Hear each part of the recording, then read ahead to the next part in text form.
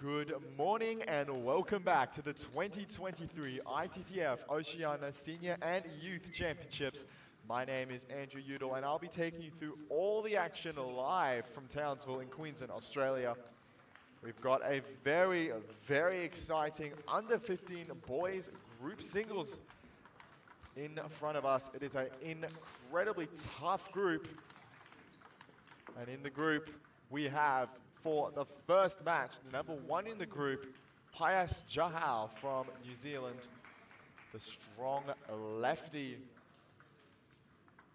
and one of the players for the future of New Zealand. And of course, a left-handed player means also the future for the doubles. And his opponents from Fiji, Gideon King, the penhold player. We don't see many of them in Oceania. Of course, the penhold, slightly different to the shake hand. You can see, like the name suggests, that they grip it like if you were to hold a pen. As we get ready for game number one of a best of 5 singles, with our umpire, Janice Kent, to make sure that both players oblige to the ITTF rules and regulations. And with Gideon to serve the first game, love all. And a good serve to get the first point of the day number 3. Of course, the penhold can get more spin. That's not necessarily because the players that use penhold are more skilled, or rather the ones that have shake hand are less skilled. Just the nature of the grip allows for more wrist mobility. It's generally why we see players like Xu Xin, for example, one of the best penhold players in all of time. The curvature that they get on the ball just by the nature of how they can hook around, change up. Of course, Jen Fan Lei on the women's side, another great example of a penhold player. The players just in really good control in the opening game, leading by 4, not going for speed, just for spin placement control. The bread and butter technique showing out here.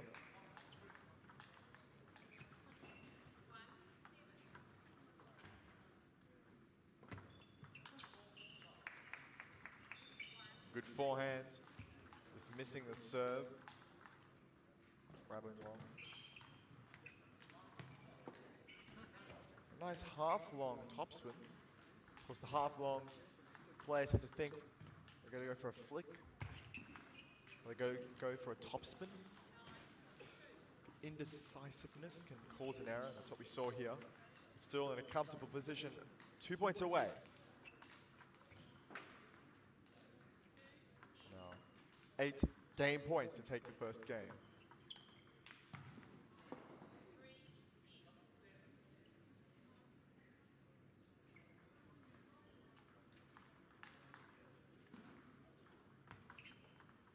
Fault to seal the deal for the first game, 11-3, an incredibly decisive game, number 1 for the one in blue from New Zealand.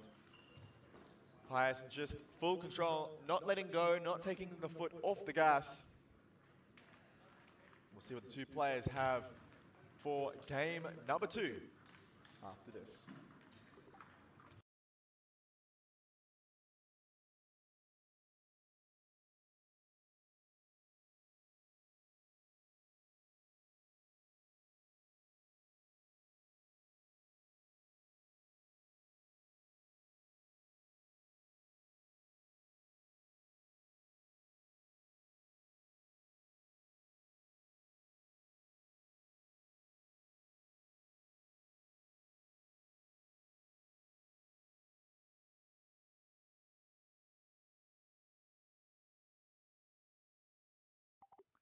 And as the players come back for game number 2, Paez in full control here, the momentum on his side. We'll see if Gideon can find a way to control the spin.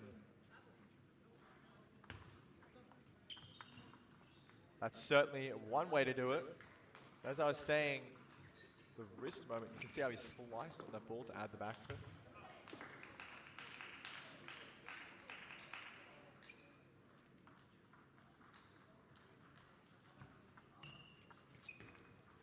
Of course, there are different styles of pen grip as well. As we can see here, Gideon using the Chinese pen grip has that reverse backspin.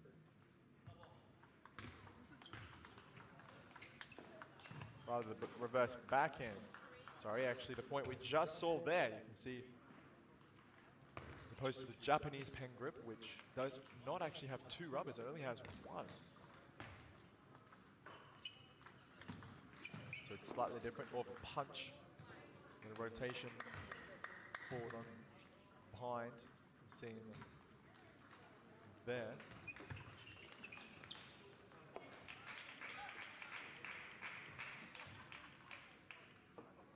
Of course, there are more grips and table tennis. We'll be seeing one of them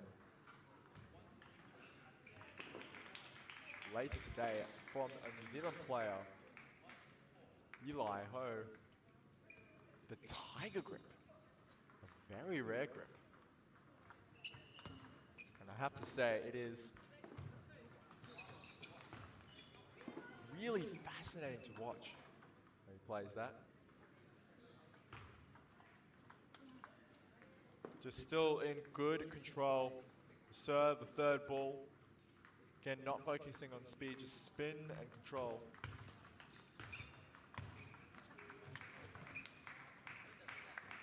You're still seeing there that reverse backhand. The pen hold grip.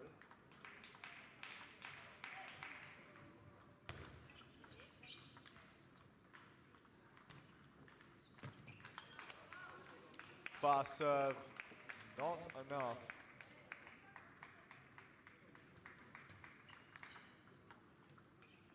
Paez now 2 away from taking the second game.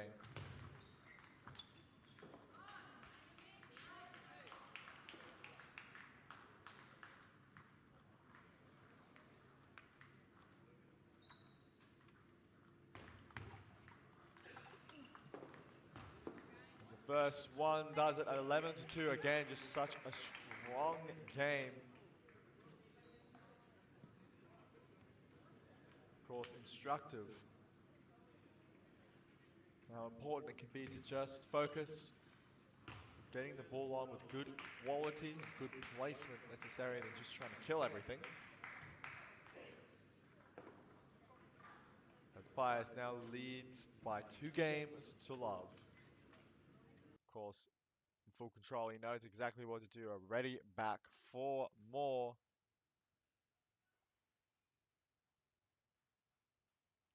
And so the players now back for game number 3. Gideon from Fiji with the serve.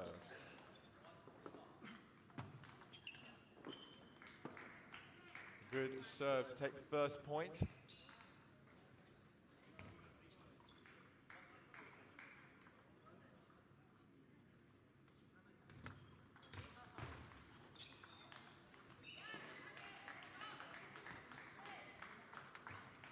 It's a good serve, a reverse pendulum serve. The ball popping up just that little bit. The feeling from Paez just adding that backspin still, even despite the misread.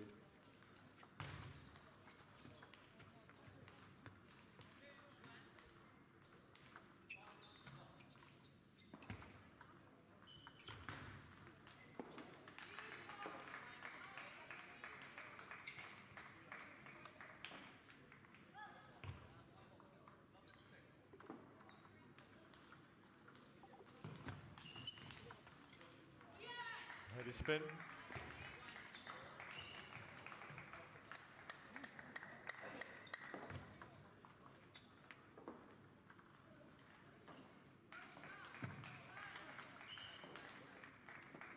Just still not looking to back off it all, now leading by 4.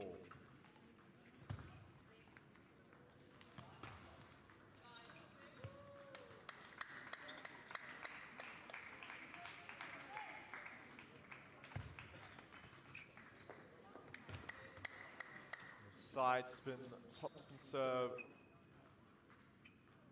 Gideon just ball going long from the top spin.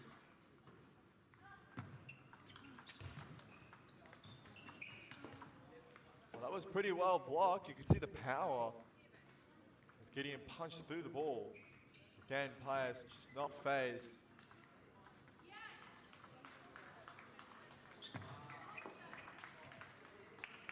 He's now 3 points away from winning the match, 3 games to love.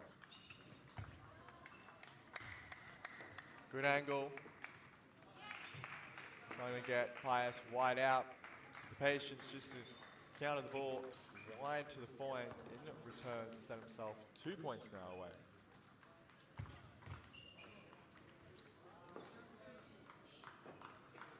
Serve now with 8 game points to take the first match of this group's singles.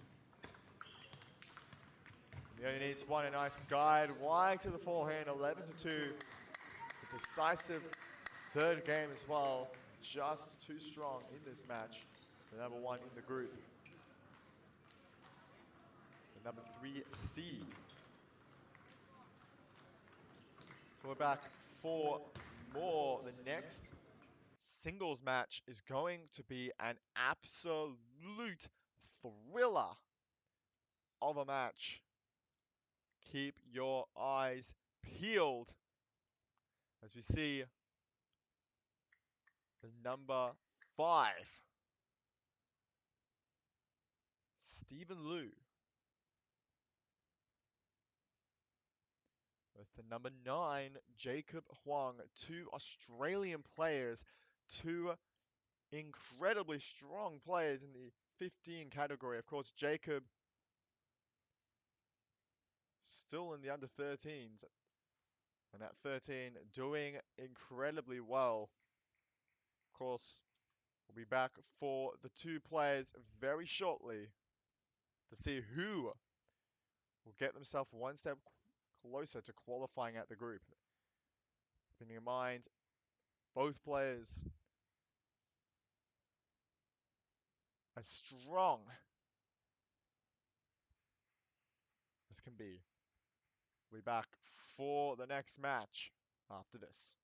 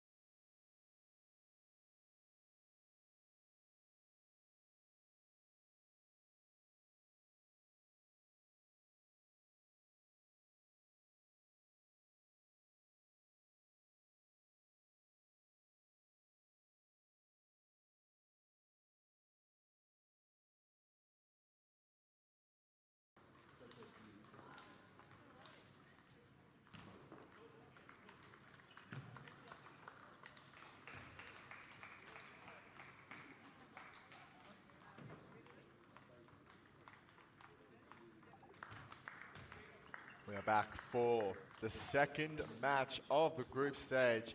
And this one is going to be a fight. We have two incredibly strong players meeting in the group stage.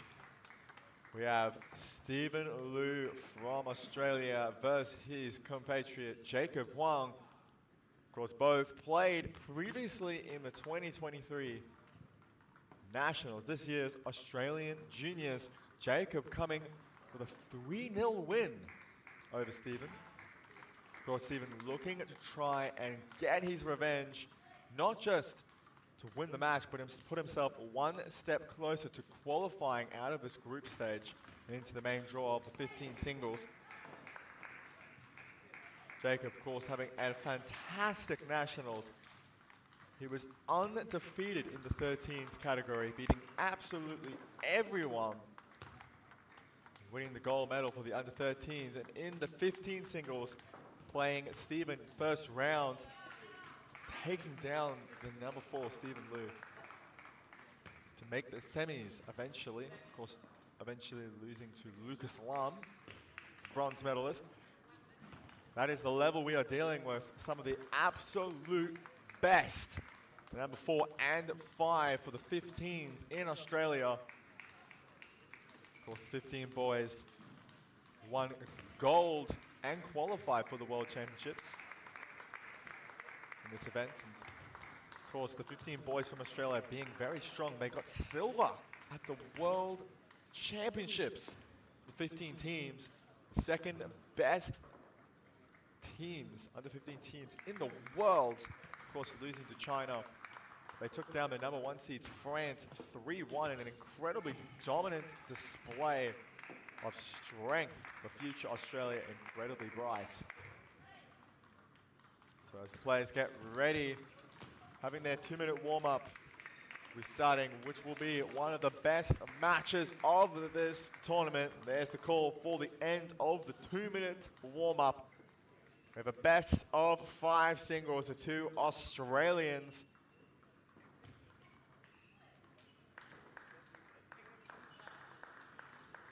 We'll see who will become victorious between these 2 fiery players. The left-hander, Jacob Huang, versus the right-hander, Stephen Liu, a best of 5. Jacob with the serve in the first game. Love all.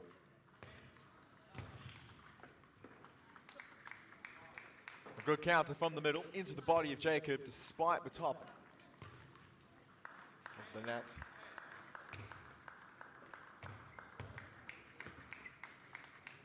Of course, Jacob has some incredibly good serves. He's been able to outserve a lot of players in his age group.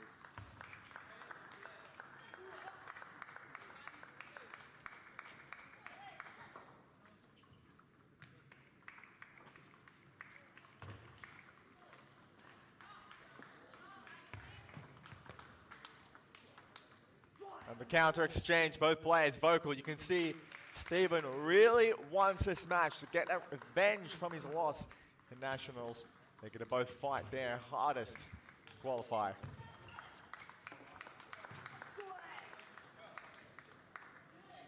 The counter exchange early on in the game. This is the level we are dealing with, and things are only going to get more intense.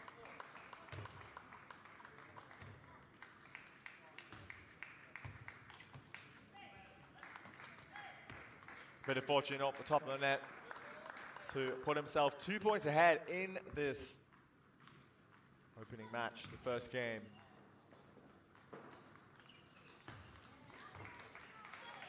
Of course, both being from Australia, neither will have a coach.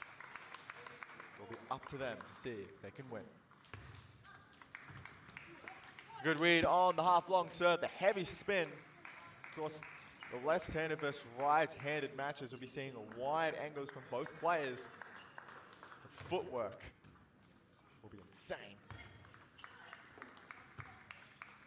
And the feeling, the double bounce, what looked to be half long, but just that little bit shorter.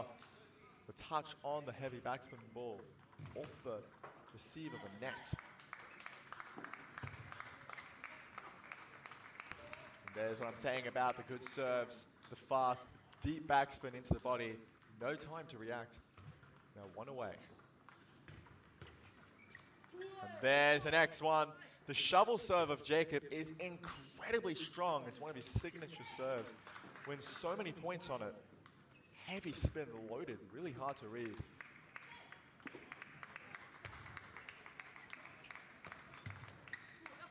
And heavy spin getting in over the table from 2 points down now, leading by 1. On the receive, Stephen looking to try and level it in the second towel break of the first game. And a step around on the backhand, the crushing forehand down the line. Jacob just not able to get his bat there. Could probably look to try and go wide to the forehand. Power from Stephen, the speed, just denying any recovery. Bit of fortune on the top of the net, but still nonetheless a good point. Jacob getting in early.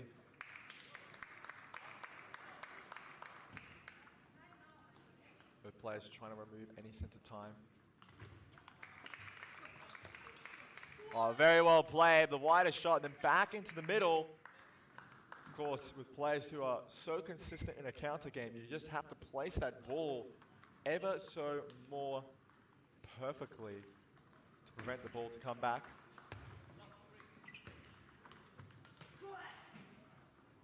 Ball just drifting long. Slightly less backspin on the receive. Jacob miscalculating. And the deep push back on the baseline. Stephen just that bit too close, having to try and move back. The ball just floating long.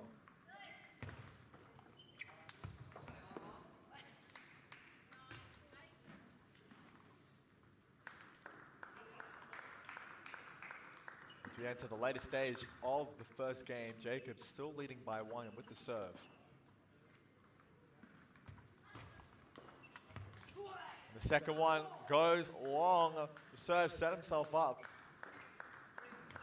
Now 9-all in the third towel break. And Stephen with the serve, a good possession. Of course, the serve, one of the few times you have full control.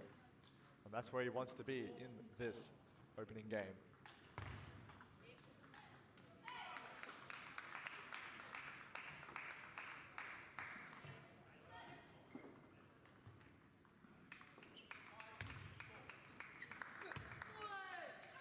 And the ball just topping a little bit. It was a good serve. Stephen had the control, but now 1 game point down, but still with the serve to try and level it all.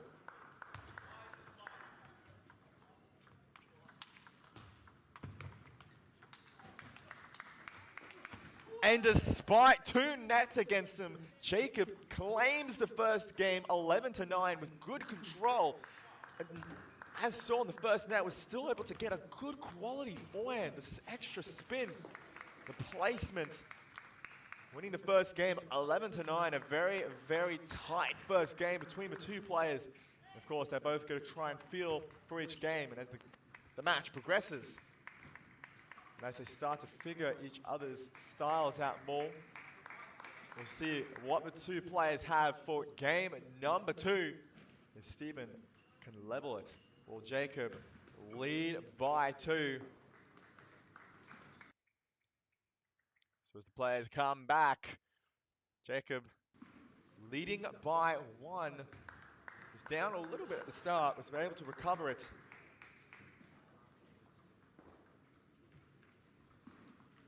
Showing his skill, experience at such a young age.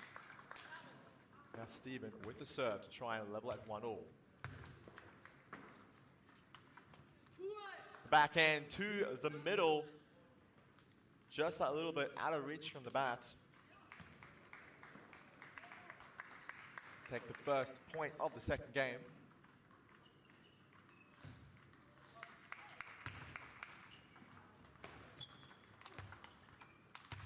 Oh, so well placed to the backhand and down the line. The inside-out forehand adding that extra curve. So even if Jacob got into the position, the ball would just curve away from his bat, the side spin to the right, to level at 1-1 in the second game. Of course, both players very vocal. You can see how much it means to them. They know that for every loss, it is one way in the wrong direction.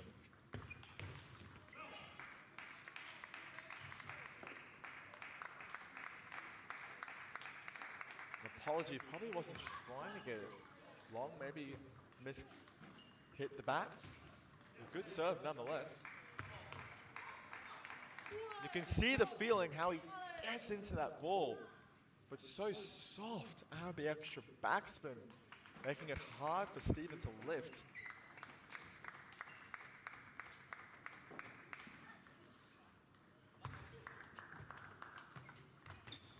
And finding the middle, good control. You see Jacob knowing when to go fast and hard and when to just control softly. The feeling incredible for his age. And the flick, the aggression, the initiative to get in, now leading by 3 points. A very strong showing in the second game. Keeping in mind, Steven is no means a weak player. That's what I mean. The earlier aggression, now the step around on the backhand, just spinning it a little bit more. Jacob not getting on top of it, ball drifting along. That is 2 out of 3 recovered to try and level the score at 5-all with the serve to try and do it.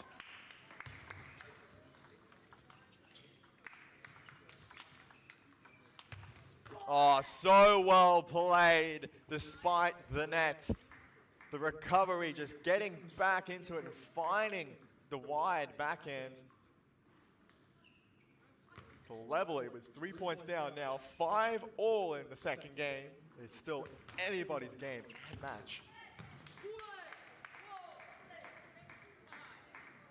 He side spin the ball, curving away. Jacob again showing his strength in his serves.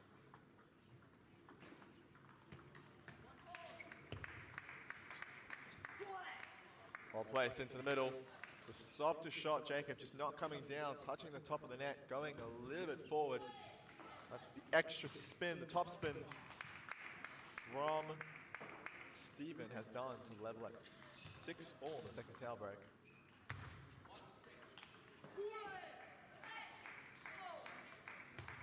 Jacob just so good. Short touch, deep push.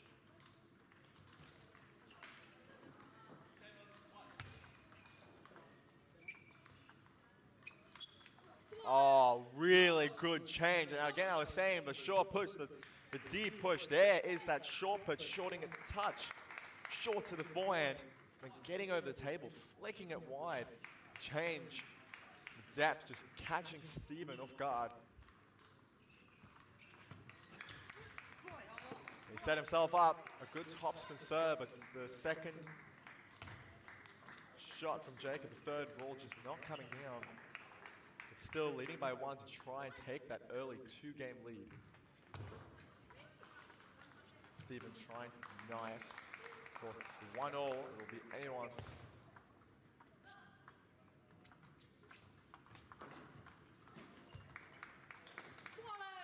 And not to say necessarily that Steven can't come back from a 2-0 deficit in games, but keeping in mind, Jacob beat him 3-0 the first time. Doesn't want the pressure to try and fight back against such a formidable opponent now with the serve to level it at 9-all. That's a better one. Slightly slower, not going for the fast ball, and actually if he went for it, Jacob might have been ready for it. Punching it down, a slightly slower one. The ball just not coming cleanly to the bat of Jacob. And the heavy spin now to put himself 2 games up. You can see how Jacob uses those legs to lift the ball, the rotation of the wrist and the arm are a really strong display with the serve to try and take the second game. The open up, not working. The extra backspin put on by Steven deep into the body now saves 1 of 2 game points to try and level it at 10-all. And he does it 11-9. Another really tight second game here now. Jacob leading 2 games to love. So strong from such a young player. Of course, the under 15s is the next generation for all the countries, but Jacob just that extra little bit younger, 13, but showing some formidable strength. The serves strong as can be and really taking effect here, setting himself up for that third ball. Steven now really struggling the back pedal. Every set has been tight, and he knows he can change it 11-9 to himself, or not only that, maybe even stronger. But still having to try and find a way to adjust to the aggression and confidence that Jacob has here. So as the players come back ready for game number 3, Jacob 1 game away from sealing it 3-0 again over Stephen Liu, the number 2 in the group. It's not over for the Australian in the white and, the gold and green. Of course, in the end of the day, whoever wins this, it'll be the victory for Australia. A slightly slower ball.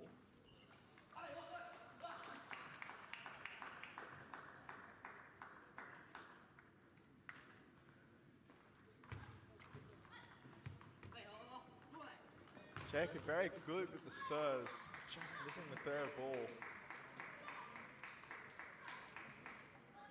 Fast serve slowed down by Steven. That's the thing. The players that enjoy that faster game, it can be very disruptive when the ball comes back slower.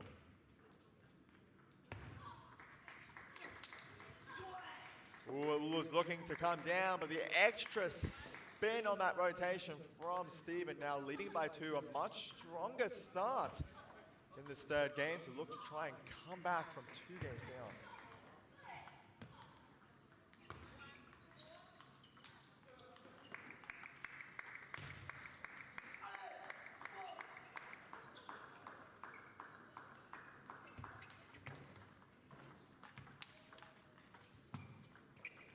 Bit of fortune again to now give Steven a 4-point lead. Now I was going to say, you could be 7-3 down, 2 games down, and still come back and win. I say that from experience. Of course, these players far better.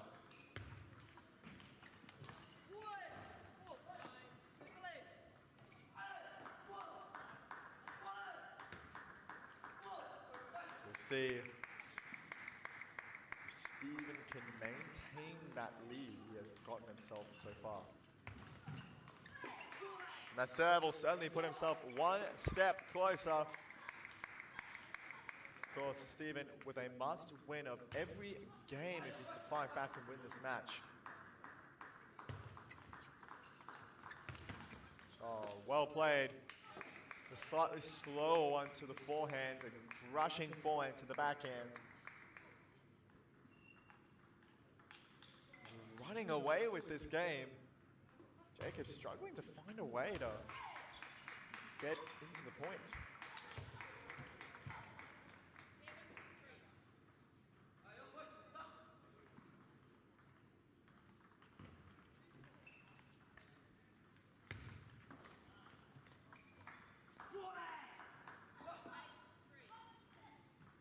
Steven just in such a comfortable position here with the serve, 3 points away from taking the third game. The heavy backspin connecting, 2 away from taking 1 of 3 games he's going to need to complete a comeback. I said this would be a tough fight, and here it is in front of us. Neither player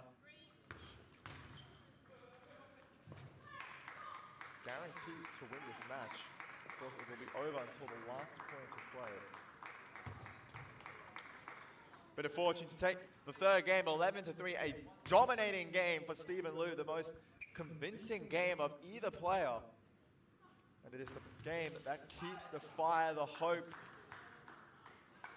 from the Australian in the gold and green. Of course, when two of the players are playing of the same country, it can help to have the slight color variation, the gold and green from Stephen and the green and gold from Jacob. It'll be a little bit easier for us to be able to just see who's who. So as the players just back already, they know what they have to do, and like I said before, they cannot have a coach, being an all-Australian affair. Now Stephen has regained one of the games needed to come back and level it at 2-all, and is looking to do it again, but Jacob does not want this. The serve and the forehand, the vocal shows getting louder as the confidence builds from Stephen. He wants that revenge so badly. The half-long push. The ball dropping slightly more. Stephen not able to contact it. Stephen really now getting more and more comfortable with the serves.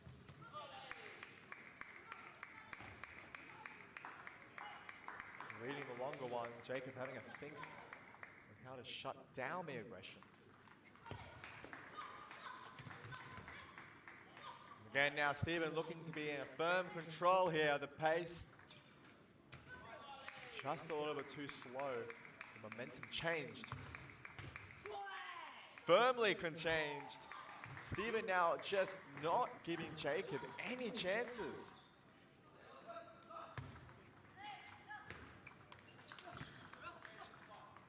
Of course, this is a battle of mental strength as well.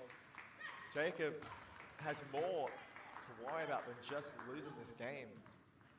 It's that if he does, the mental side from having that 2-0 lead could be what causes him to lose the match. Of course, if it's one thing I've known from seeing him play at Nationals, it's that he is a fighter.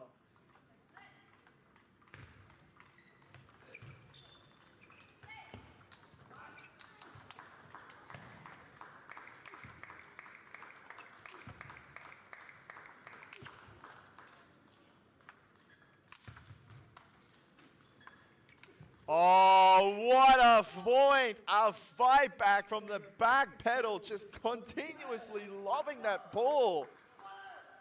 The point of the match so far, Stephen just not losing the momentum. He's getting everything back. It's just, you can see how much it means to him.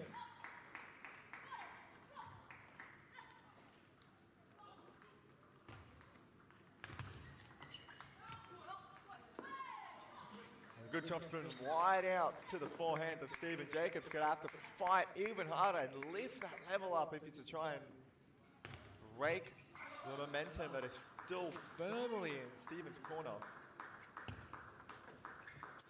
That serve will certainly put him one step closer to leveling the field at 6-all. Jacob does not want to lose this game and allow for a comeback to happen.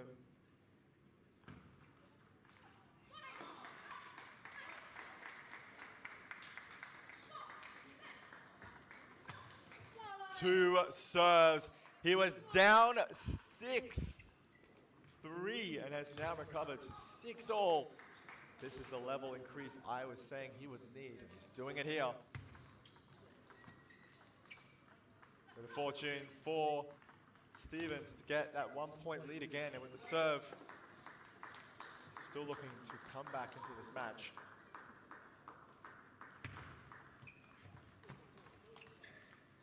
I was going to say a little bit of instant table tennis karma, but Stephen, calm as can be, still getting the back there, getting the ball back, good quality.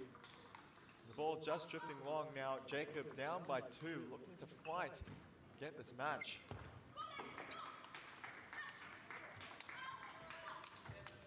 Oh, well played. Superbly placed. Jacob finding the angles, the wide down the line, taking advantage of that left-handed, right-handed match we have here. But of course, Steven is doing the same. It's always to see who's the first to do it. The serve now. I was going to say, the serve, when Jacob has a serve, you know you have to be worried. And that is why there he's just so strong with the serve. He's won a lot of his points coming back into this game with the serve.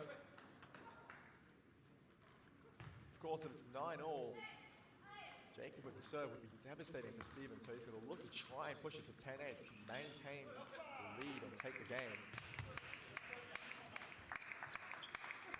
But that right there guarantees it to be 9-all. And Steven to be 10-8 down on the receive would be very, very frustrating. Again, he cannot afford to lose this game. The fight back by Jacob here, incredible. Oh, placed into the middle, and now with 2 match points. He was 3 points down earlier on in this game, and now looking to take the match, deny the revenge from Steven, and the timeout call. This is a very, very smart timeout call by Jacob. You might be wondering, why would he break that momentum? It was 8-all. He was down by 1. He just won 3 points. Why would you call a timeout? It's because he has the serve. And now he has time to think, what is he going to do? He has to serve for the 2 points that he has. He's leading by 2 there, 2 match points. With the serve now, this will be not only to figure a way on what he's going to do, but also to make Steven even more nervous. One of the most tactical timeouts you can take. We'll see if it works and if you can take this match 3-1.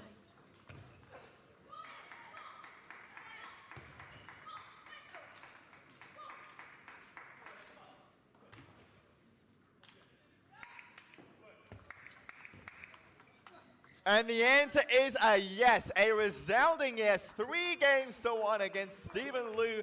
He gets the second win and showing why he is that number 4 in Australia.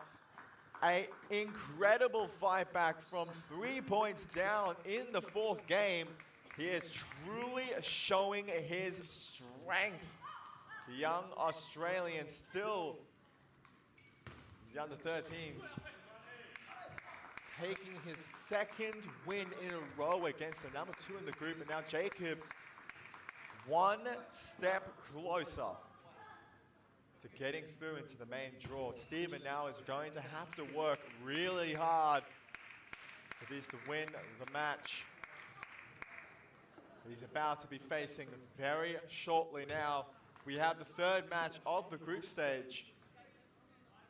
Group number 3, this is an incredibly tough group stage for all of the players. So now we have the match between Pius Jahau, the number 1 in the group, and Steven Liu, the number 2 in the group, just coming off of a loss. Of course, now being a New Zealand versus Australia match, both players will have the coaches. Steven's going to need this win if he's to not only stay in the chance of qualifying, because of course if Jacob were to lose to Jahau, Pius Jahau, it could go on a countback.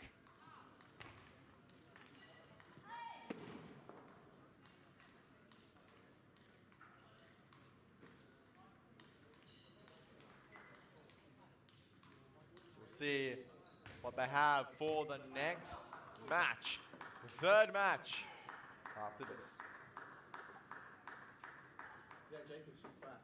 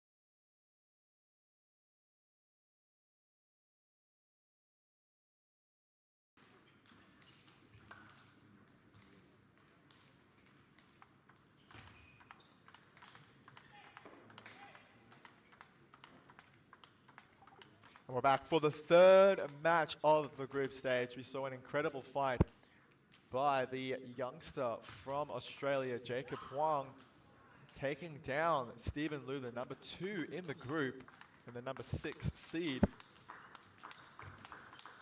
Of course, now we have Stephen versus Pius Jahau. Another lefty versus righty battle. Pius is now the number 1 in the group. Of course, Stephen will need to win this if he's to try and qualify. If he loses this, his chances of qualifying will be removed, even if Jacob were to lose to Pius. So it is an uphill battle, but it is one that is still possible. You can never count the players out, and of course, with the coaches now, they will have extra advice. So we'll see how Stephen can come back fighting, or will the New Zealander, the number 1 in the group, Pius Jahau, take the match and put himself one step closer to qualifying out of the group.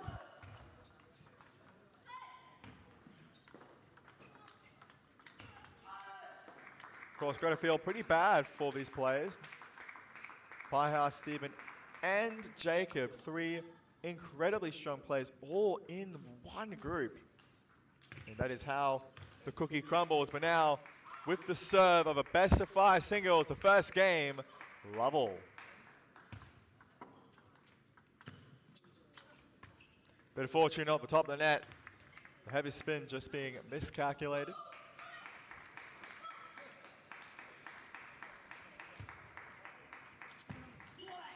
And the heavy backspin, keeping in mind, Pius is the number 3 seed in this event. So it'd be insane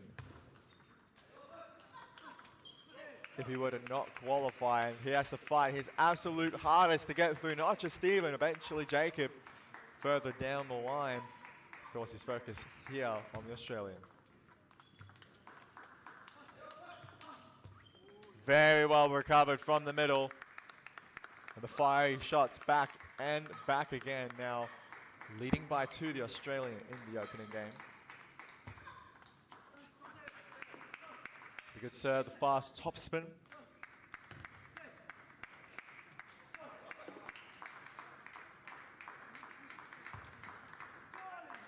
That is 2 serves in a row. The fast topspin, then the fast backspin. Pius showing his change in the serve to get the score at 3-all.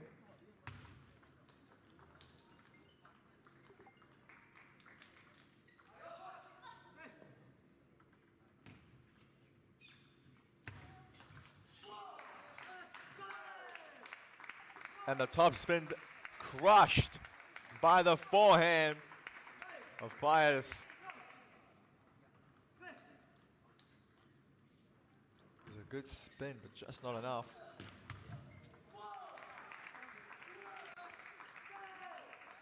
And just recovering well.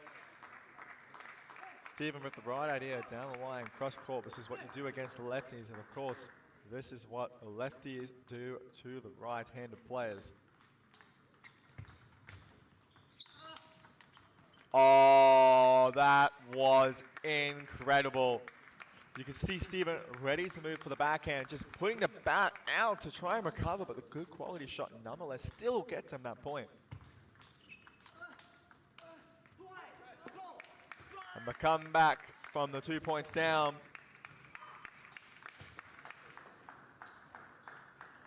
Level it at 5-all.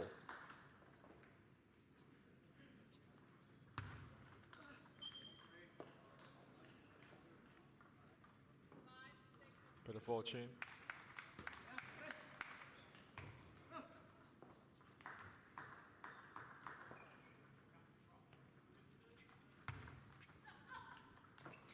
And a very well-placed point.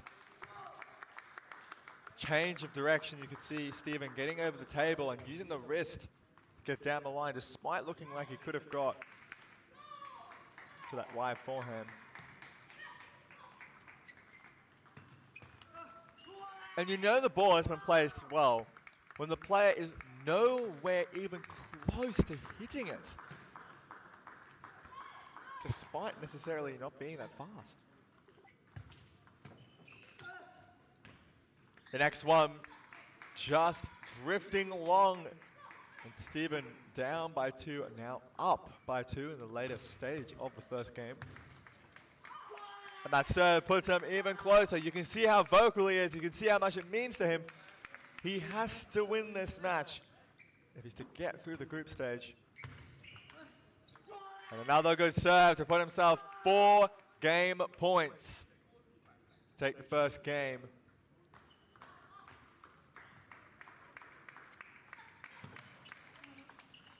And he does it. The Cho, the motivation pumping through his blood, taking the first game 11-6 in a very, very strong start. A relatively comfortable game despite looking like he was going to struggle.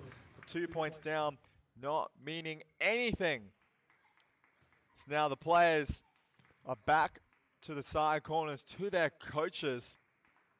We'll see what they have for game number 2 after this.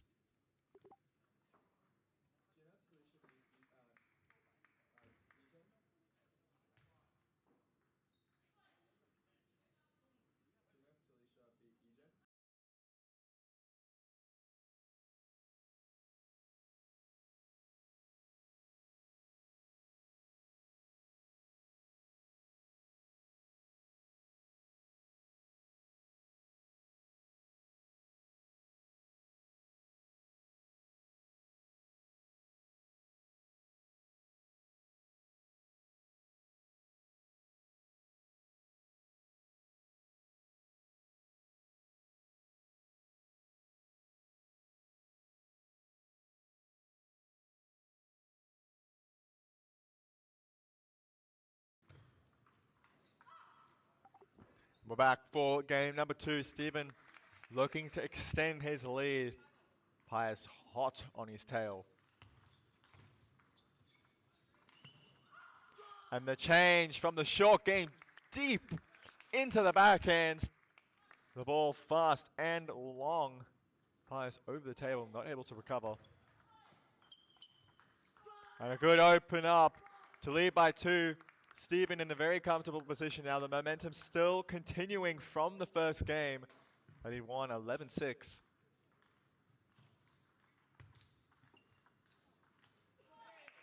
A well-placed push. The ball not lifting that much, and so the racket just hitting the sides, sculling off the table.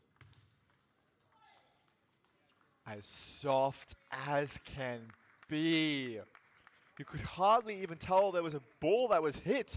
You could hear a pin drop how soft that one was, and that's why the ball just going long. Drifting long because the heavy spin, of course, the softer the touch, the more spin it can be on. Now leading by 3 with the serve.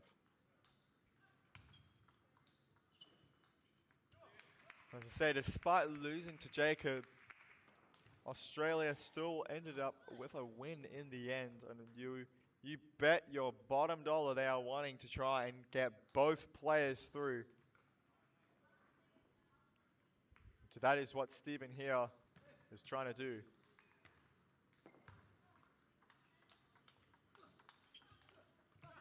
So of course, it's more for him than just winning for himself. It's winning for his country to take out the New Zealand. And very well placed down the line. Now it's going to add an extra momentum boost. I would say the players fueled even more after the loss in the 15 girls teams. I'd say Australia on high alert in every match. And the timeout call, a very understandable timeout call. As Stephen just running away with this game and really with the match. Pius not being able to find a way to stay into it. Struggling. Of course, if he loses this match, it's not over. He has a chance to beat Jacob, but he would have to work really, really hard.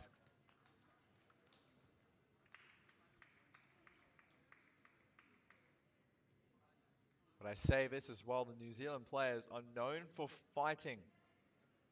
So it is not over until the last point is played.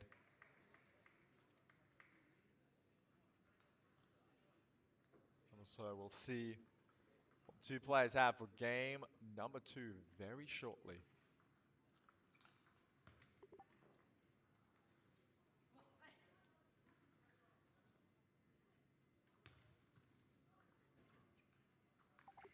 So as the players come back after the timeout, we'll see if players can find a way to regain control of this match. Now, behind by 3.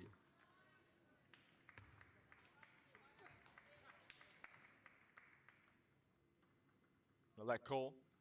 The umpire not ready.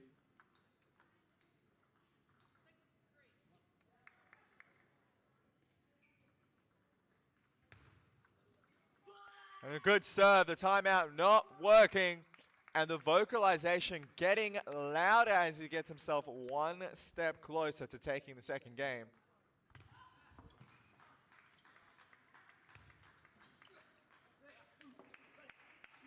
The control, the patience. Paez is just going to try and continue to fight. More importantly, boost his confidence, boost his need to fight. And that is what that point right there was showing. That is 2 points out of 4 recovered.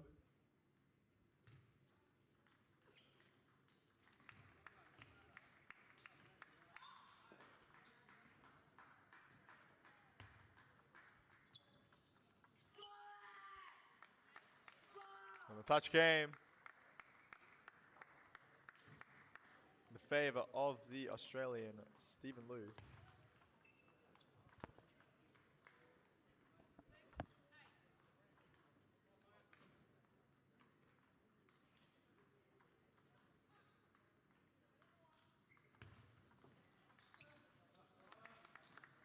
A bit of frustration. The serve was correct. A slight misread on how heavy the backspin was. And the heavy spin, again, 4 game points in what looks like another relatively comfortable game with the serve.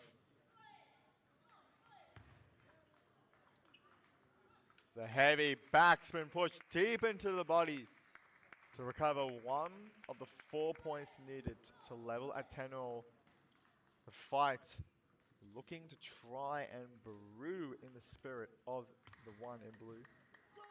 But the serve, the top spin, just the drift long, the float to take the second game, 11-7. And Stephen, from a loss before, now in form, fighting his hardest to try and qualify through the group stage of the under 15 boys singles. And is now 2 games up against the number 3 seed. The number 3 seed. Are we looking at the first upset in the 15 boys singles category? Time will tell. We'll see what the players have for game number 3 after this.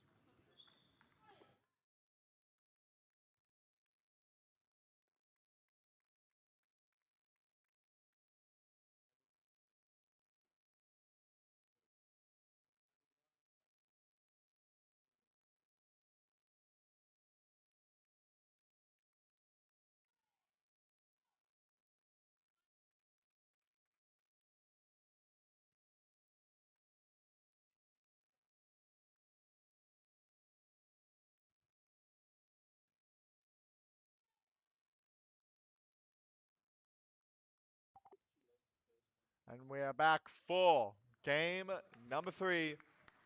Now Pius on the back pedal, looking to try and come back to win the match. The heavy spin denying that. certainly on the first point. His biggest challenge is to break that spirit that we're hearing. It just continues to go. And the louder that Stephen gets, the more pumped he gets. The blood boiling for a win here over the New Zealand player.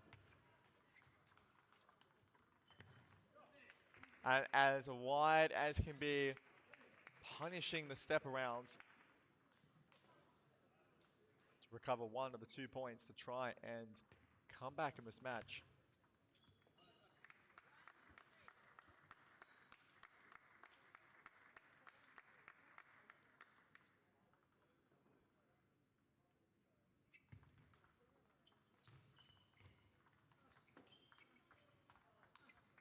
And there it is again. Back and then down to the forehand, the wider angle that he's able to get as a left-handed player. And that is the 2 points. Tahiti was down, recovered, and as we enter the first towel break, 3 apiece.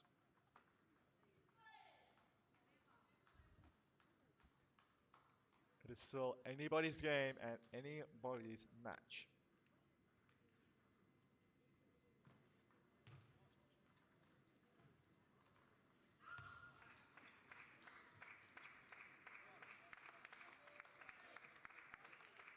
And the push drifting long.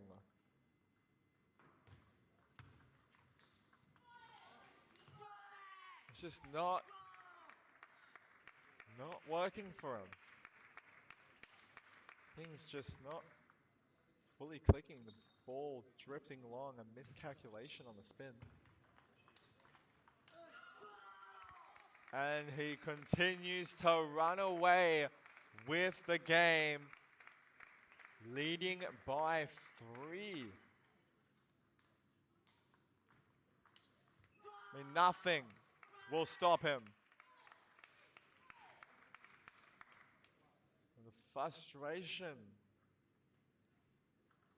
from Pius.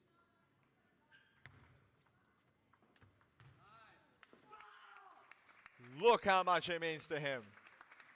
That choice says everything now. 3 points away from taking out the number 3 seed.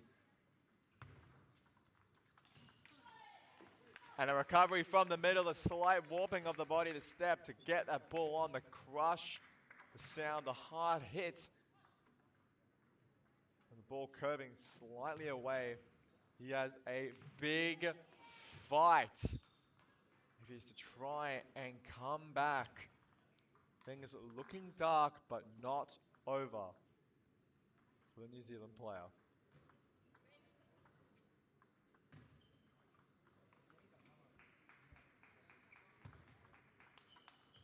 And he's certainly going to be closer with the shots like that. Trying to motivate himself more and more. And a bit of fortune, the edge of the table caught. To now be 2 points away from causing the upset, taking out the number 3 seed.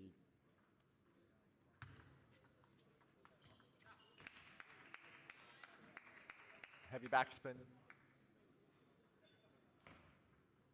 Sigh. Stephen trying to calm himself down. Deny the comeback, the fight that Pius is trying to put forth. At forehand now, another 4 points lead. 4 match points this time to take out the number 3 seed in the group stage.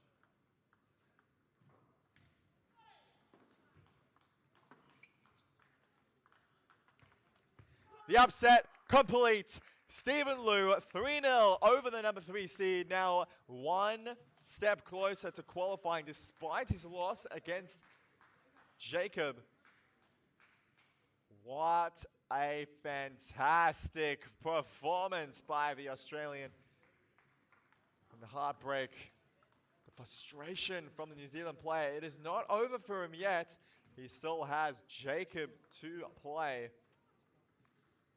Of course, if he can win that match, he can still qualify out of the group stage.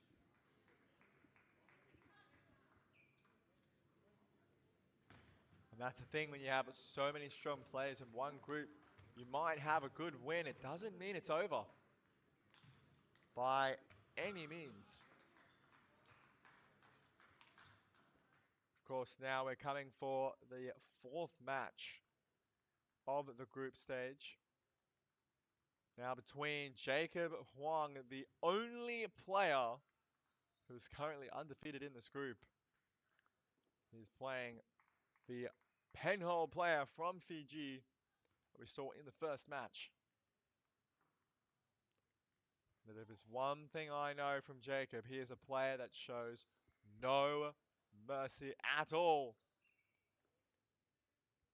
And so if Gideon is wanting to try and get a point on the scoreboard, he is going to have to fight his absolute hardest.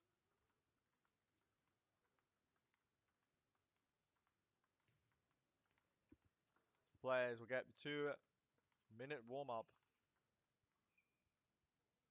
We're back for the match after that.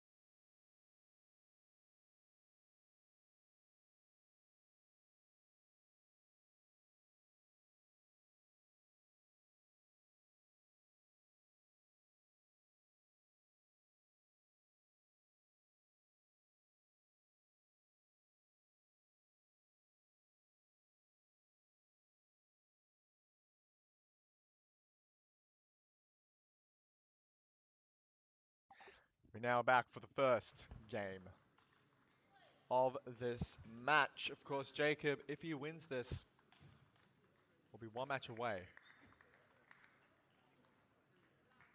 from not only qualifying out the group, but taking the number 3 seeded spot.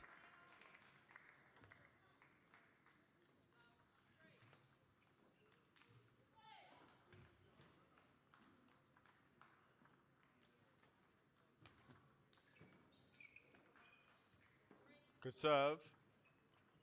The heavy topspin. Whoa, look at how the ball just stopped. That is how much backspin there is on there. I mean, that is hard. That is a lot of wrist acceleration. Placement on the racket. Closer to the edge to get more generation of spin.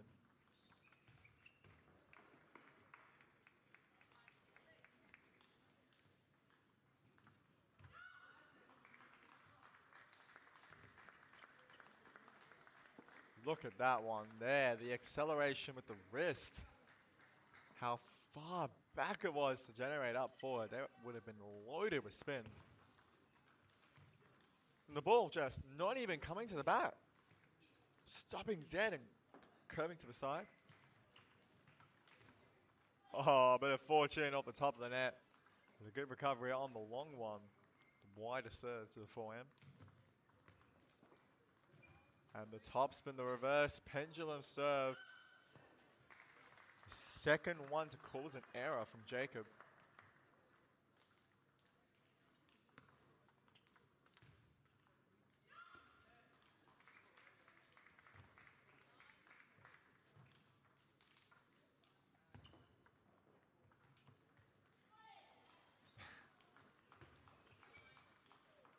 That's how much he's fighting. That he misses a ball like that with a lead this big. And treats the frustration as if he just lost a game. Determination strong. The Australian, who is now 6 game points up and really in firm control here. The fault will give him what he needs now. First game 11-4.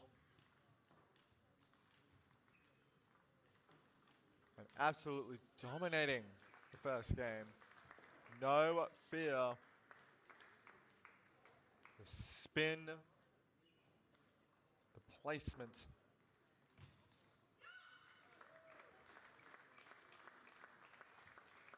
Gideon is going to have to work hard for every single point. Because Jacob will not give anything that is not fought hard for. We'll be back for the second game after this.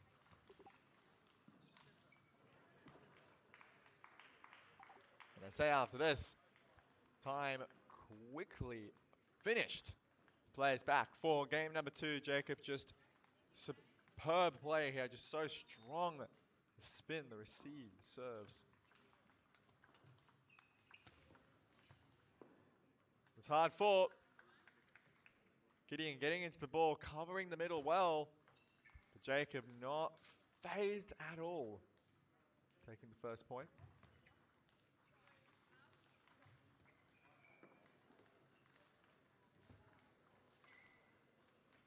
Of course, important to note, Jacob getting bronze in the under 13 at the US Open for table tennis. And that is the level of player he is right here. So he's more than just a player. Strong in Australia, his international strength shown, taking out some of the best players in his age group.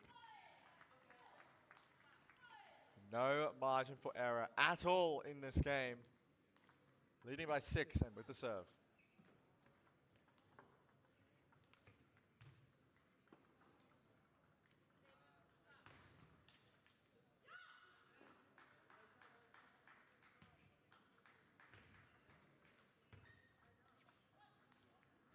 No mercy, leading by 8.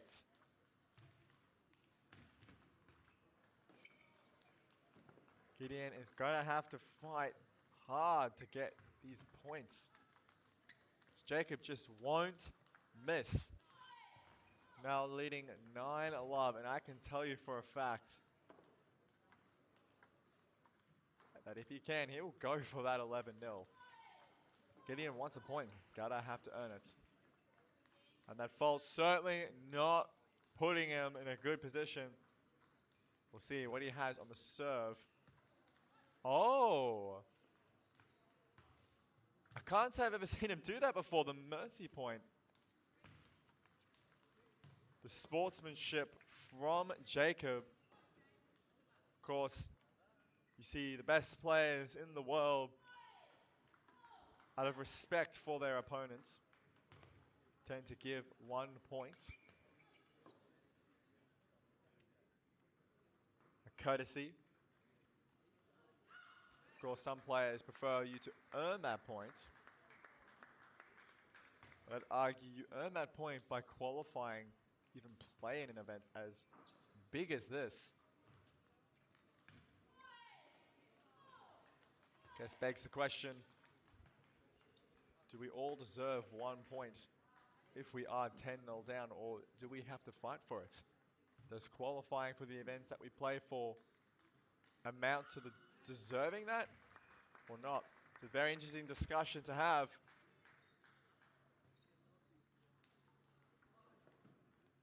As the players come back for game number 3. We'll see if Gideon can find a way to get a point.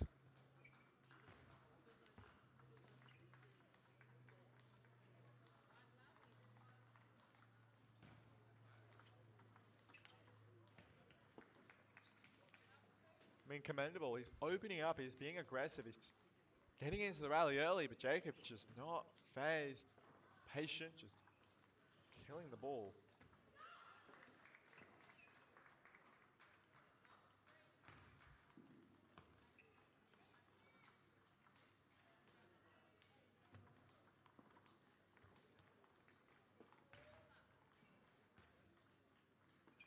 Jacob showing his feeling how to control the ball, place wherever you want.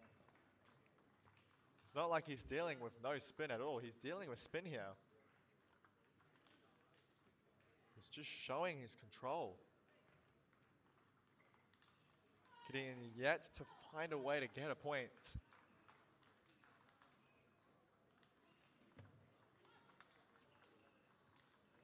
The points just keep going to the Australian. And there is one, the heavy backsman serve. The short line, Jacobs just slightly misreading it to put the first point on the scoreboard for Gideon.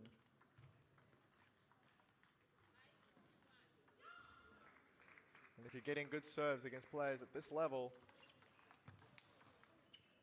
you know that you are starting strong. Serve, one of the first things that is important to get, especially at the younger age. But now Jacob with 9 match points to look himself one step closer to topping the group.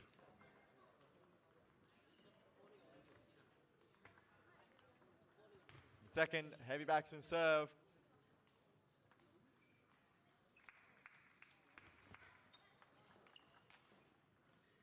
The second one does it, 11-2, 3 games to love. Jacob, in a very, very strong performance. Just too strong for Gideon King, the Fiji player. But Gideon showing his use of serves at a very early age, very strong. Of course, it's very important to have, and so if you're able to get points off your serve against players of this level, you're going in the right direction. You are going places. We'll be back for the 5th match of this group stage. 5th match between Stephen Liu, or rather, actually, I'm pretty sure it's Jacob. I'll have a fact check for that very shortly.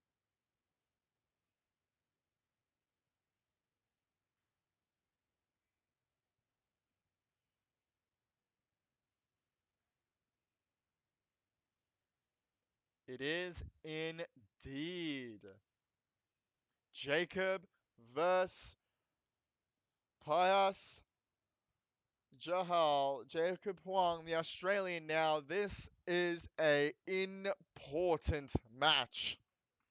The two left-handed players. If Jacob wins this, he does more than just guarantee himself the 3rd seed. He guarantees Australia to take both spots in this group stage. Of course, Stephen winning 3-0 over Pius means if Jacob can win this, he puts not just 1 but 2 players. However, if Pius can find his strength and win this match, things get spicy. The countback will be required to decide who of the 3 players will go through. Of course, 2 left-handed players, a very rare occurrence. Not very common. The last time we saw this was the 19 boys singles. Ironically enough, Nick Lum and August Zhao, another Australian, lefty and another Australian lefty, another New Zealand lefty. And so here is a almost like repeat, but for the younger age. So the strategies will have to be very different. Of course, on a left-handed and right-handed battle, you have the wider angles. But here, I mean, don't get me wrong, you can still get them wide, but it's not the same. So we'll see what the players have. We'll see if Jacob can also upset the number 3 and prevent the third seed from even getting past the group stage. Or will Pius show his strength, show his mentality, recover from the match loss, and push it to a count back? Well, a lot is on the line, and of course, being an Australian versus New Zealand match, both players will have a coach. So we'll be back after the warm-up to see what the two players have after this.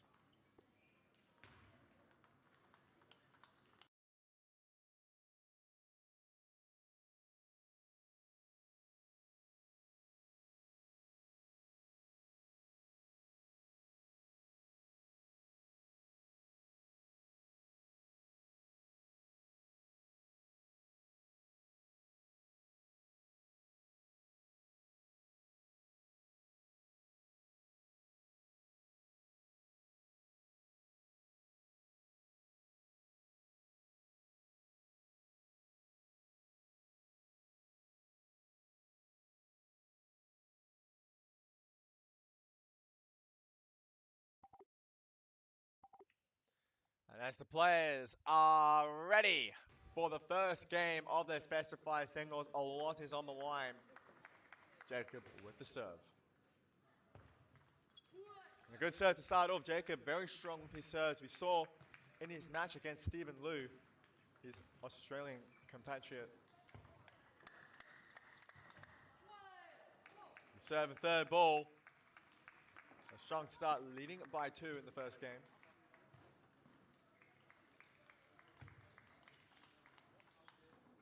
Oh, what a shot from the middle. I say in the middle, it's very hard to find angles, but he found it nonetheless to the wide forehand. And he has fired himself up. This is a different player now right here, as he's leveled the score at 2-all. The serves are just so strong. So much spin.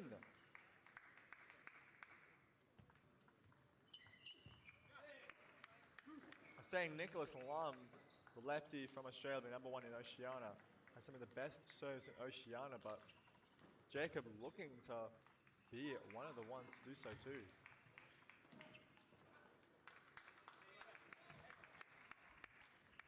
And at this rate, he certainly will have some of the best serves in Oceania. And that is, if he doesn't already, keep that in mind. So now leads by 2 with the serve.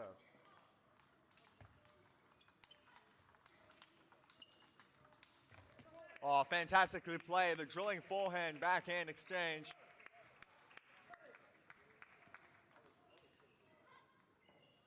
Payet stands strong in the exchange. And almost favored, winning almost every single one of these rallies.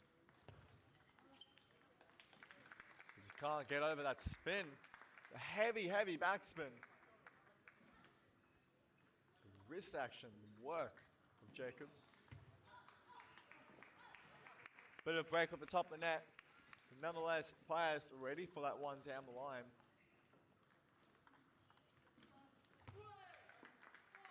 A good read on the fast serve. Of course, in a left-handed, right-handed match, down the line generally goes to the backhand, but here now it's to the forehand. It's like watching a right-handed match, but in reverse, because that's basically what it is. Now Jacob leading by 3 points. Very, very strong the first game of the serve. Winning so many points on his serve. I think that's the 4th one. Maybe more.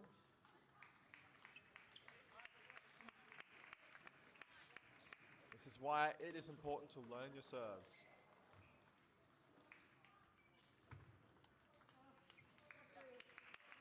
The Pius creeping from behind. By far more favored in the rallies. You see Jacob a lot more winning the serve and third ball. Looking to try and finish it off as quickly as possible. Because of course if Pius finds a way to get more back on, he's just favored in the longer rallies. We've been seeing him winning every single one of them, and for him that's what he wants to try and do.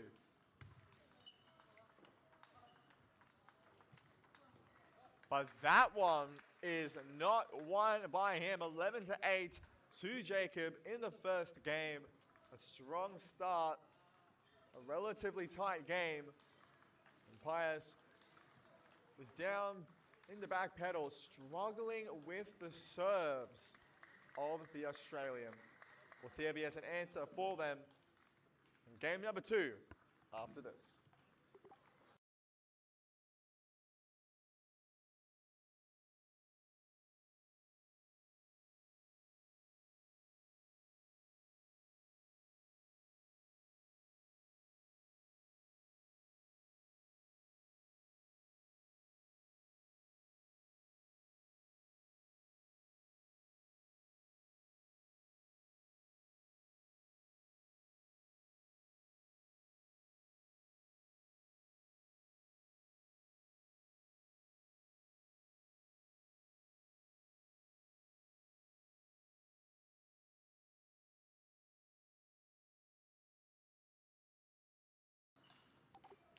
So as the players come back for game number 2, we'll see if Pius has an answer on the receive to the serves of Jacob.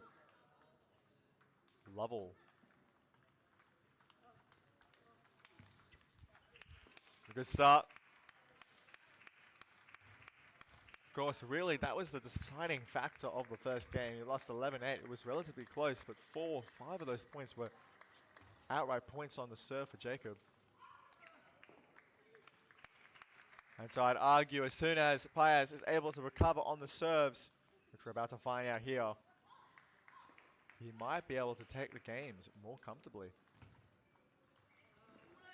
And still not getting it on. The deception from the youngster from Australia.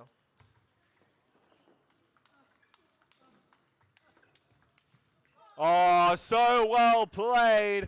The counter exchange, this time in the favor of the Australian. The backhand counter exchange down the line. Jacob just catching it wide to the forehand. Bit of break up the top of the net now. Up by 1 despite being down by 2. Pius is going to need to try and lead as much as possible with his serves. If he's to try and give himself a chance on the receive, it's by far still a struggle here. Deception just too much. And the heavy backspin. He got the serve on, he received it well. He kept it tight and a timeout call. Understandable. The spin just so strong from the Australian. And again, keep in mind, if Pius loses this, the number 3 seed is out in the group stage. So he does not want to afford that. Yes, we are only in the second game, but a two-game deficit is not a mental challenge you want to be, especially when any hesitation on the receive is immediately punished with either an outright point for Jacob or a winner on the third point. So the coach, I would say, amongst helping him try to deal with the spin tactics to try and win the longer rallies, he was doing really well in the first game.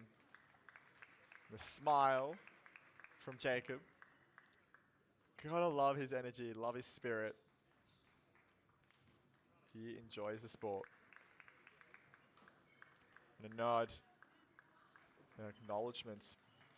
And with the serve, the second serve to try and put himself 4 points ahead, Pius not out of the race by any means at all.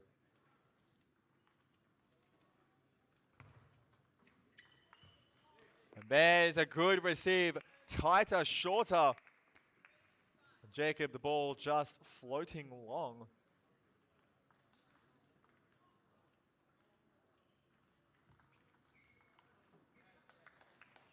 A good receive on the long serve. Slight deflation from the New Zealand player. And a good receive on the net, slowing it down. The chop adding the backspin, and Jacob trying to change the direction, just not working.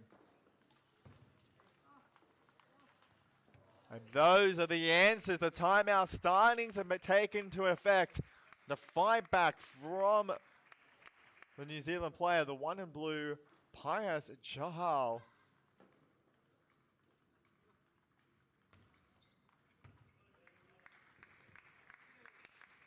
He was down by 4 and has now recovered 6-all in the towel break, still fighting in this match. And it continues the momentum shift now in the New Zealand court. An incredible fight back if he can win this game. The change of direction down the line, an unexpected change. And Pius just not getting into the ball. Just a bit too wide. A half-long ball to the center line. Testing the footwork, up by 1 again. I mean, the mental strength of Jacob at 13 is incredible. You lose your lead, but you're back into it.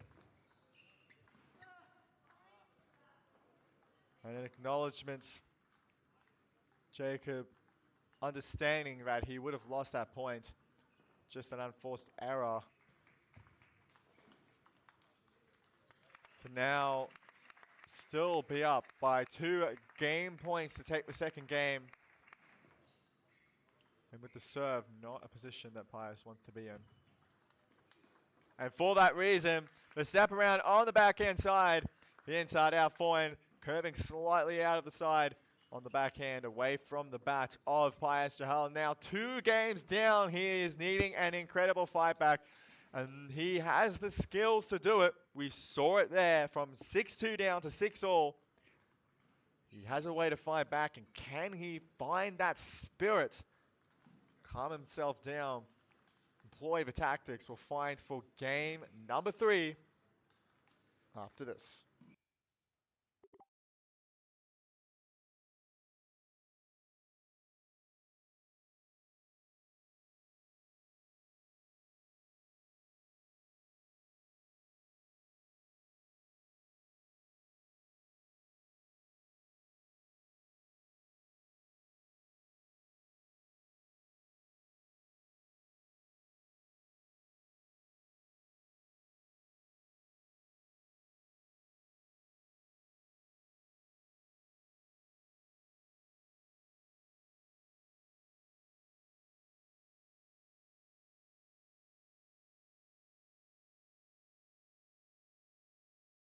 We're back for game number 3.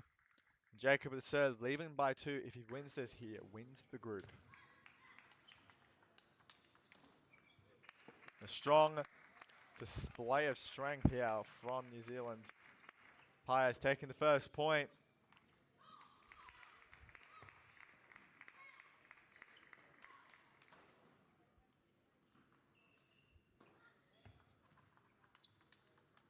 Oh, what a change down to the forehand.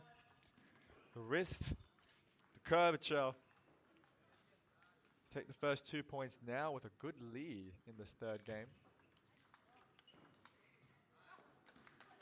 But as he changed, so did Jacob.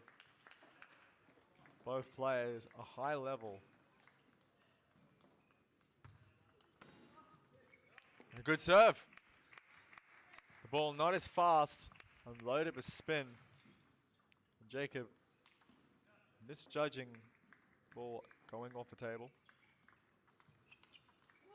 Oh, punished for opening from the forehand side with the backhand. The ball just wide as can be. The good open ups now, still leading by 2 in the first towel break. Pius looking to try and come back. And doing a good job in the third game.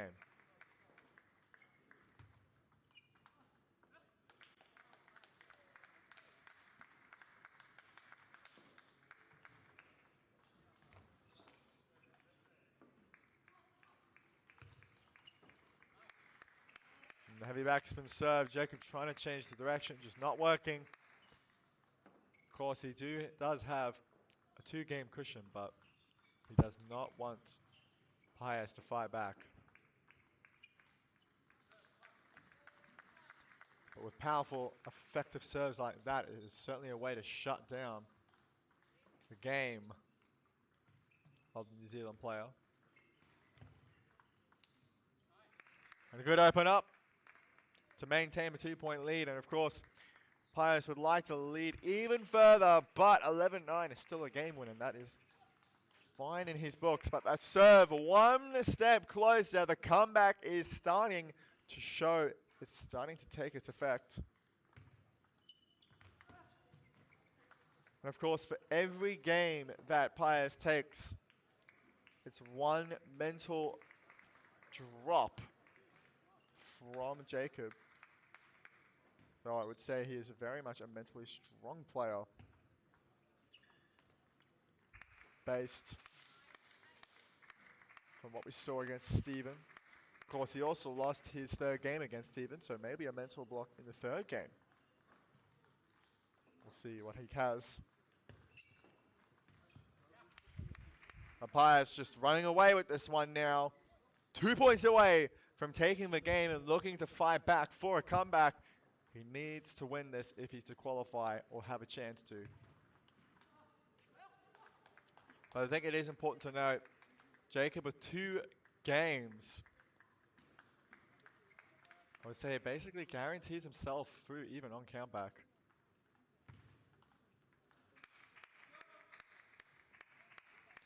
But I won't call anything yet,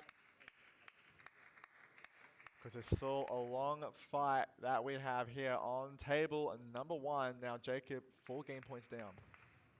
And the fault prevents his comeback. 11-6, Pius taking the third game, looking to fight back into this match. We'll see what the players have for game number 4 after this.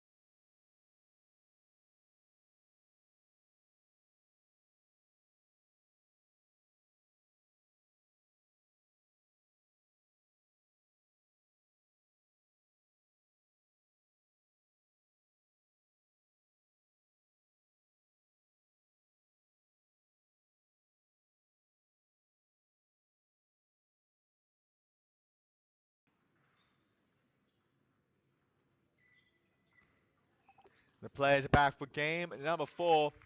Pius looking to try and come back and win this match. And number 3 still on the back pedal and with a hill to climb. And with the serve.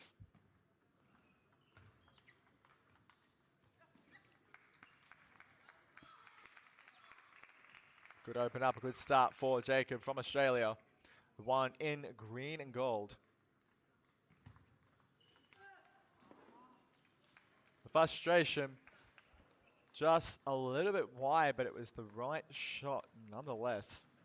Now Jacob leading by 2 and with the serve. The serve out has been doing him so well in this match. But Paya starting to find answers, starting to get the ball not just back on the table, but in a good placement, good spin, making it awkward for Jacob.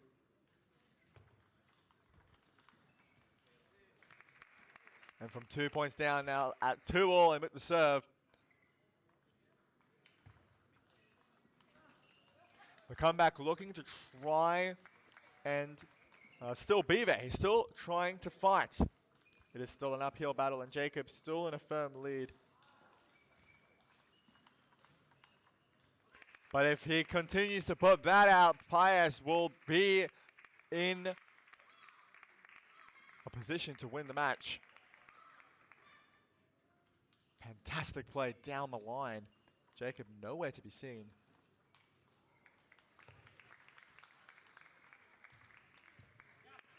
And there it is again. Now up by 1 and a timeout call. Jacob does not want to afford to lose this game. The fight back from the New Zealand player. The momentum still continuing. They had a relatively comfortable game in the third, 11-6. And Jacob up by 2 cannot afford to lose this one. The spirit that might be broken if he does. They want to change their momentum. We'll see what the players have after the timeout. After this.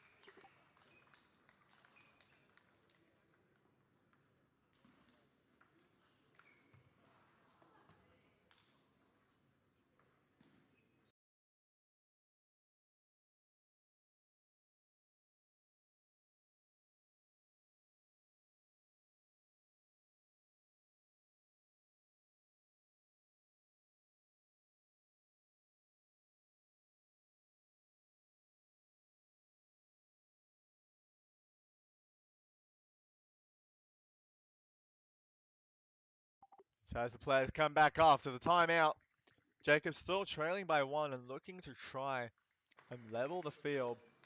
Of course, a 1-point trail is not impossible to level the field. By any means, it's just 1 point, but the issue is when that 1 point becomes 2 and 3, 4, 5, and before you know it, you've lost the match, and that is why the timeout was called.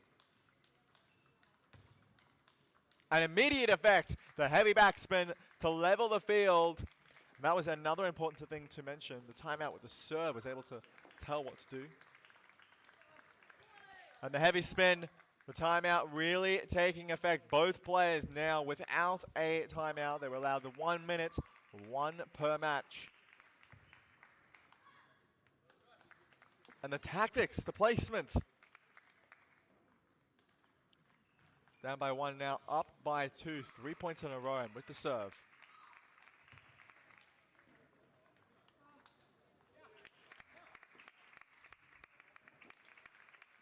That's 1 point saved to level it at 6-all in the second towel break. It is anybody's game, and not just anybody's game, it is still anybody's match. The fight back still continuing.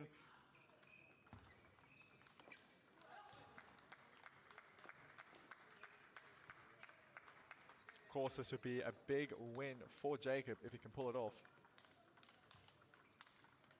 And certainly with shots like that, up by 2 again. The mental strength of this youngster from Australia.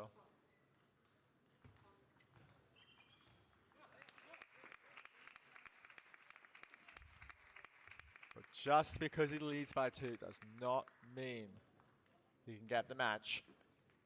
There's one thing to note, Paez just doing really well now on the receive, and it's showing its effect. I mean, really, that is why he lost the first couple of games, just not being able to get on that receive. But as soon as he doesn't lose those points, he's now up 2 points down, now 2 points away from taking it to a fifth. And now he is 1 point away. The fight back from New Zealand still there. That's 1 game point saved. As the tension is high for the Australian.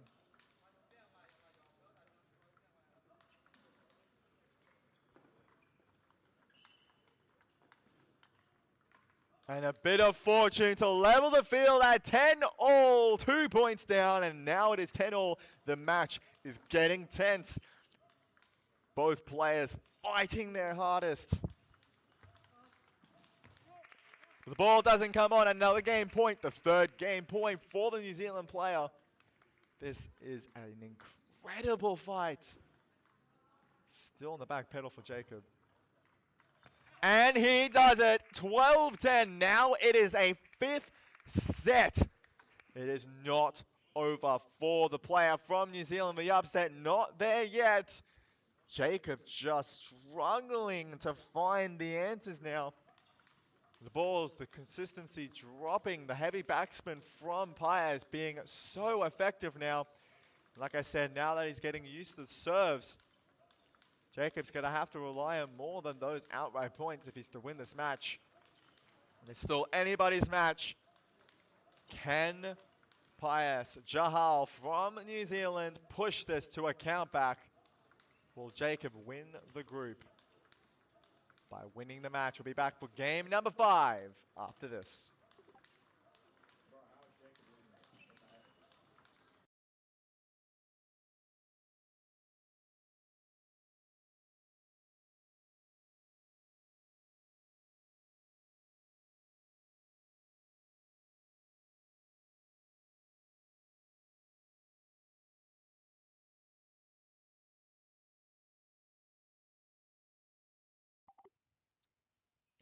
As the players come for game number 5. Paez Jahau from 2 games down now fighting to win the match. Jacob with the serve to try and deny that win.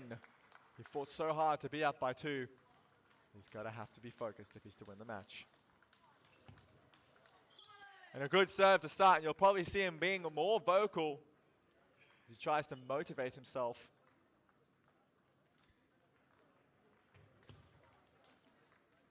And the false serve now to level at 1-all.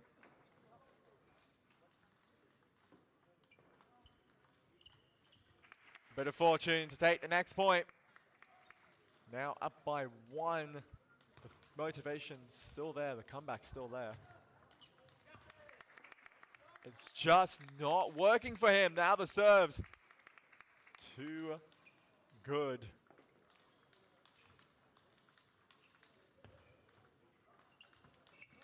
A good top spin. The serve and 3rd ball. He's looking to try and level it at 3-all, but this nerves of steel by Paez really showing here. And the aggression, the initiative, and the pressure from Jacob struggling. He does not have a timeout. A good change of direction. The tension is high.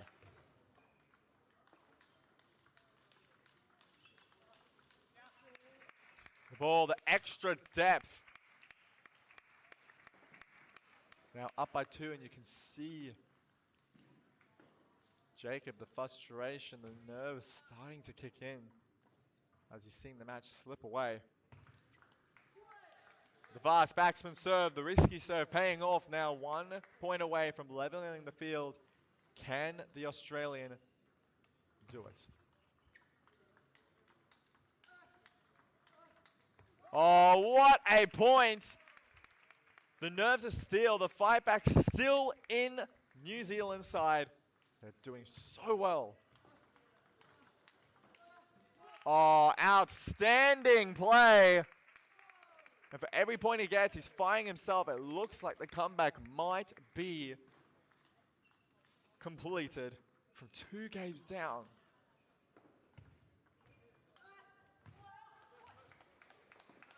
But don't count Jacob out of it yet. If he can pull what he did at the first 2 games, he can still win the match. At the towel break, the second towel break with the serve. Can he make them to his advantage?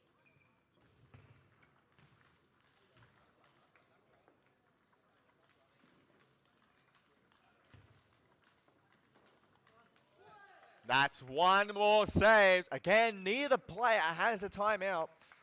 And so if a comeback is to level the field, they can't regain their focus with that. Oh, what a forehand. Crushing forehand, taking on top of the ball of the heavy spin. It's 7-all. It is still anybody's game and anybody's match. And the serve, a comeback. He was 3 points down, now leading by 1.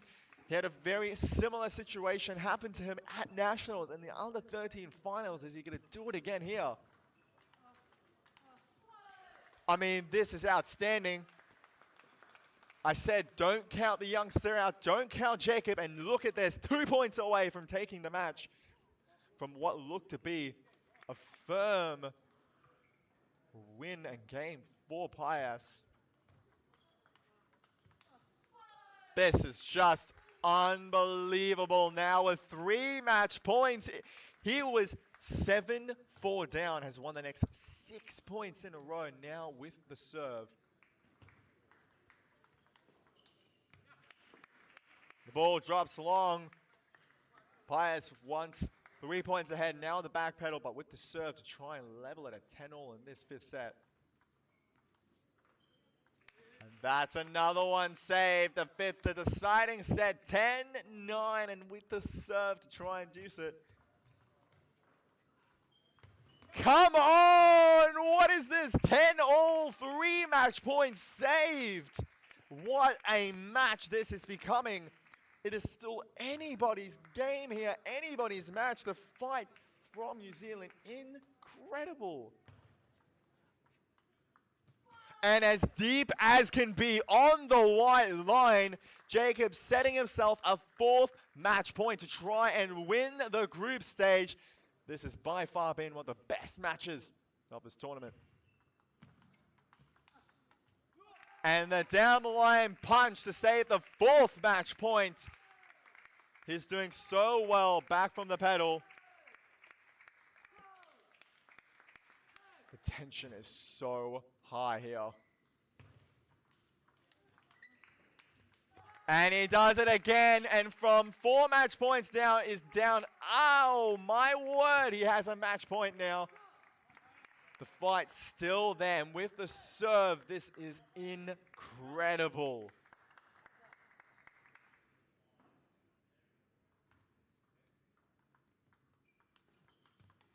And as wide as can be from down the line, cross court, 12-all in the 5th. 2 points needed for a player to win. This is an insane match here. Both players fighting their hardest to try and win this. It is still anybody's game.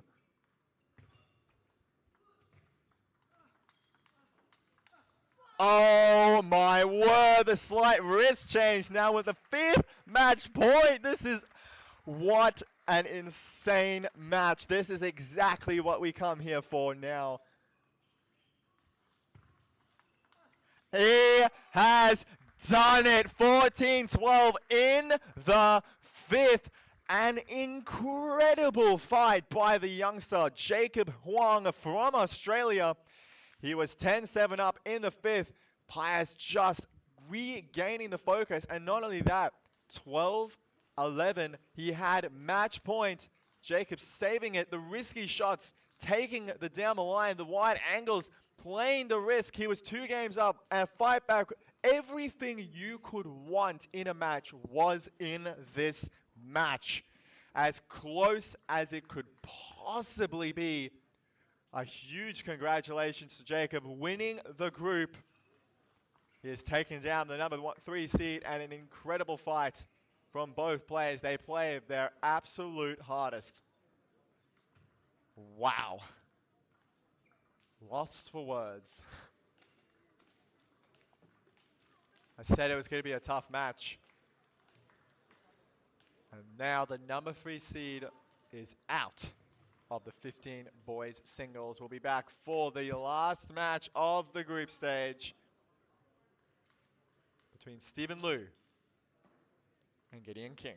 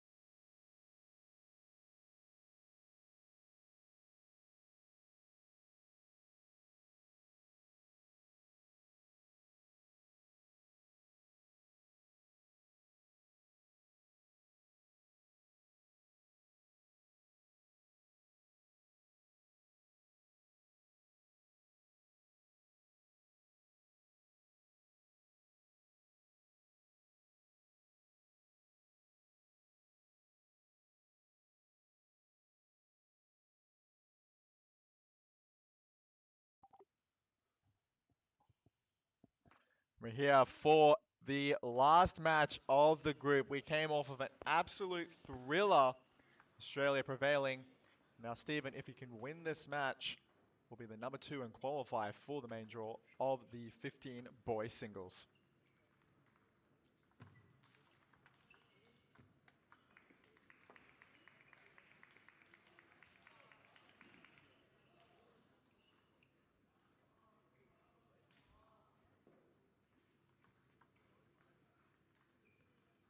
Good serve, the curve away from the bat.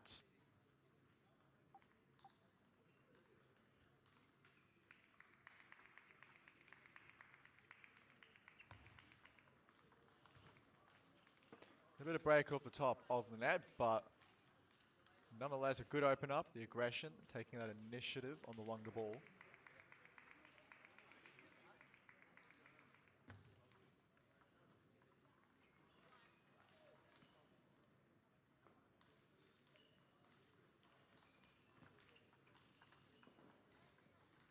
And Stephen just in good control, leading by 4.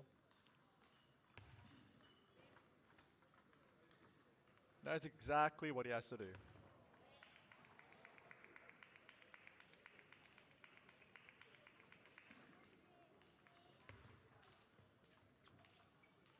Bit of fortune, the edge of the table, but nonetheless finding the down the line.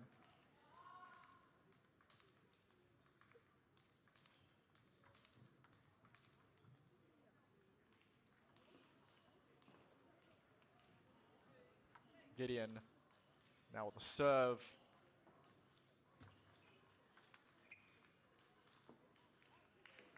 Trailing by 5.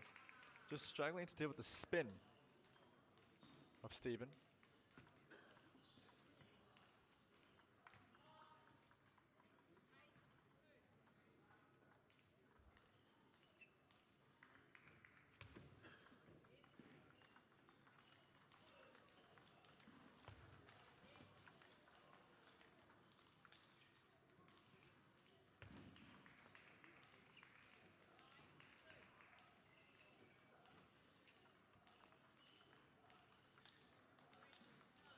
A gift wrapped in a bow and left at Gideon King's doorstep. Good open up. Steep as it can be, the spin kicking up.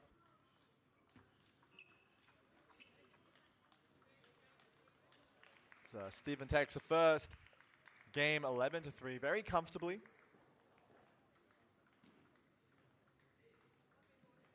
Just walking around, of course. The coaches, they can both have coaches, but from the looks of it, Steven just opting to coach himself. He knows his play very well, so sometimes the best coach is yourself. You know your game the best. Every player is different.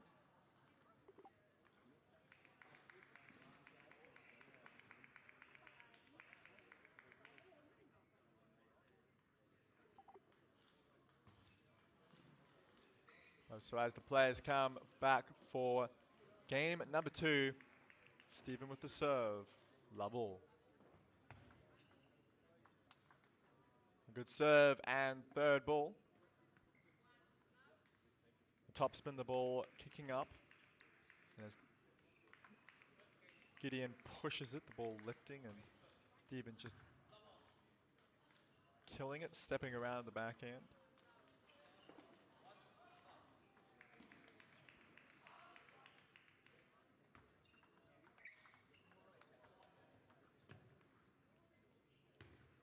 Gideon really working hard, trying to find those points, but Steven is just not missing. And Jacob also doesn't miss. We had that match before. That thrilling match, 14-12 in the 5th. Could not get any more tight.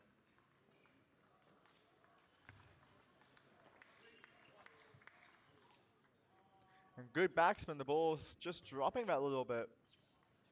Catching the top of Steven's racket, the bat.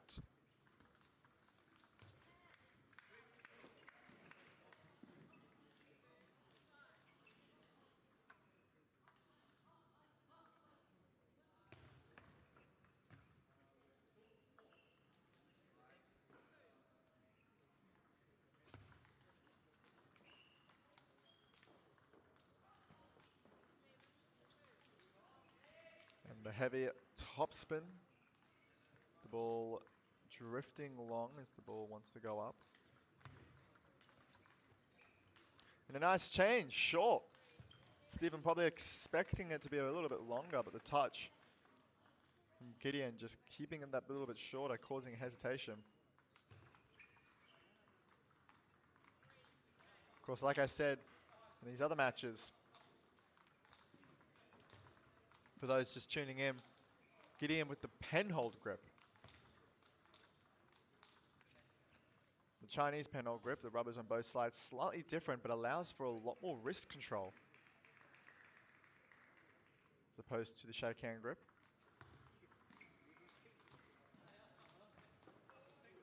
Now Steven with 6 game points to take the second game and a 2-0 lead in this match. But the heavy backspin serve fast deep into the backhand of Steven, denying him that point. But he does it the second time, asking 11-5, a relatively comfortable game like last time, but Gideon fighting harder and doing better. He's earning his points, just like he earned his rights to be at this tournament.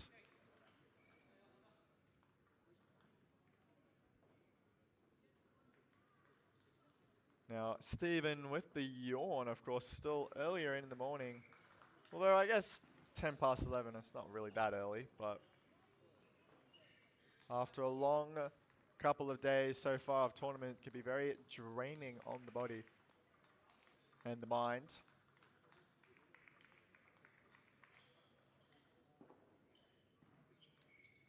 Now, one game away from qualifying through to the main draw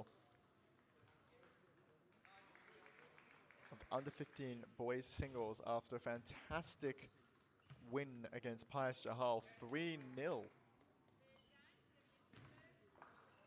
the third match.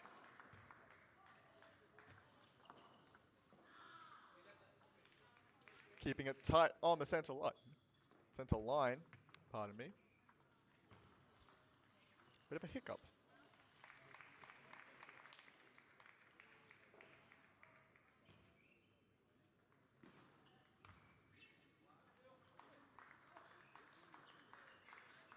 In a gift, you can see himself telling to follow through the ball more.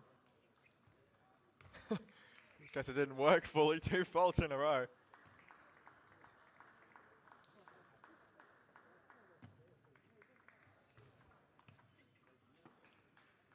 Seeing the slightly weaker ball, taking advantage, stepping around and going down the line. Good wrist acceleration. Arm accelerations add the extra power.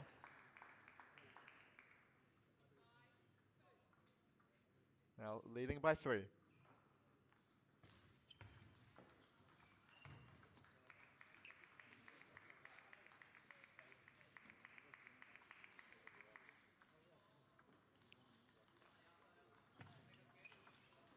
Of course, one of the beauties of this tournament, seeing all the different countries competing.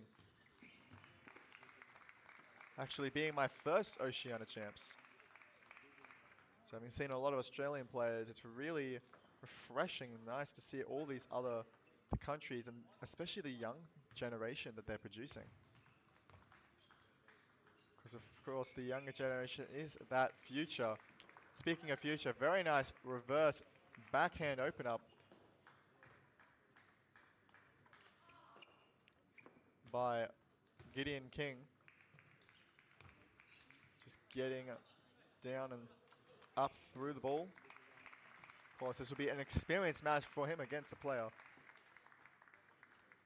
at the level of Stephen, but a good push deep on the white line, as deep as possible. The heavy backspin, you can see Stephen just going backwards, not prepared for the depth, and what a backhand. Gideon doing very well in this set now. Starting to find a rhythm, and Stephen just not ready for the ball. And you might be missing those, but that aggression, the confidence, very good. It's an attitude that you want to build very early on. Of course now, Stephen 4 match points ahead and 4 group qualifying points ahead. And only needs the one now. 11-6. 3 games to love. 3 games to 0. Qualifies through the group as the number 2. Having defeated the number 3 seed, only losing to the one who won it all in this group, Jacob Huang. The 2 Australians, the number 2 and 4 in the group. Yeah, Jacob was down as 4. Progressing through to the main draw. Jacob taking the number 3 seeded spot, taking over Pius Jahau's spot. Rightfully deserved after a thrilling match in the 5th. And Stephen working just as hard. And we'll be back for the next singles match, the under 21 girls singles match on table 1 very shortly after this.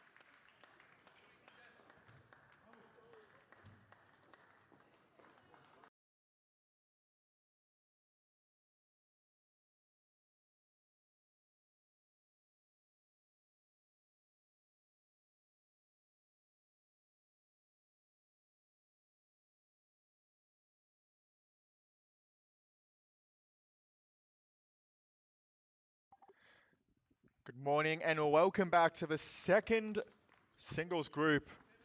We are here now with the under 21 women's singles group.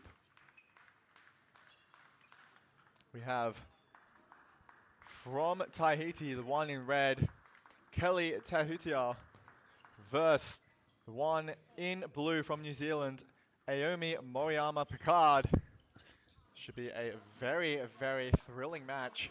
Two strong players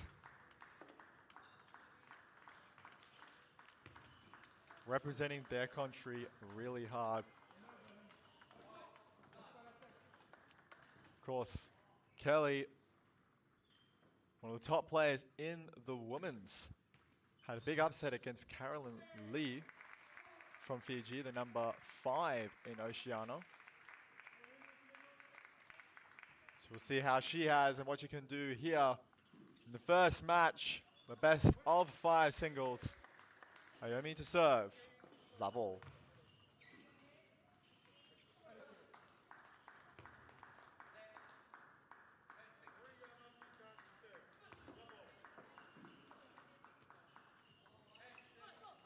A good touch, the heavy backspin.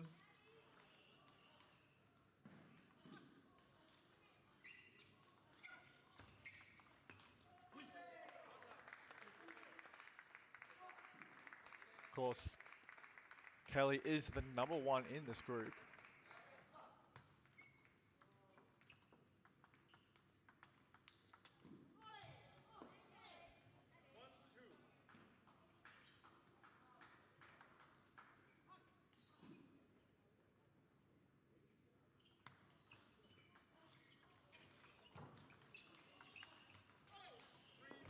And the heavy spin, the ball dropping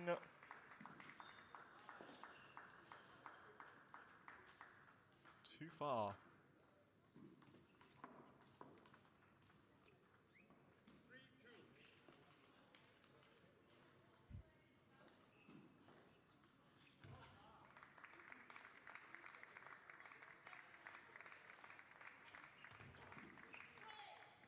A good set of the ball drifting just too long on the open up. And as we enter the first towel break, Aomi leading by 2 points. Oh, very good explosive power back from the table. The wrists work, the rotation with the arm. Having a very good lead here.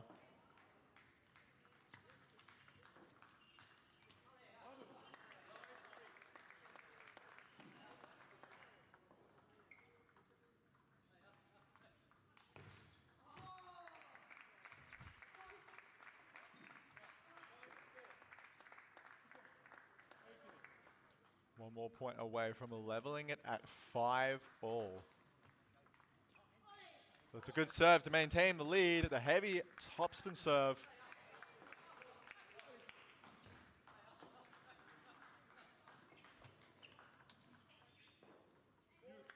A bit of fortune off the top of the net, but nonetheless, a strong shot by the one in blue from New Zealand.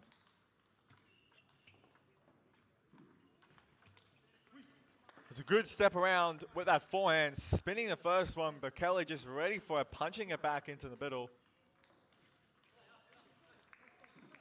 Now only 2 points behind in the second towel break.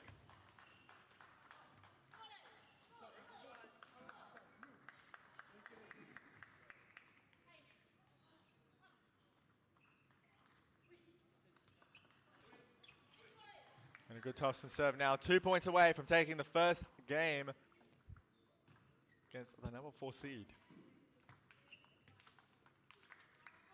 And that's a crushing forehand from that center line down into the center line of Kelly, the one trailing by 5 game points.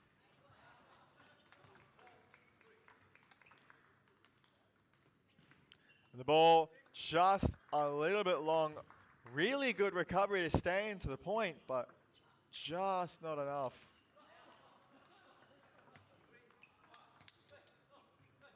That is another game point save, but there is still 3 to go. And Aomi in a good position. The Fortune to save another game point. Now only 2 behind. It was 10-5 before. 3 points saved.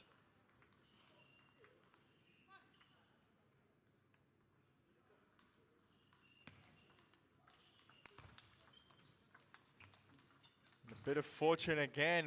1 point away from leveling at the nerves of steel from Kelly, the player in red from Tahiti.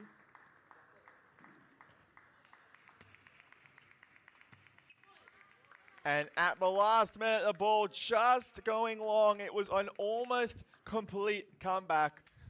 Or could have been one of the best comebacks of the tournament.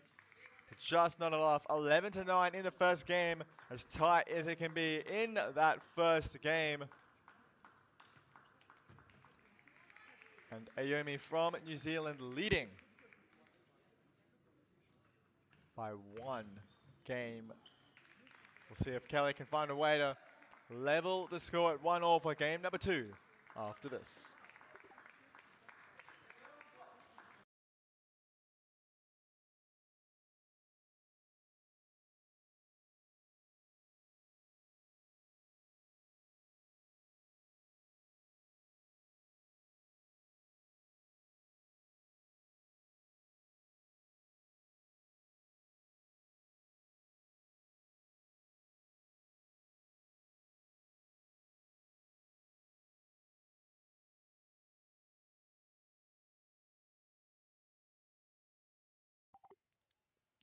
So we're back for game number 2. Kelly on the back pedal. The number 4 seed looking to try and level the score to serve.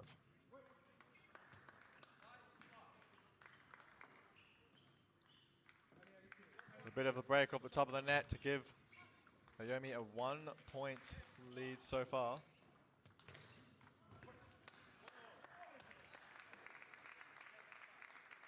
Next one recovered. And the slowest spin.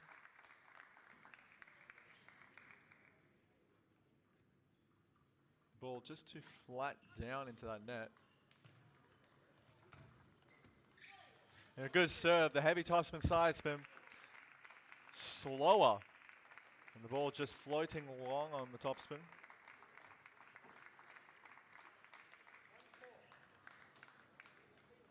Can really see how good of feeling Aomi has here. Despite a weaker ball, heavy spin. And there it is again, the heavy backspin. Really digging in, putting that underspin in the ball.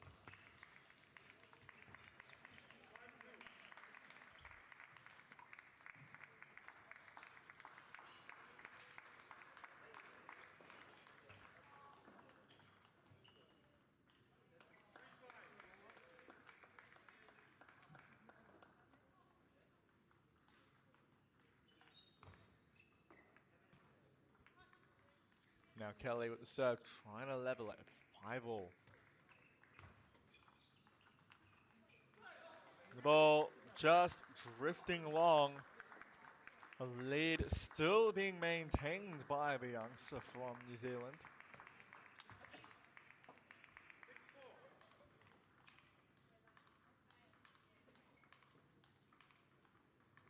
She's been doing very well in the 15 girls.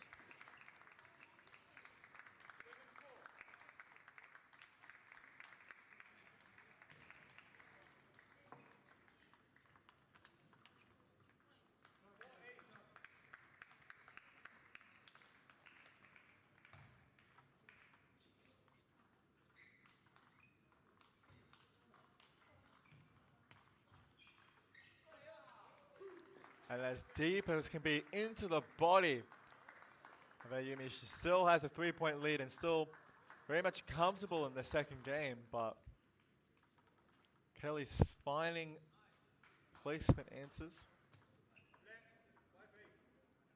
Trying to come back, shut down that aggressive game, the spirit of the New Zealand player.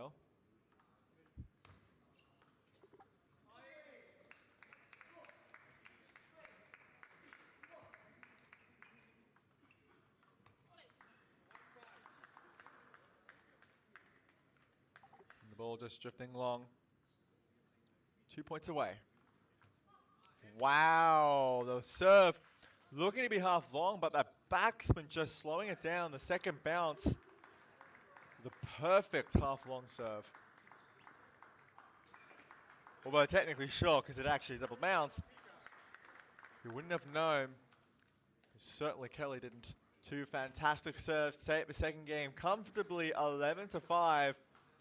That comeback that we were seeing Kelly do in the first game, not allowed. And now Ayumi, the number 3 in the group, very strong against the number 1 from Tahiti. Number 4 seed struggling to get through this formidable opponent. I've been saying constantly the future generation of New Zealand is so strong that they compete at a level, the open level here. Of course, 21s is not the same as the women's singles, but nonetheless, you'll see quite a lot of very strong players playing in this event. A lot of the younger players as they transition into the open.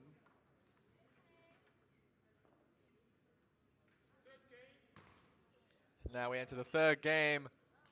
Ayumi in a very comfortable position to take this match against the number 1 4th seed.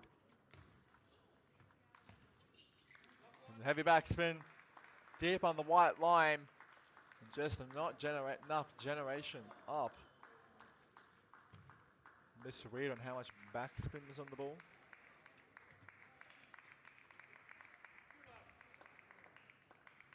And the feeling from the number 4 seed here.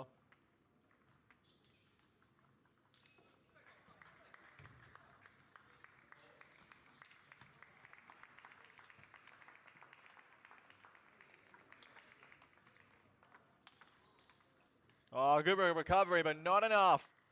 The balls just keep coming back, drilled into that backhand side. Now Kelly with a much better look in this match. The heavy spin from that forehand side, it looks like a completely different player.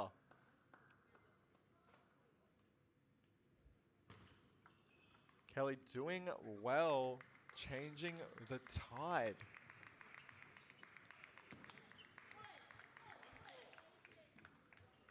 Heavy spin the ball, dropping afar. Of course, Kelly can perform a comeback. She is one of the best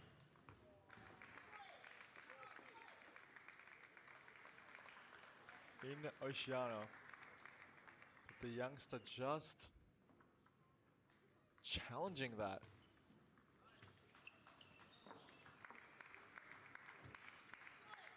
Change of direction down the line.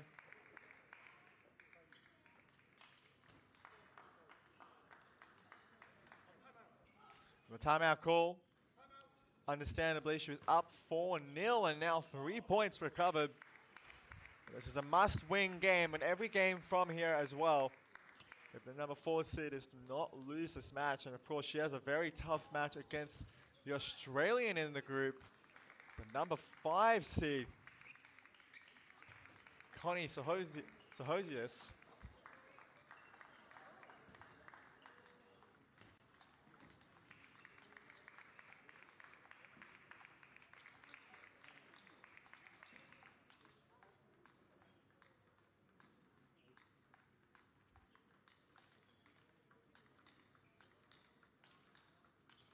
Full timeout being used here.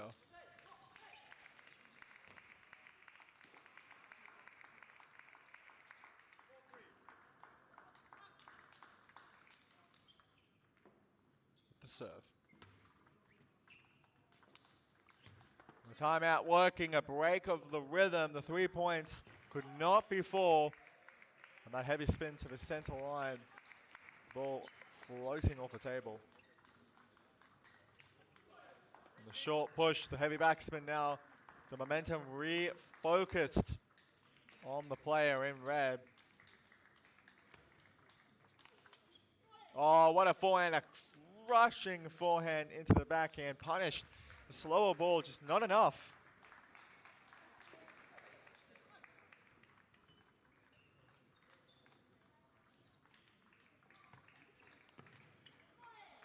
A good read on the serve. Now 1 point away from leveling the field. The timeout worked well, but now the shift looks to be back on the side of the New Zealand player.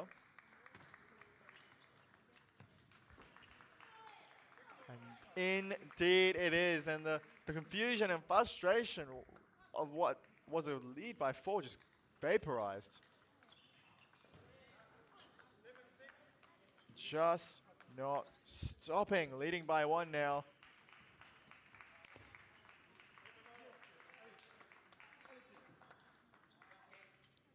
Of course, still anybody's game and still anybody's match. A comeback can be made, but a hard fight will need to be made. If Kelly, the number 4 seed, is to regain control of the match. The ball just drifting along.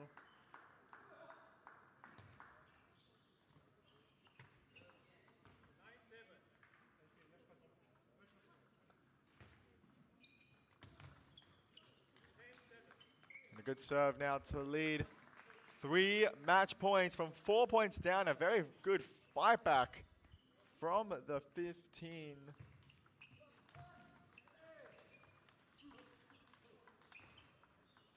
And that does it. 11-7, a very dominant display from Ayumi from New Zealand, taking down the number 4 seed pretty convincingly. In full control, just no room for error. The youngster doing well, representing her country proudly and putting herself 1 step closer to qualifying into the main draw of the 21 singles. Of course, still a long way to go.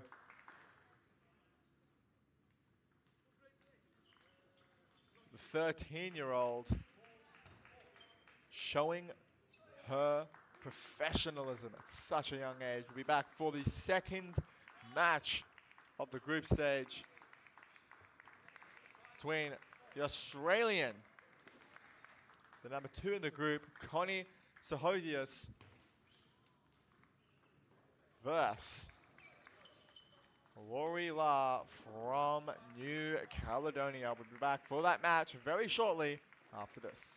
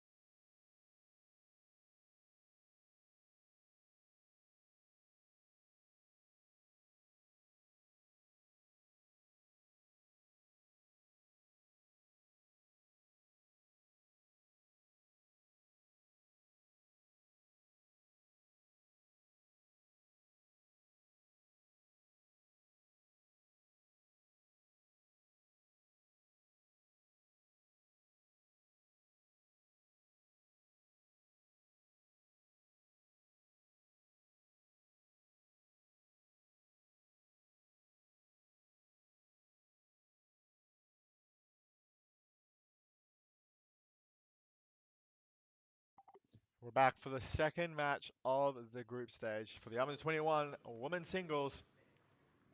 We have from Australia, one of the biggest, brightest stars of the next generation of female players for Australia, Connie Sahoyas. She's been making a big statement in Australia and was part of the Olympic qualifying team from Australia. We'll let that one sink in. She's playing not just here, she's playing in the open event. Of course, she's not actually playing the open singles, the women's singles. Of course, Australia having enough stronger players there. Wise decision now, trying to aim to take the gold in the 21s. And with the serve of the second match, a best of 5 singles, Connie Lovell.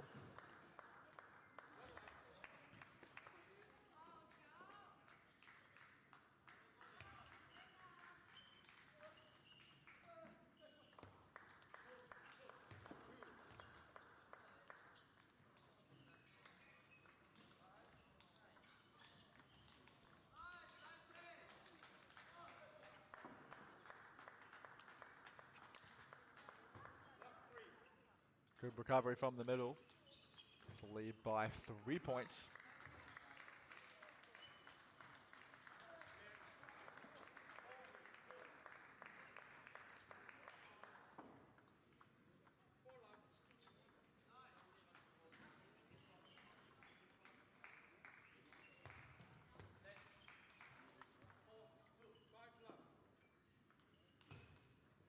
Very strong start here.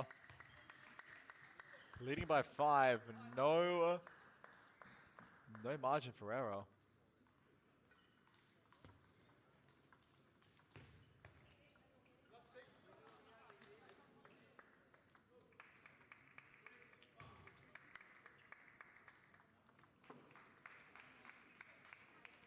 The heavy backspin.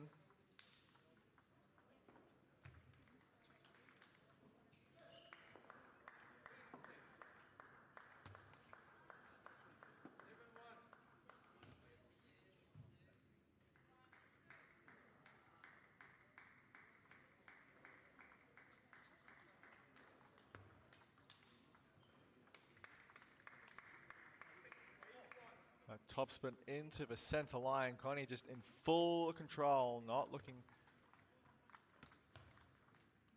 to let go. And you can see the kick on that topspin right on the white line now. 2 points away from taking the first game in a very convincing manner.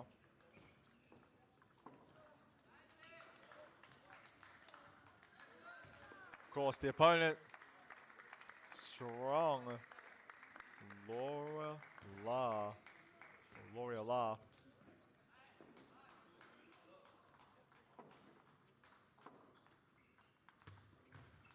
She's looking to try and get into those points.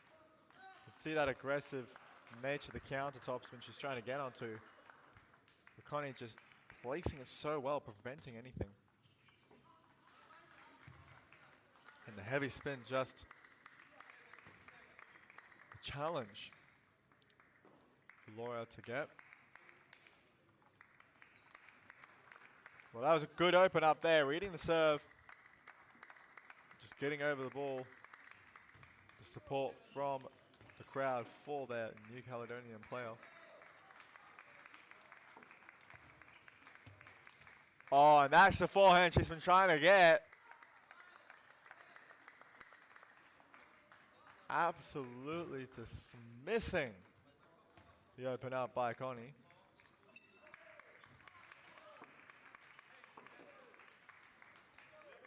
That one does it. 11-5 in the first game. A good strong start by the Australian. We'll see if L'Oreal has a way to find the rhythm, the control of the balls. And seeing it a bit more later on there, but just too far down. Not able to do it. We'll be back for game number 2 after this.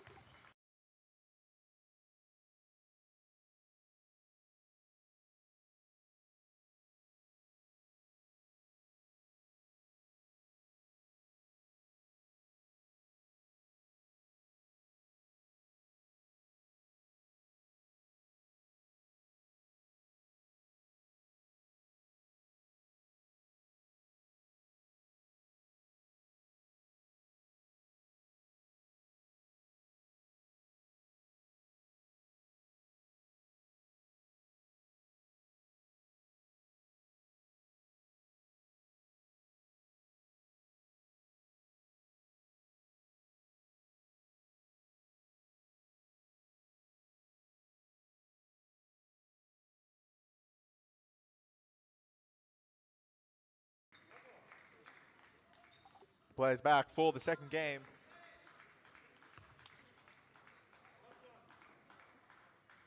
Laura looking to try and get those ones down. Get herself in a good position in the rallies. Of course, she has time. Connie more on a spin, the slower ball. However, they are loaded with spin. Of course, the fast game she's also good at. You have to be ready for it. She'll get it back. And that's what I mean. She'll get it back. The wide forehand still covered, reaching for it. A good quality ball down the line to the backhand to lead by 3. And a slow, heavy topspin. See the ball just floating away, but you can also see the ball kicking up as it hit the table. And that spin just being a bit too much for Laura.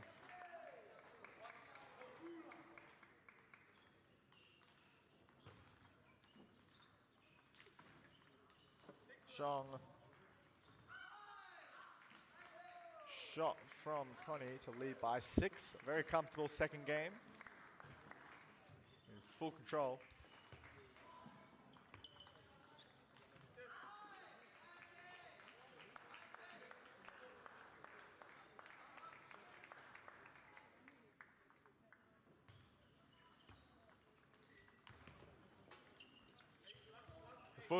The foot on the gas and not letting go. Leading by 8. And the first point on the scoreboard for Laura. The heavy backsman serve short to the forehand. Oh, what a third ball. The step around in the backhand. That crushing, explosive power. Wide as can be.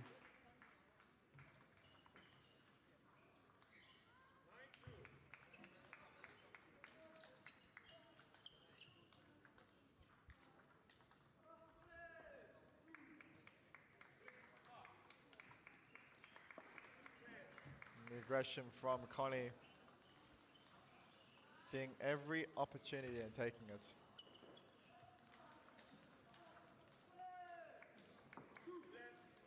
And a let. Of course, if a ball from outside the court comes into the court, it is a let.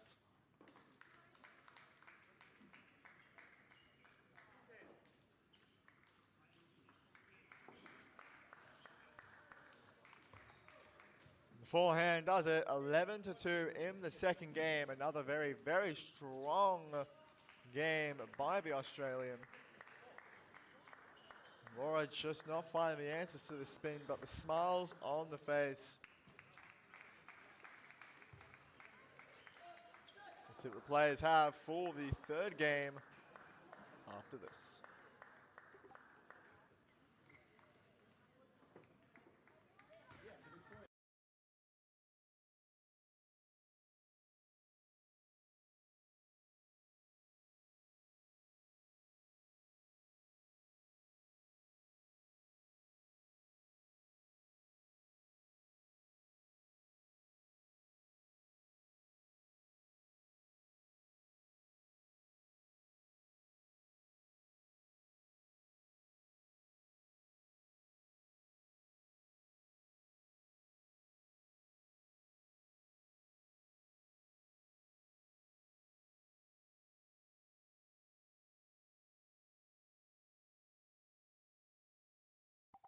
And so as the players are back for the third game, Laura struggling with the spin from Connie.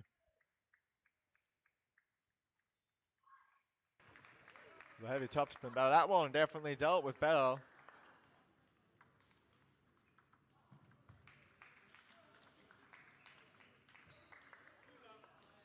She now has a 2-point lead.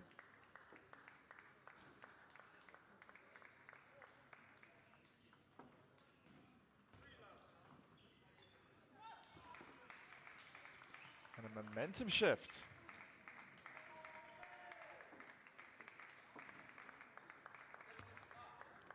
She's finding an answer now. She's adjusting to the spin. The ball's coming down, leading by 4.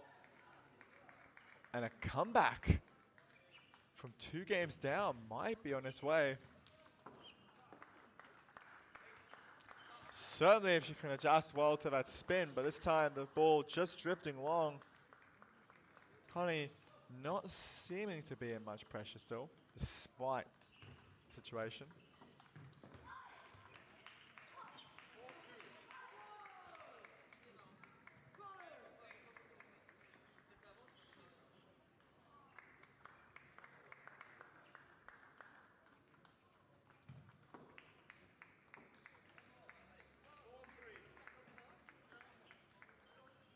But as she led by 4, the points dribbling away.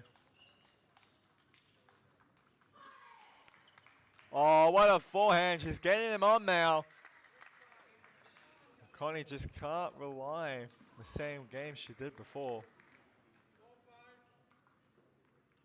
Laura lifting her level up.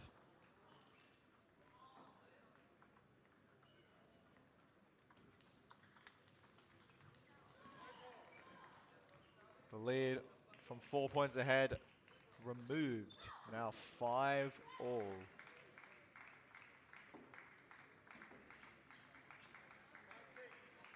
Again, still calm and collected, the Australian. And this time she gets it. The consistency improving for Laura, but Connie not phased. You can even see by the body language how she's walking. It's just another day in the park for the youngster, the 14-year-old. And the timeout call as the coach can see the game, the match slipping away despite that early lead by 4 points. Laura's doing well to stay in the match. She did well to lead by 4. The shot's starting to connect, starting to work, but Connie just there. She's lifting her game further and further as the player in blue from New Caledonia does so herself.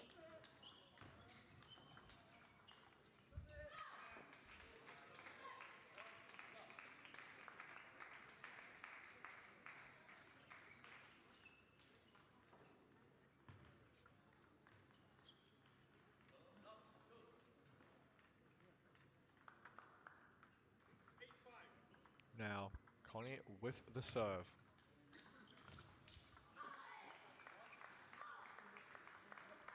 And a good open up to put herself 2 points away from claiming the match, despite being down by 4 points.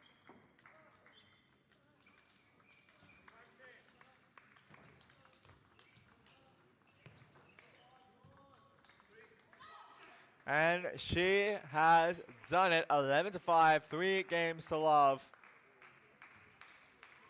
A good fight back from 4 points down, just regaining the momentum, the control of the timeout not working. Now Connie 1 step closer to qualifying through to the next stage, the knockout stage. However, she is not done yet. Now playing the number 1 in the group, the number 4 seed, Connie versus Kelly. That is what is coming up very shortly, the 3rd match of the group stage after this.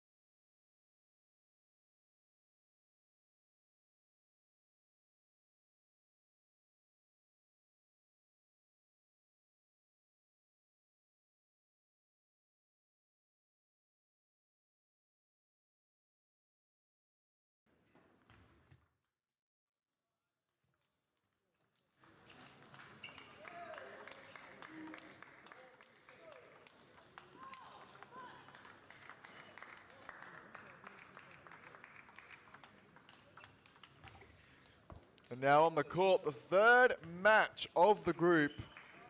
We have the number 1 and 2 in the group playing against each other. Kelly from Tahiti having lost a match. The first match against Ayumi is needing to win this if she's to stay. If she's to lose this, she will not qualify through the group stage, so it is a must win.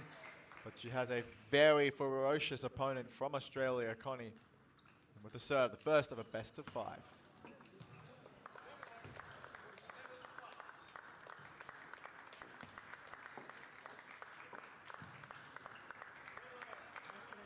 It's one thing that we have seen Connie, she is so well controlled, calm. Look at how calm she is. Of course, above all, focused, laser focused. Laser eye focused.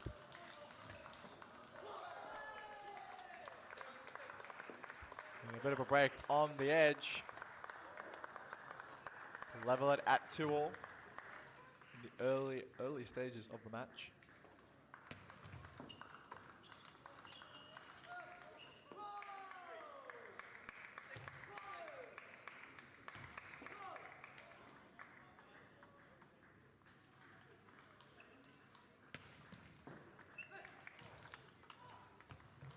Very well dealt. The heavy spin control into the body of Connie.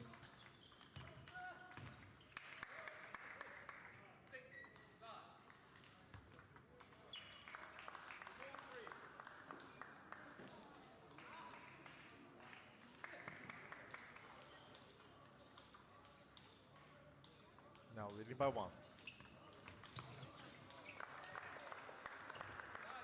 The heavy backspin on the center line gets her again that 2-point lead, an important 2-point lead that she wants to try and maintain.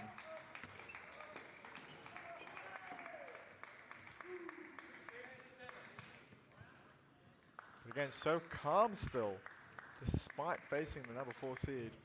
She knows she can win it. Of course, this does show something that seedings, rankings, they don't mean everything. And of course, when we have newer players coming through,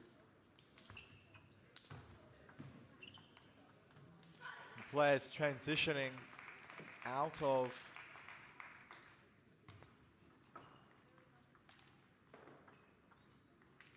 the younger age categories, there are more likely to be upsets like what we saw from the New Zealand player against Kelly. Now Connie is still leading by 2. Kelly looking to fight back.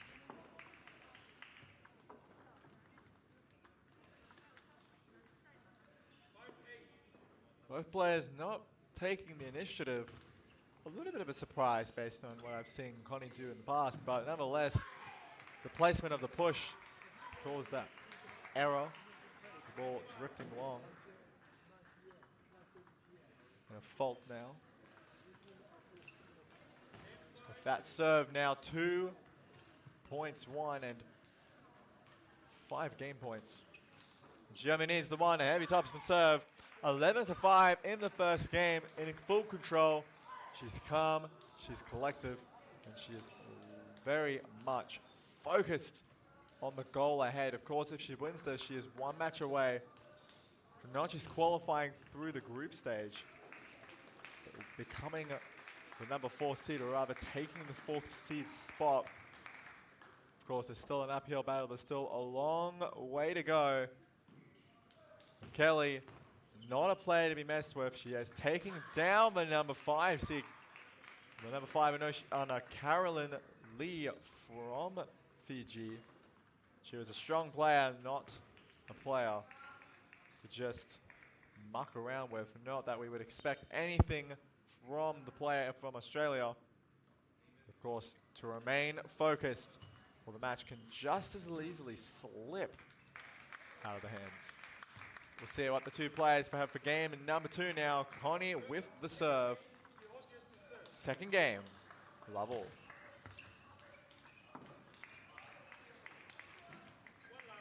A good open up on the green side, the forehand side. A nice little segue to mention of the colors now allowed in the sport. Of course, in the past, you were only allowed to use black and red. Of course, a lot of players using the black rubber for the forehand and the red for the backhand, some in reverse. Red on the forehand and black on the backhand.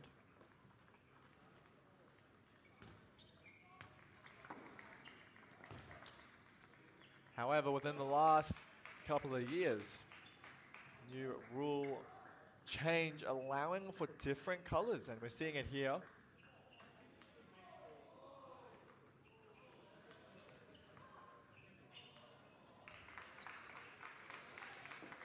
Connie playing with that green rubber on the forehand side.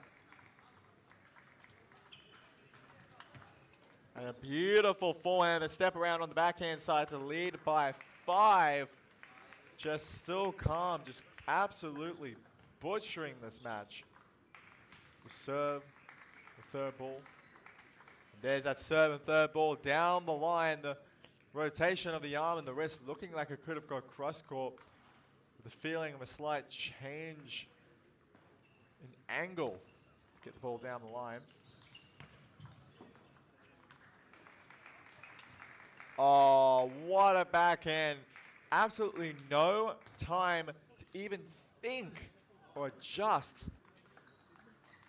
The ball drilled into the center. And a fault now, 8 points ahead. Running away with this so convincingly. Bit of a break with the top of net to seal the first point. A massive mountain to climb if Kelly is to come back. But with shots like that, it is still possible. It's never over until the last point is played.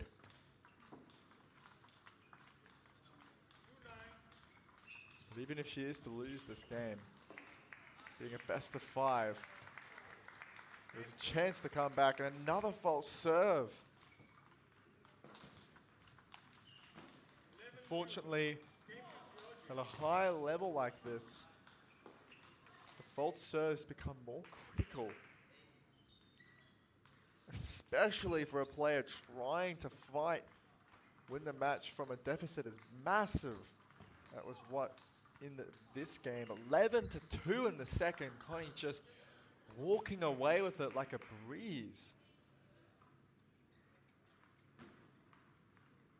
She certainly has the attitude of one, just so calm.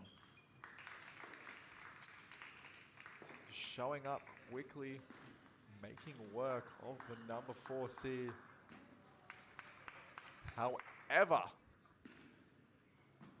if you've seen from the matches of the players from Tahiti, just because you're 2 games down, and just because you're 3 match points down, might bring up the match against Ocean, Belros, and Timothy Choi.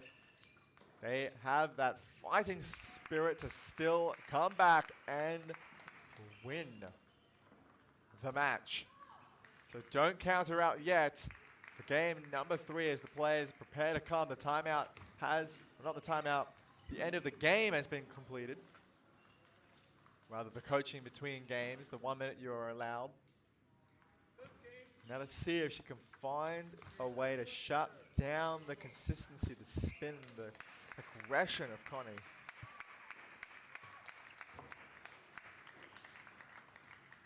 That's certainly one way to do it, getting on top of the spin. She needs to win every game from here if she's to stay in the match. So if she loses this, she is out in the group stage.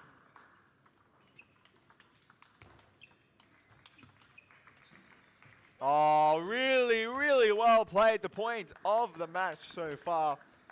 The counter exchange, both players putting in their effort, putting everything they can do. The ball just drifting along. Connie, one of those players, so spinny on the first ball before getting into the hard counter exchange.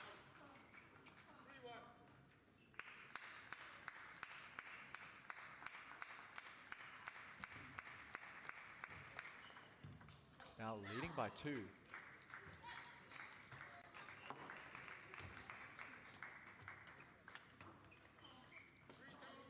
There's the spin. You see how much she uses her arm and wrist to add that spin on as well to lift over the ball.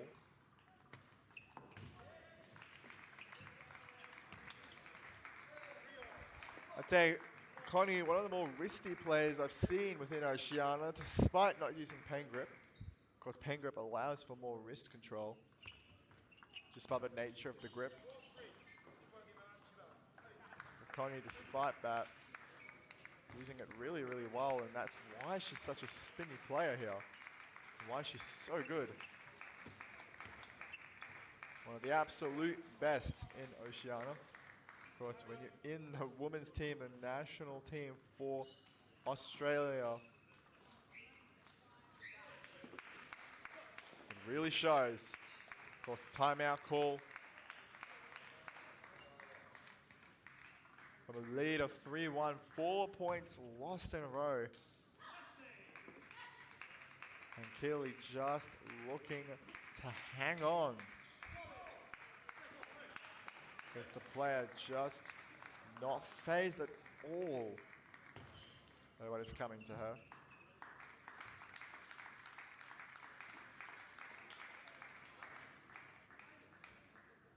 So as the players come back after the timeout,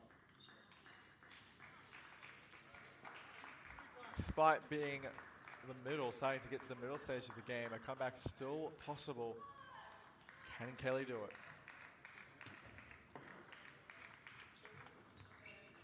But not with the consistency. Connie just doesn't miss. The ball just dropping into the net.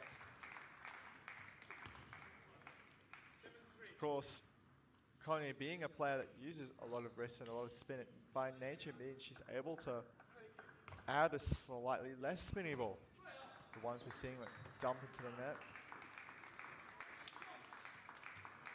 And a good recovery from the middle by Connie. She got over the table, crushed the forehand. Kelly ready for it, getting it into that middle, but the reflexes of the Australian shown here. Smile. Cannot place the ball any better than that in that center line. Oh, what a serve and third ball. The short topspin to the forehand, the push. The ball just lifting up. Kelly stepping around the backhand side, crushing it to the backhand.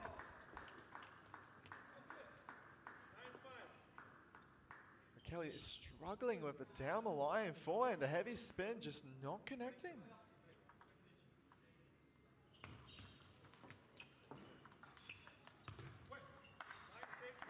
There's one more point from a 4-point deficit now. Connie's still 2 points away from taking the match. 3 games to love. And Connie just showing why seeds don't mean everything here.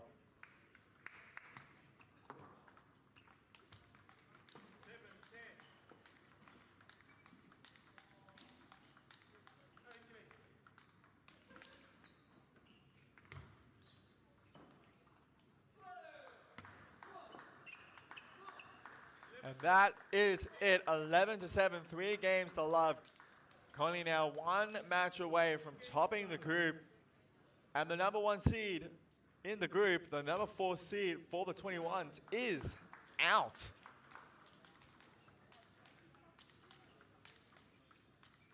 Unless, of course, there is a big if, unless Lorela from New Caledonia can beat Aomi Moriyama Picard from New Zealand. If that were to happen, a little bit more hope for the number 4 seed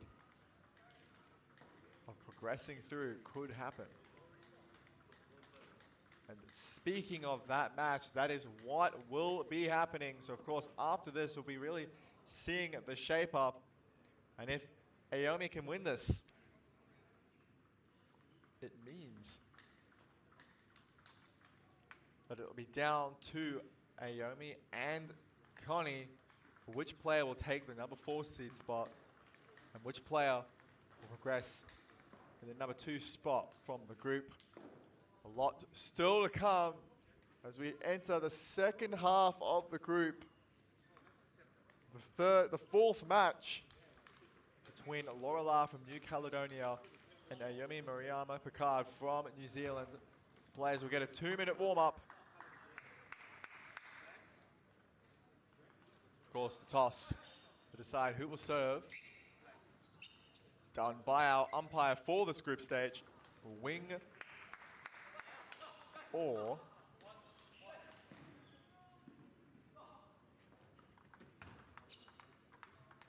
the one making sure the players uphold the regulations. We saw him before telling off some players to move.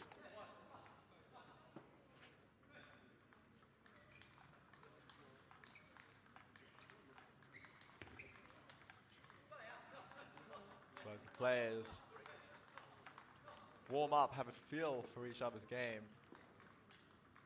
Naomi looking to try and win the match and guarantee herself a qualification into the main group. And of course, if she does, she also guarantees the qualification for Connie, as both players will be 2 wins and no losses. It will be down to their final match as to who makes it through as the number 4 seeded spot.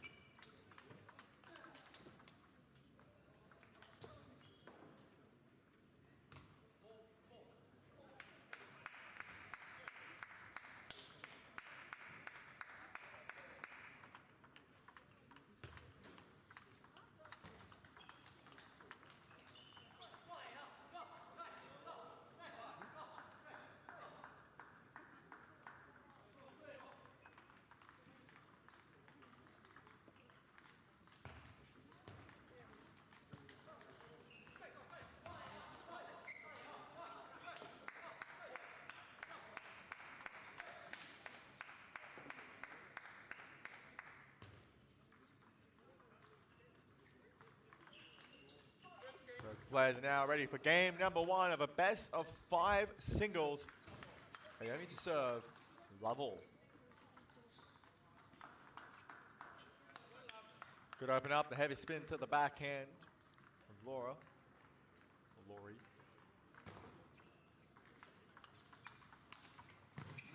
What a forehand. We saw that a little bit against Conley, just struggling against the spin of her. We'll see if she has a better share here.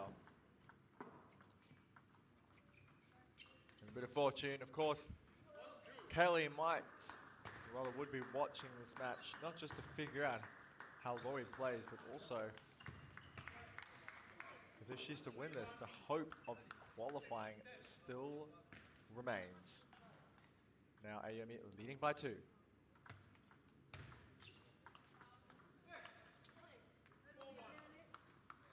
The control taking her time. Oh, what a forehand on the backhand side. Finding a wide angle in what would normally be a short ball.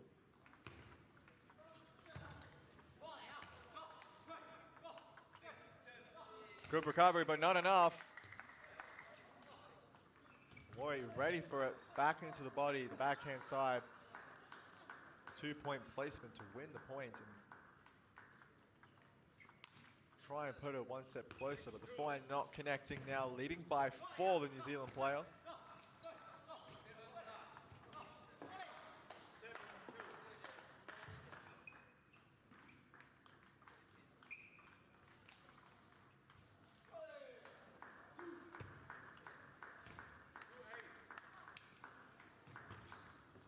Heavy backsman serve deep, now 3 points away from taking the opening game.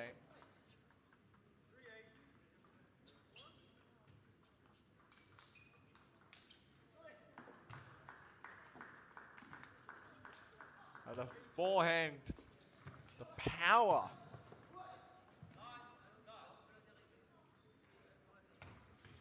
Still trailing by 4.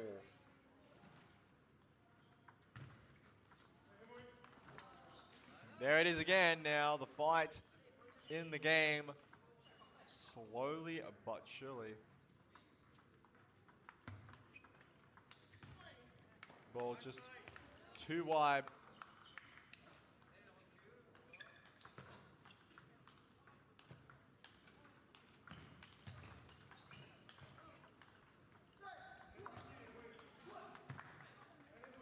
Heavy backspin.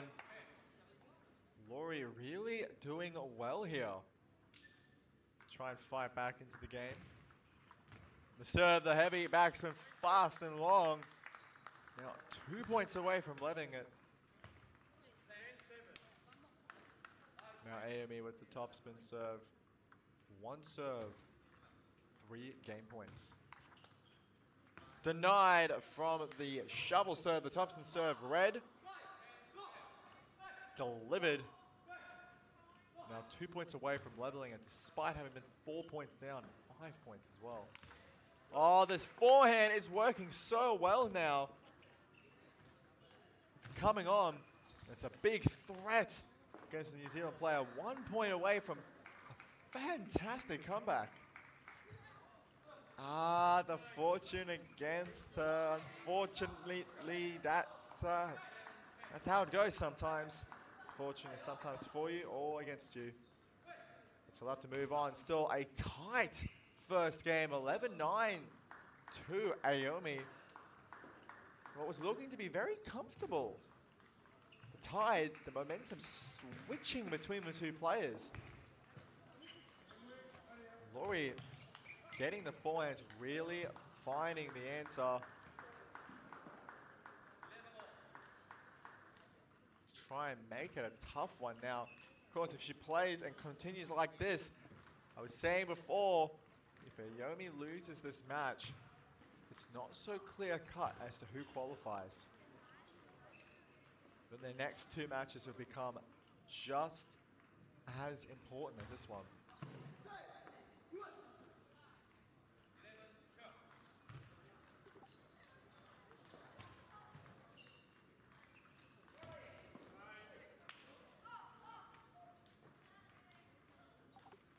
And so as the full timeout, rather the full coaching between the game has been used, the players back for game number 2. Good backspin serve to start. Short as can be on that center line.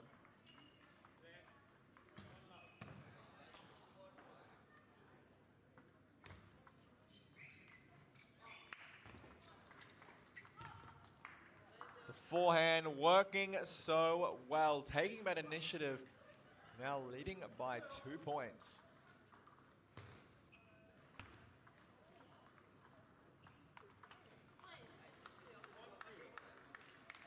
And the Cho from Ayumi.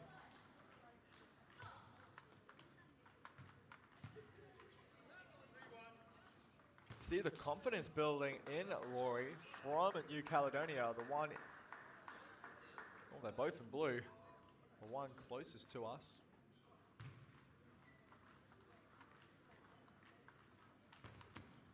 And a very good change, the fast long to the backhand into the forehand, the heavy spin just too much for Aomi. 3 points ahead, a very big change.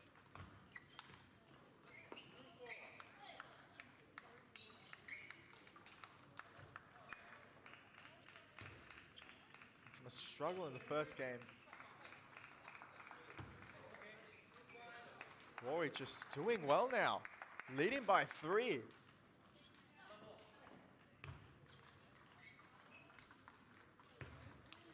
Heavy backsman serve, short. Just not enough lift on the ball.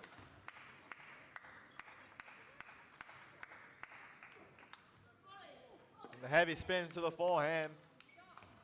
The smash not being able to come down.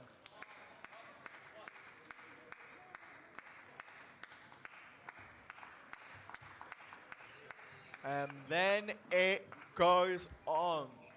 The consistency of Laurie increasing by every single game. And now leading by 2 is seeming to take control.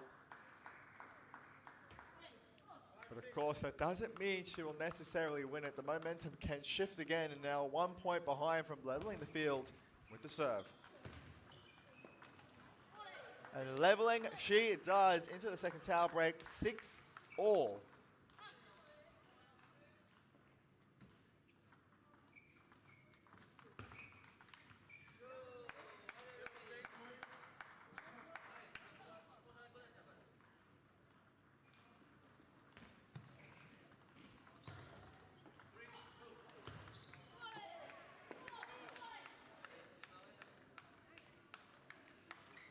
As we enter the latest stage of the match, the game, the two players fighting hard. Oh, what a recovery off the net, low as can be, despite the ball coming close to that backhand. Of course, you don't want to touch the net because you lose the point as well, but now leading by 2, a fantastic turnaround from Aomi. Now from 2 points behind, 2 points away from taking the game. But not over yet for Laurie. Ball just drifting along, 2 game points. And with the serve. And she does it, first time asking. 11-8 in the second. She was struggling at the start, but managed to turn it around. Is now leading 2 games to love. Of course, if she wins this, she qualifies for the 21's main draw. We'll see what the 2 players have back for game number 3 after this.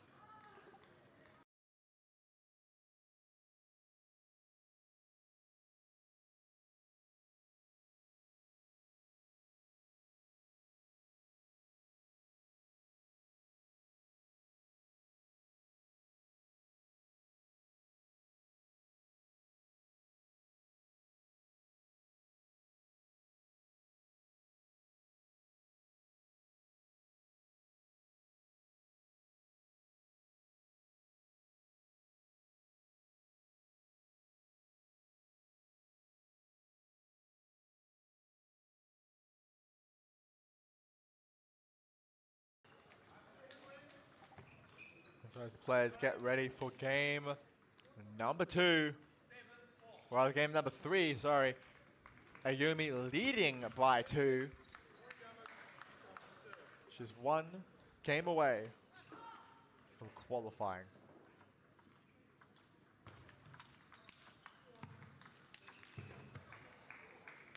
Oh, I really wanted that to come down. A very good point to start the 3rd game. Forehand wide and into the backhand line.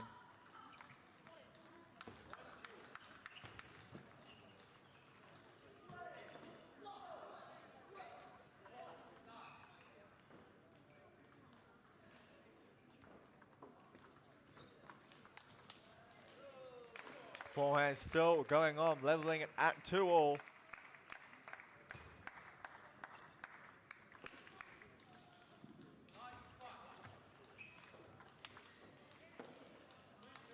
Favor return. You hit that forehand hard to me. I'll hit it hard back to you. The serve and 3rd ball shown the experience here.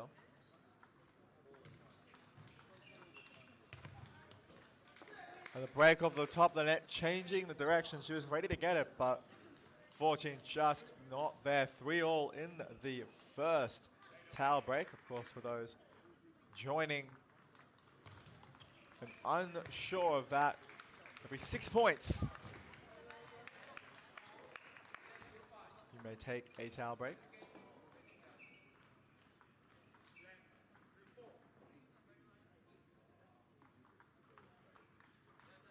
And a good backspin serve, and you can hear the support from the crowd. The new Caledonian player, Laurie.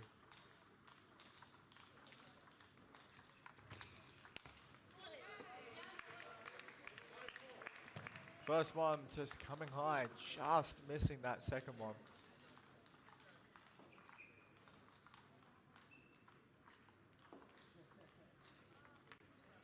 Ball floating long. The ball wide on the backhand. And Laurie just struggling to reach for it, putting too much into it.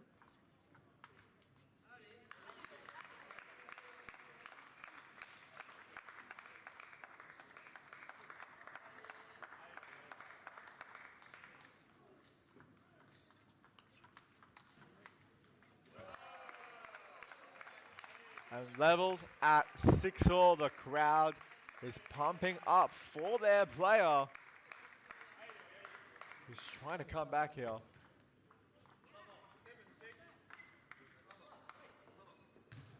Timeout call. Didn't see that one. The timeout call.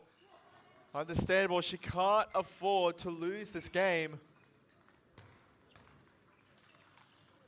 Every game now she has to win if she's to come back. A best of 5, only requiring 3 games to win the match. And of course, Naomi with 2 here, making her 1 away from making it through the group stage and into the main draw of the 21 women's singles.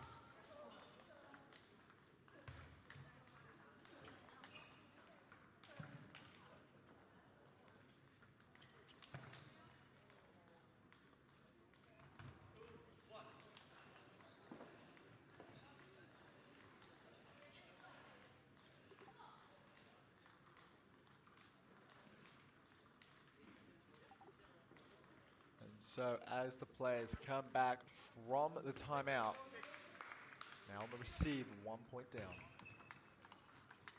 And that is how you come out of a timeout, fiery with the explosive shots, the forehand and the backhand.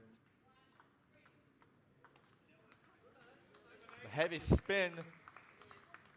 Again, a point straight out of the timeout, good, but is it a full momentum change we're about to find?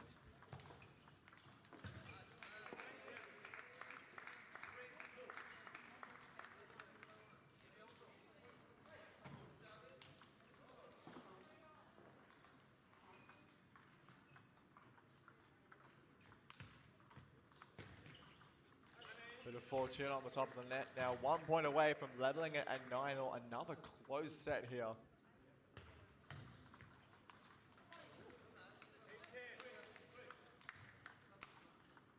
Now 2 match points.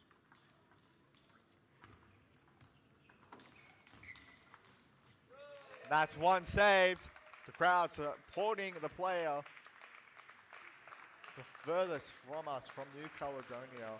Laurie, and with the serve to try and make it a 10-all. And she does it. 2 match points saved. We have entered deuce. Still anybody's game here. The heavy backsman serve return now, facing the 3rd match point. What a forehand to save the 3rd match point. The forehand left wide as can be on the run.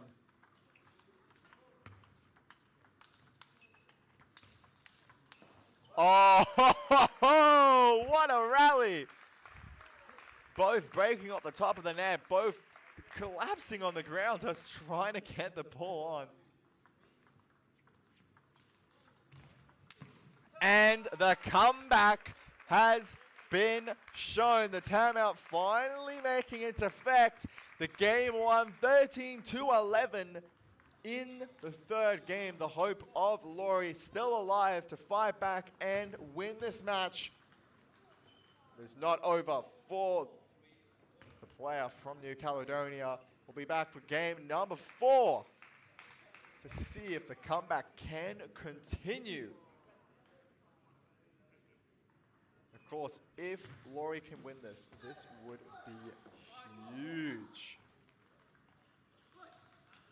Be back for game number 4 after this. Both players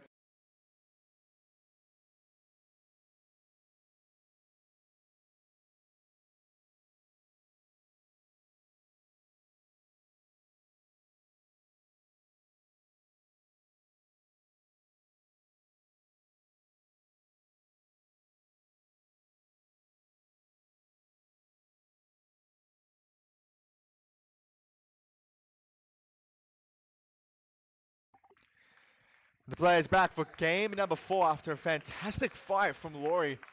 And now with the serve. The ball drifting long, and of course, for every point won, the crowd, the New Caledonian crowd, even louder in support for their player. Bit of fortune to level at 1-1.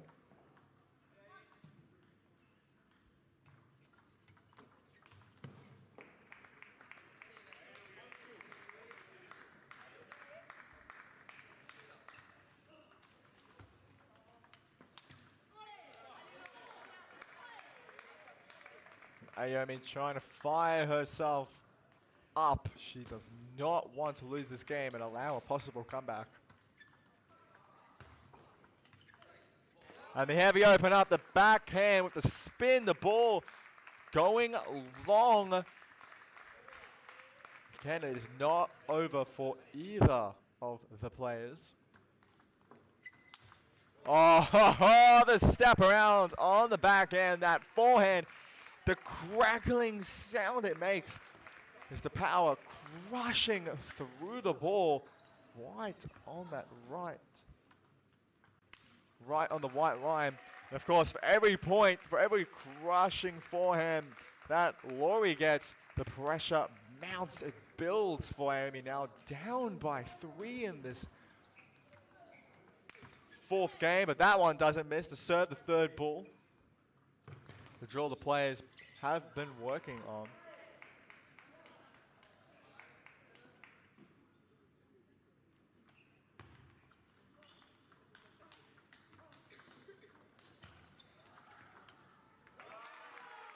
And there's another. The lead is extended.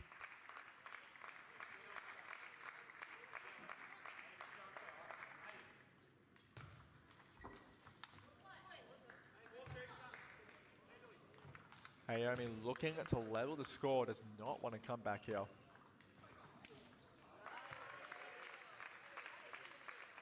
But that extra backspin just playing into effect here. Too much for Naomi. And speaking of extra backspin, the deep ball with that spin. The lift just being a little bit tricky.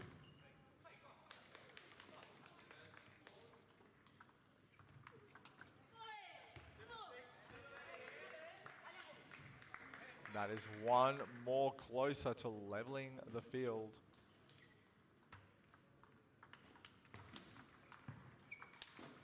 Oh, the recovery from the middle on the run. The high ball just being missed.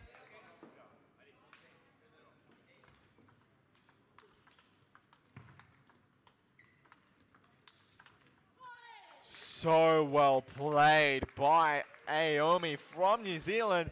From the back pedal, getting close up to the table. Now leading by 1. She was down by 3. And now 2 away from winning the match. A fight from the youngster from New Zealand.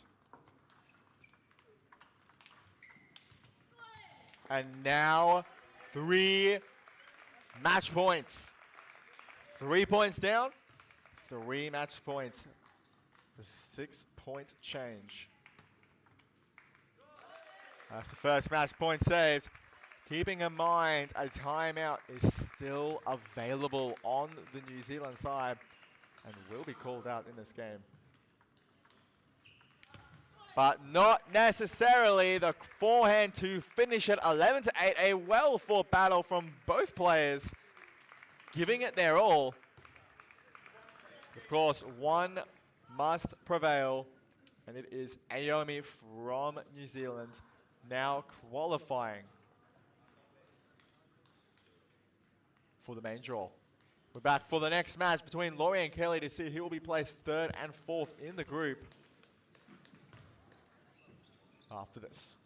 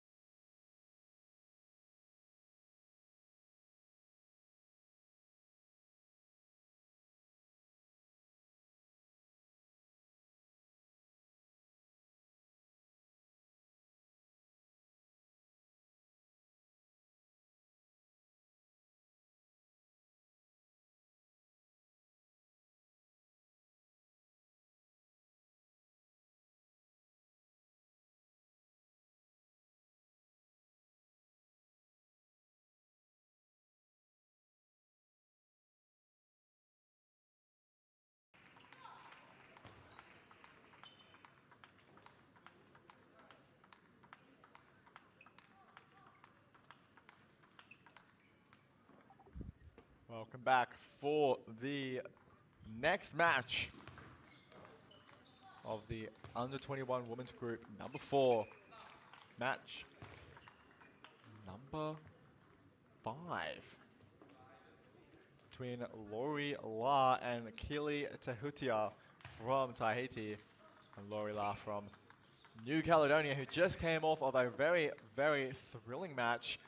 Coming back to win the third game, 13-11, but unfortunately going down 11-8.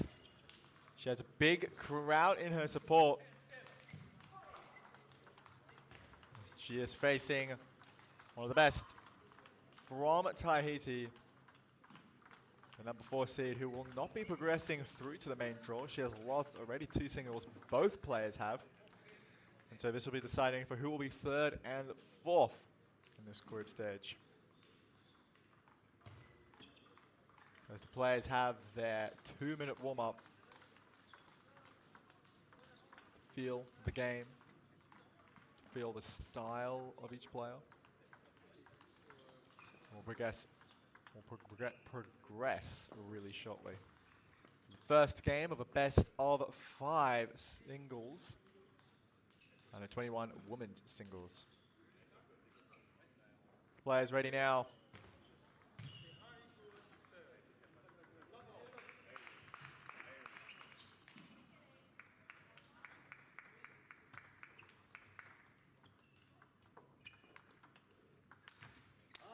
Good forehand.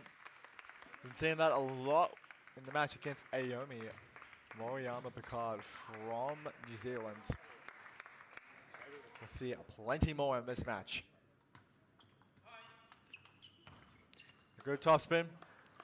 Good cross-court topspin from the backhand side, but inside-out forehand. The way she brushes the ball.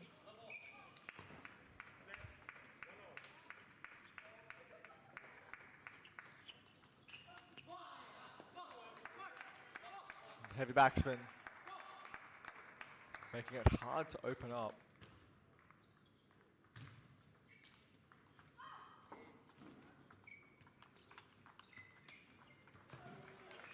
Good change of direction down the line. Lead by 2.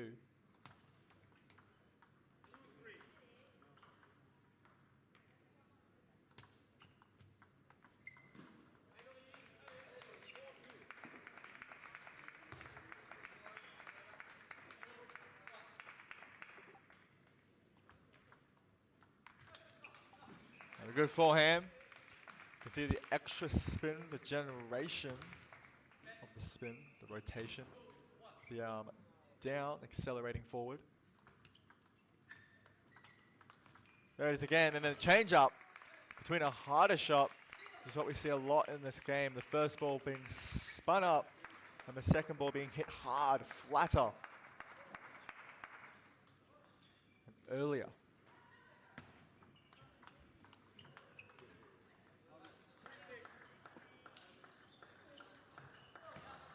That is 1 point saved.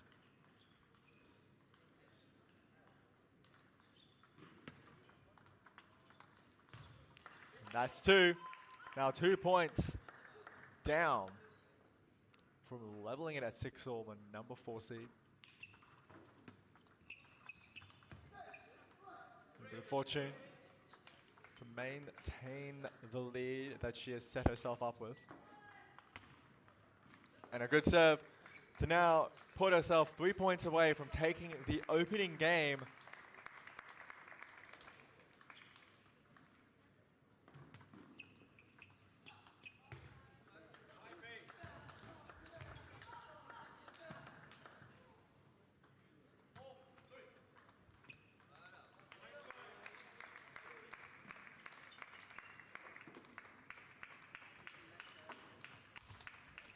What a forehand off the heavy backspin, so hard and flat.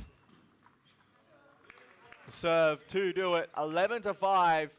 For the first time asking to take the first game, 11-5. What a strong start by Lori from New Caledonia. You can hear the crowd supporting their player. We're back for game number 2 to see what the two players, Laurie and Kelly, have to offer, to see if Kelly can get the second game and level it at 1-1 after this.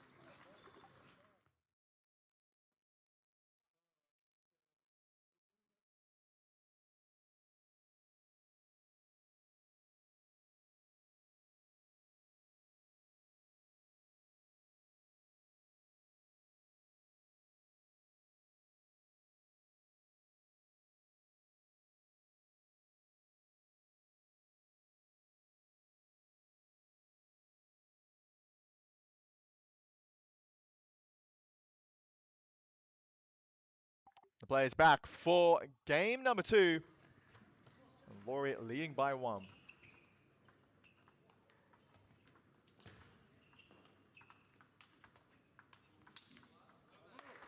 Good start in the counter exchange between the two players.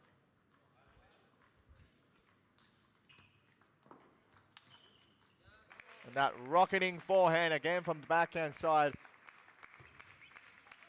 I mean, the more we see her play, the more she gets it on, the more ferocious she looks. A good serve, a heavy topspin serve.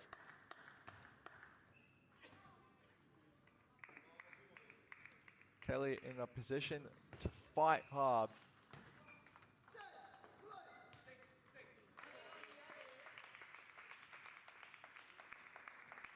She has to win this game if she's to try and level the field to give that confidence boost. That's certainly one step closer in achieving that.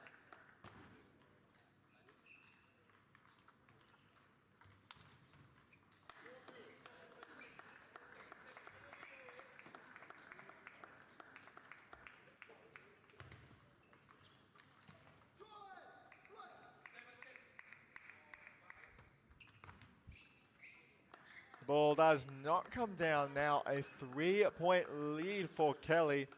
She's looking to be in a lot more control in this game.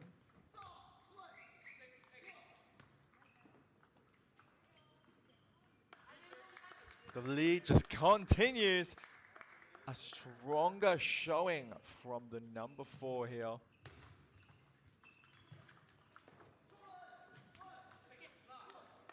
As she starts to just continue running away with the match.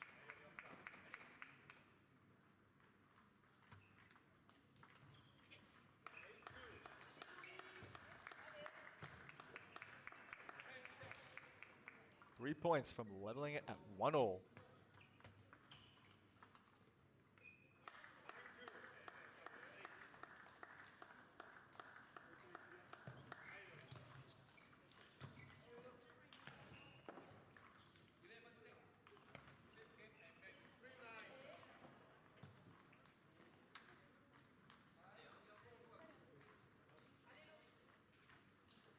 Now 2 points away from leveling the field.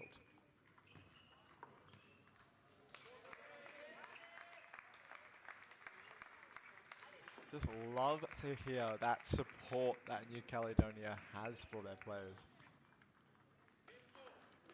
Even when 10 fall down, the full support from the crowd. There it is again.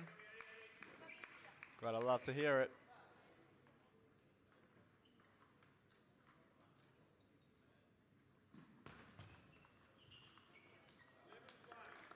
Serve, the heavy topspin serve, causing the ball to just float. To take the second game 11-5. Now at 1 apiece. Kelly found the answers, the momentum shifting to her side.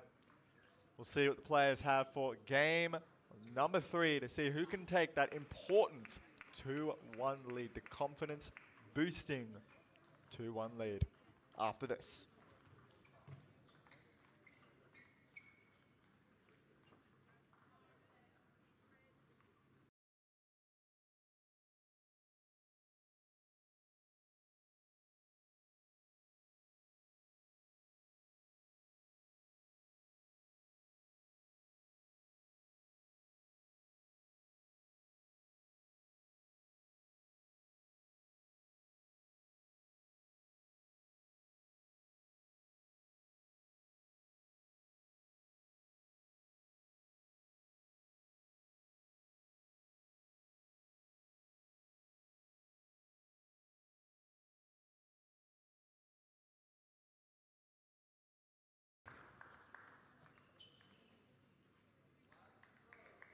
So as time has been called and the players come back for game number 3, it's still anybody's match.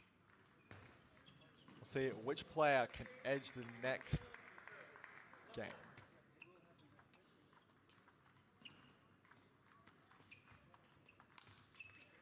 The initiative taken in first, a heavy spin to win the first point off of the touch game.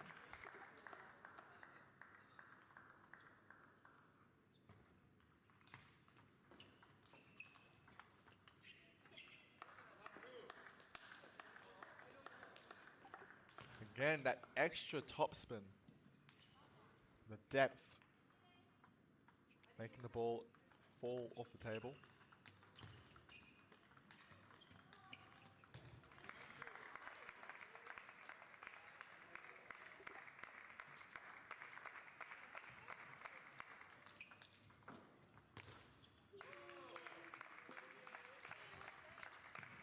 I mean, it's such a good forehand shot. The way she gets on top of that ball despite there being backspin.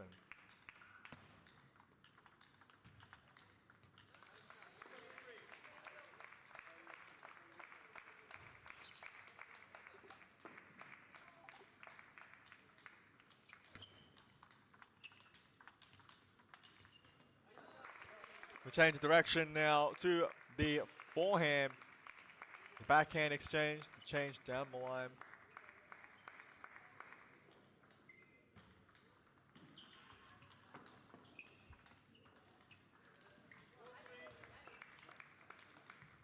Now leading by 1 and with the serve.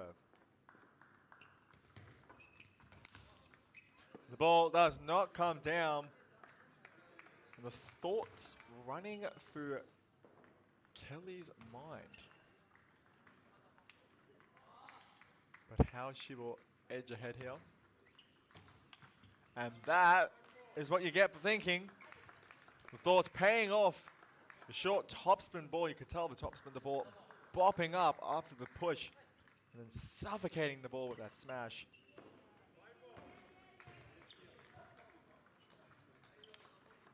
The fault.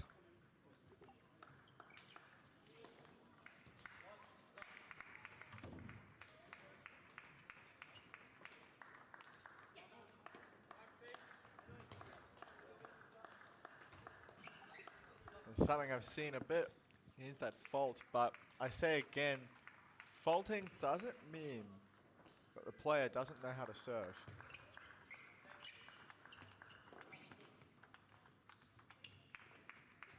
It means that they're trying to take risks, getting it as deep as possible.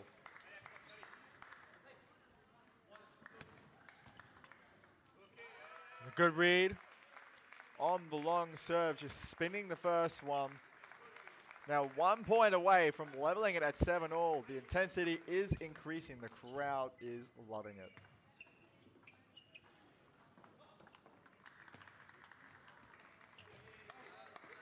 The control there, still the patience. Not trying to drill it, just focusing on placing the ball. Now 3 points away from taking that important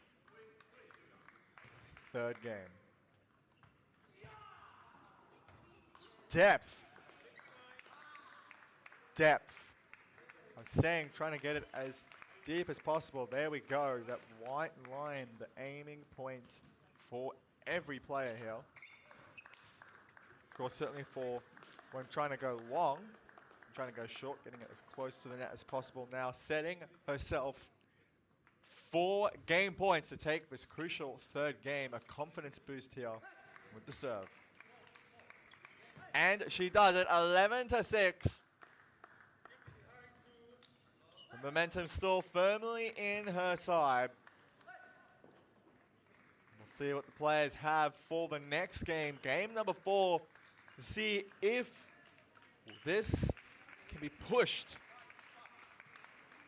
to a 5th final deciding game. And Laurie fighting her hardest here. We'll find out for game number 4 after this.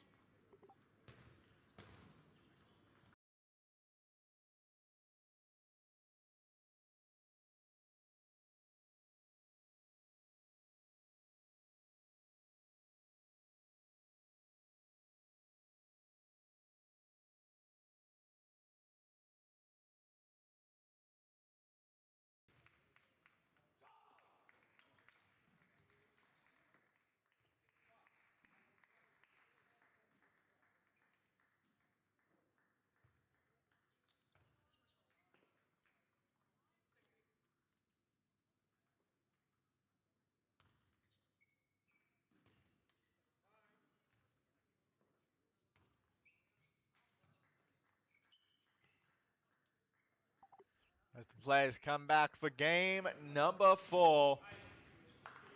We'll see if Laurie can find a way to level the score and bring it to a 5th and deciding game. Certainly a good start to put it in that direction. Of course, in the back pedal, slightly down by 1 game, but not over. And the heavy spin from Keely and the yes in acknowledgement that she did a good shot there. She worked hard, she fought hard for it, she generated that spin to put the ball long.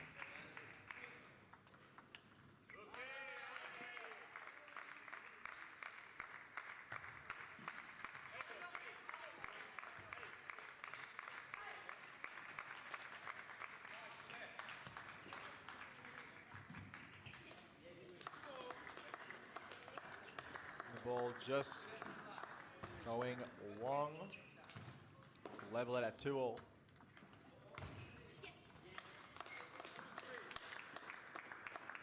You see the confidence boosting more, the aggression, getting into the ball early. Keely from Tahiti, 1 in red.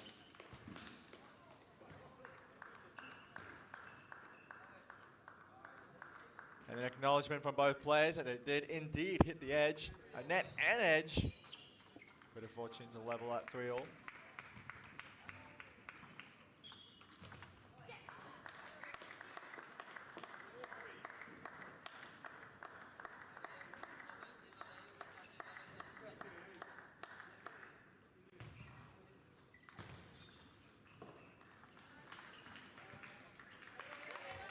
Well placed by Laurie into that middle, catching Keely.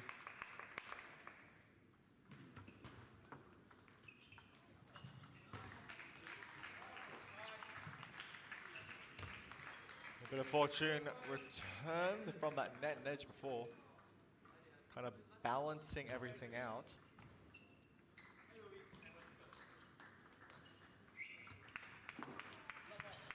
Good serve, the heavy topspin serve, the ball drifting along on the deep push.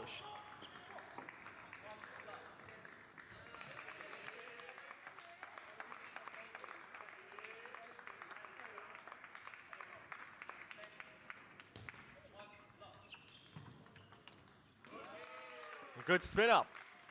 The heavy spin now, 2 points, leading by 2 in the change, the second towel break, looking again to push it to that 5th.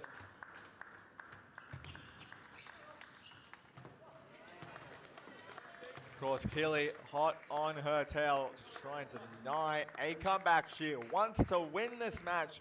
You can see the determination between the 2 players.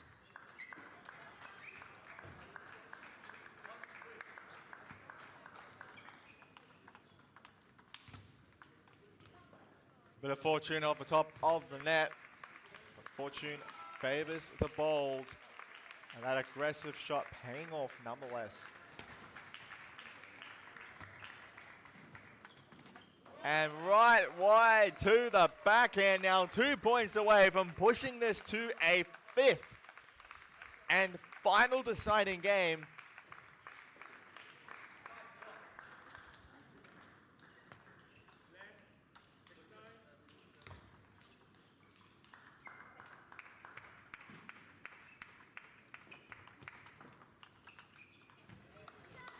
Patience to spin, not just kill. Rather focusing on placement into that backhand side. Sometimes going multiple times to the same place can be just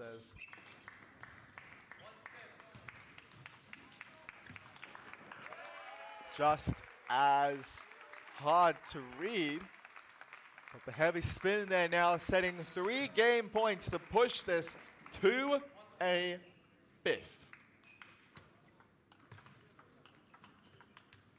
It has happened. We have a 5th game on our hands. 11-7 in the 4th.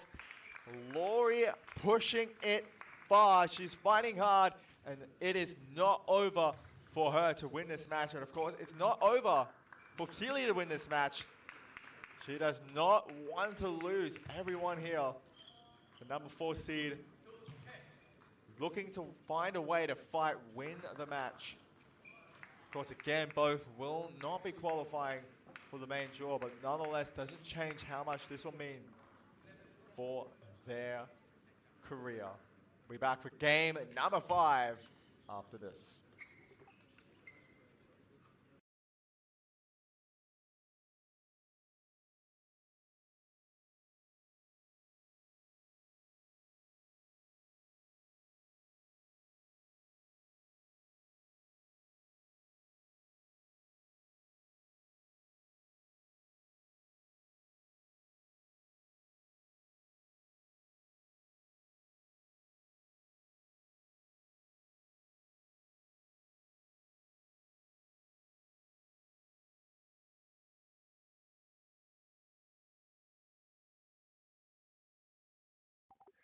So as the players come back for the final game of this match, the best of 5 going to the 5th.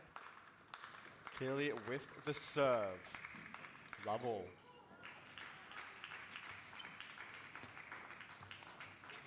And I mean, keep in mind, they also still both have a timeout.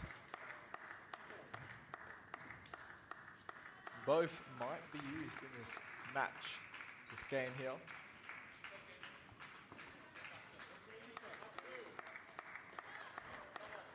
I love the reaction to that. A little bit of a oopsie.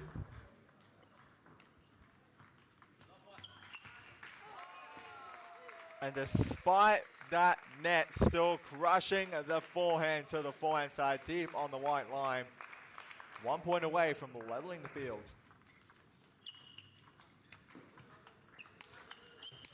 Oh, that's what we love to see.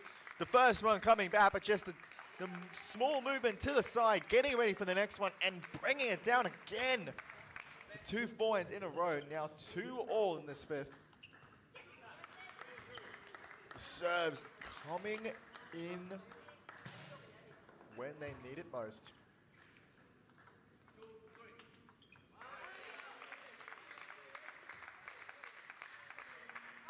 Again, you can hear that support for Laurie from the crowd.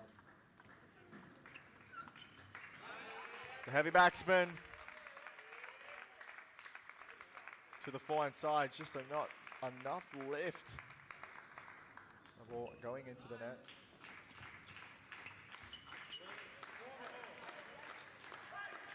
And the initiative taken by Kelly, opening up first, the ball not coming down from Laurie.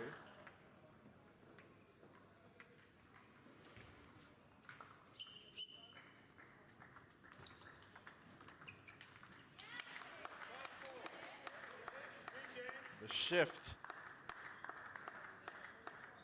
of momentum slowly shifting back into the side of Kelly.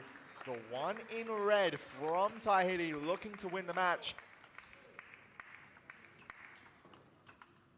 Of course, both players are trying to.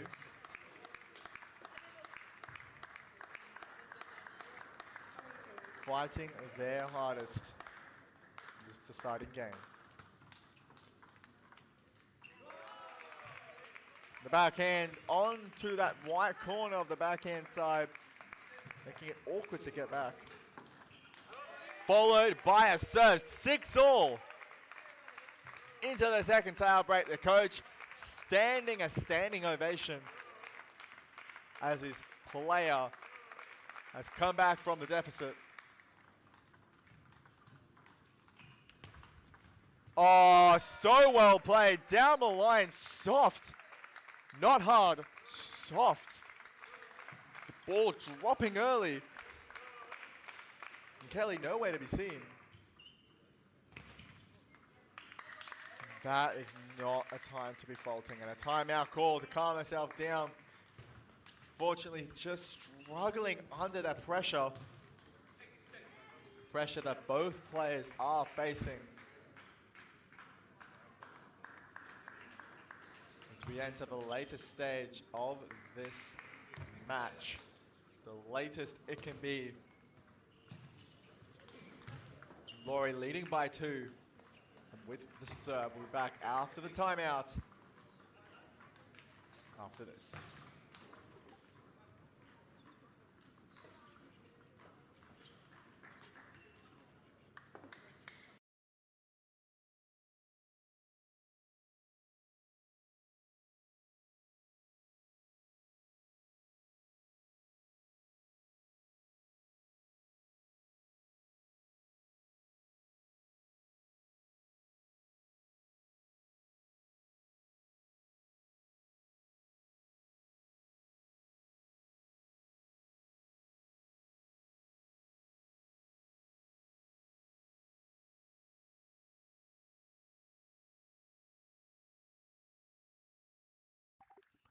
The players are back after the timeout. And listen to that support. Laurie with the serve. The timeout not working. Another point to the side of the player coming back from 2-1 down. And game's now 2 points away.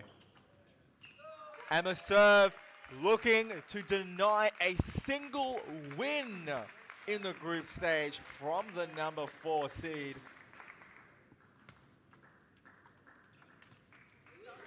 That is 1 match point of 4 saved. It's an uphill battle for Keeley.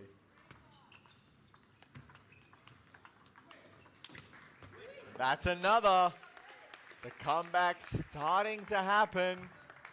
Keep in mind, Laurie does have a timeout. And with the serve. She has done it. 11-8 in the 5th. And Kelly, the number 4 seed in the 21 singles, denied a single match in this group stage. A fantastic fight by Laurie, and the joy from the players. They have fought hard. Of course, there can only be one winner, and that was the one from New Caledonia. Fantastically fought, and a big congratulations. But coming up next, you thought that was the last one. No, there's one more. But this one, a very important match between Aomi Moriyama Picard from New Zealand and Connie Sahoyas from Australia to determine who will be taking that number 4 seeded spot. Both players, of course, have qualified for the main draw. Now to see where they will be coming up very shortly after this.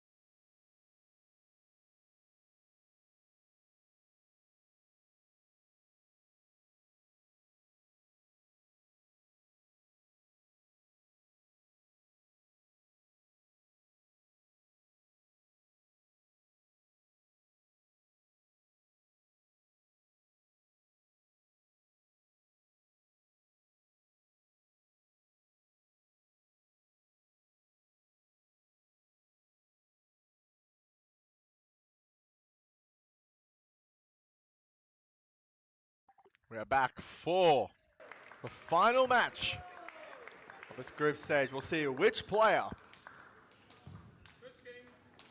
will claim the #1 spot in the group, but both have qualified. Good spin. The side's been served by Connie from Australia, the one in green and gold, who's looking to get that victory for her country. We could open up down the line.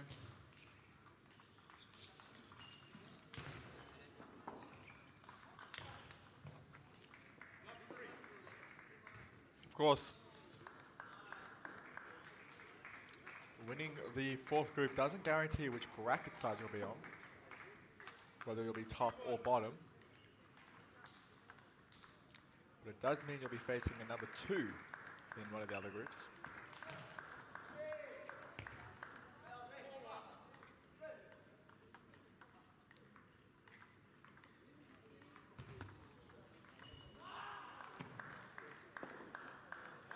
However, keep in mind, the #2 of other groups are not necessarily easier.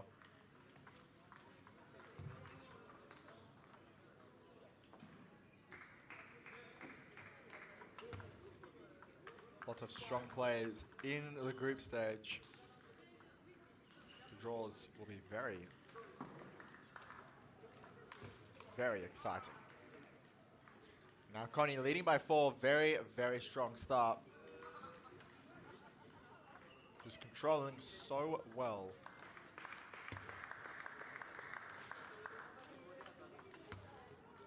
One of the brightest stars of the next generation of female players from Australia.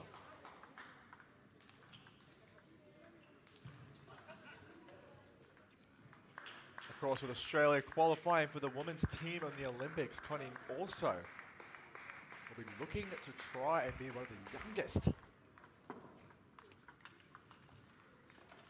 if not youngest, to qualify for the Olympic Games in table tennis history.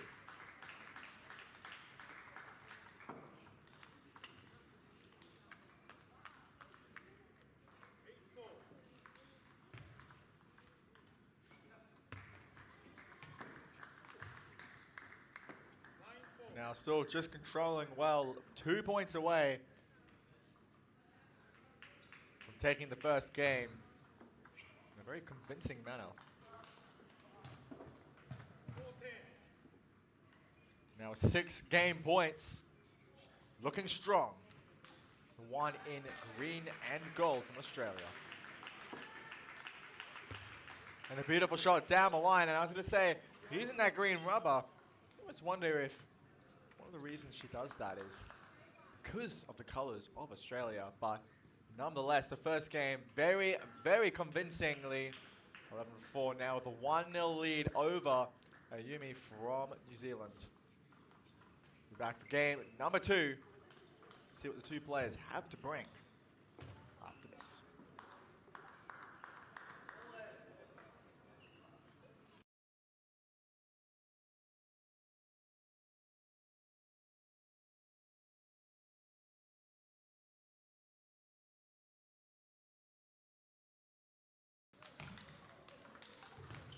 So as the players are back now for game #2.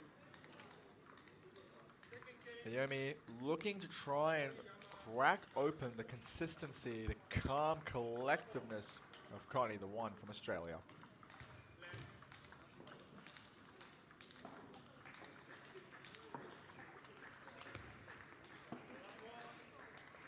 And Connie just punishing the step around on the backhand. Ball just perfectly placed down the line, the side spin. Again, there it is.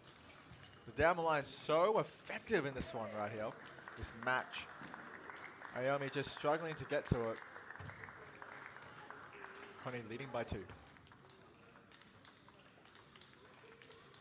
The deep push with slightly less backspin. A change of spin. The ball just going long.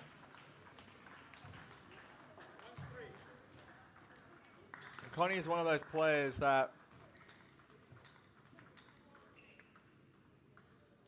She doesn't always play a fast game. She plays that spinny game. As we see there, more wrist acceleration, more arm movement. So the ball isn't always fast, but don't get me wrong, she gets those rippers. It shows one of the many reasons as to why she is so strong in Oceania here. But the spin crushed into the body. Backhand explosion. No time for Connie to recover.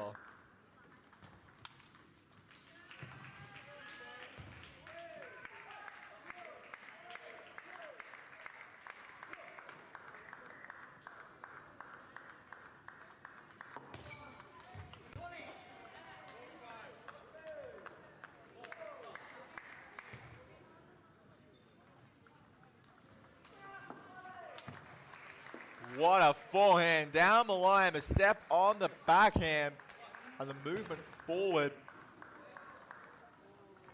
And Connie yet so calm.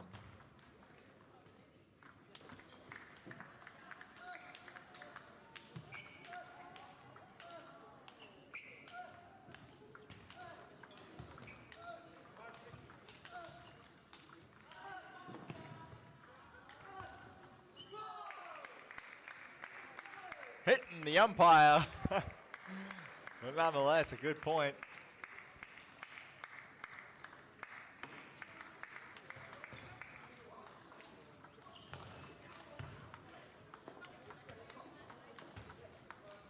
Oh, what a point!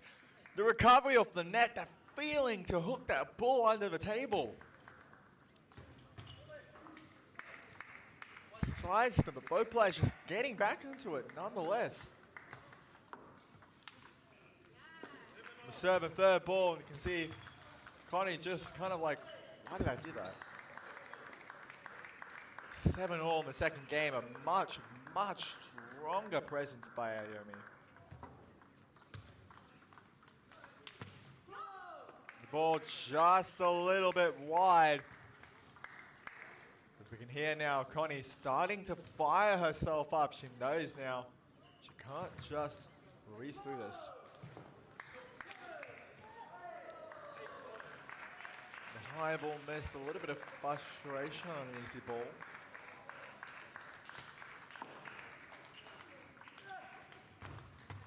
And a good change in speed, the ball just not coming to the bat fast enough.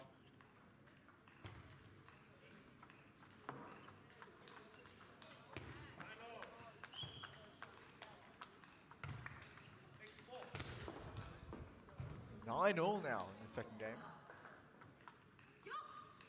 But a good topspin serve into the middle. So now give herself one game point to take the second game. She's being made to work a lot harder than the first game.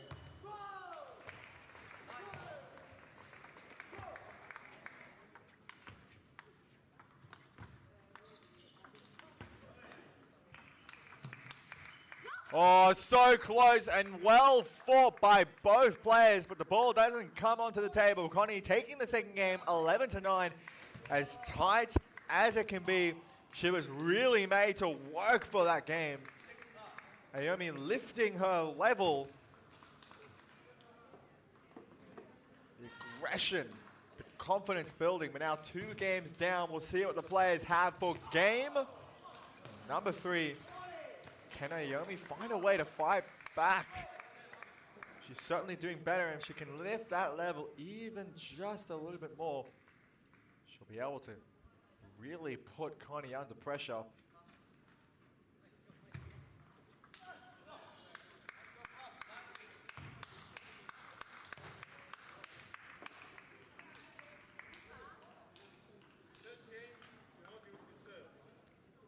Players ready for the third game, and now Connie to serve.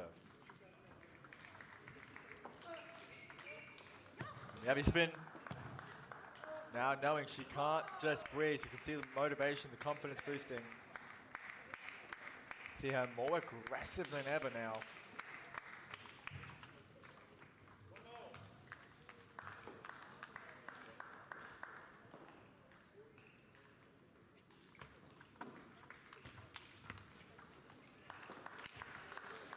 Oh, look at that.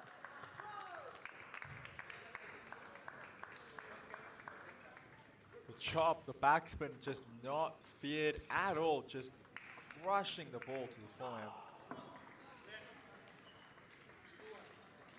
Annihilating it.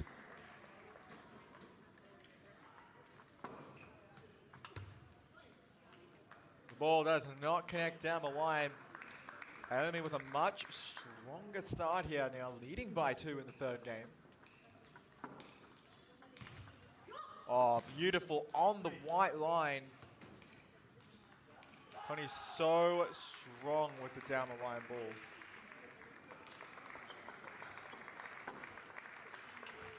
Oh, the power in that shot. The fast acceleration. I was saying how she can get those slower ones, but don't be mistaken, she can get the fast ones as well, and there it is.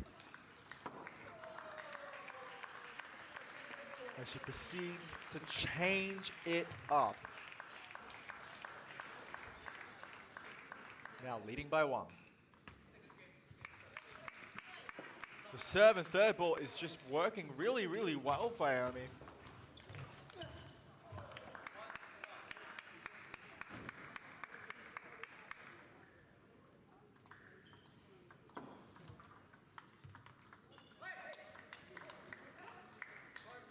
Connie just getting it now into a slightly faster game, not spinning it. She knows that if the ball comes slower, it just gives Ayumi time. And she's able to just crush it. She's able to just punch it on, get it on top of it. Nonetheless, leading by 2 the Australian in a good position still. That's 1 point closer to leveling it in the third game.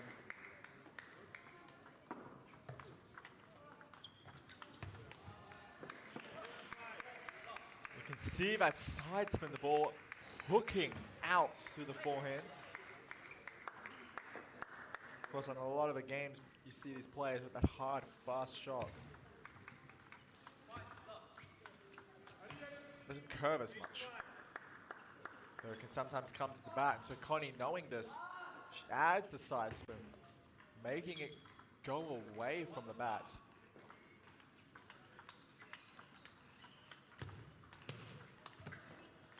And the ball hitting the side. Of course, it can't hit the side of the table. That is awarded to the opponent. It can only hit the top. For those wondering, isn't the edge of the side? And in between, the edge does technically count as part of the top of the table.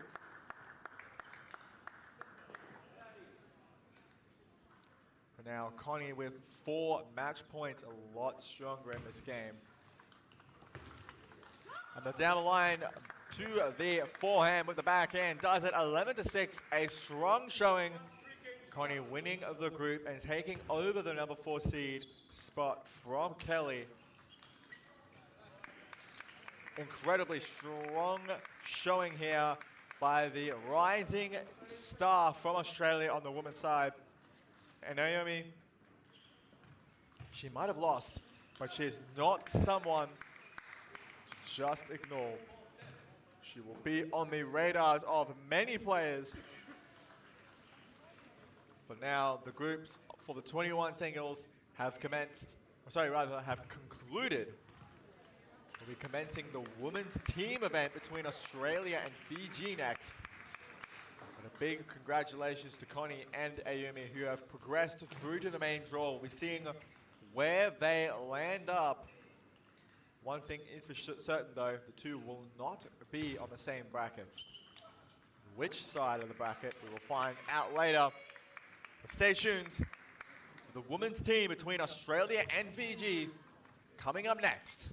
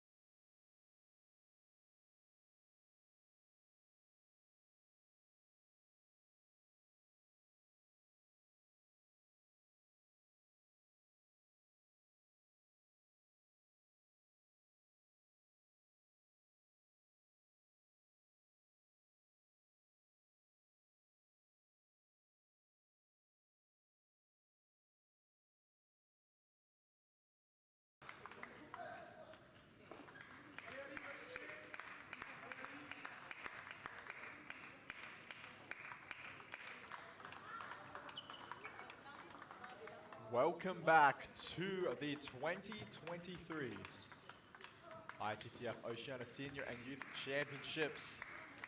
My name is Andrew and I'll be taking you through all the matches, all the action live from Townsville in Queensland, Australia.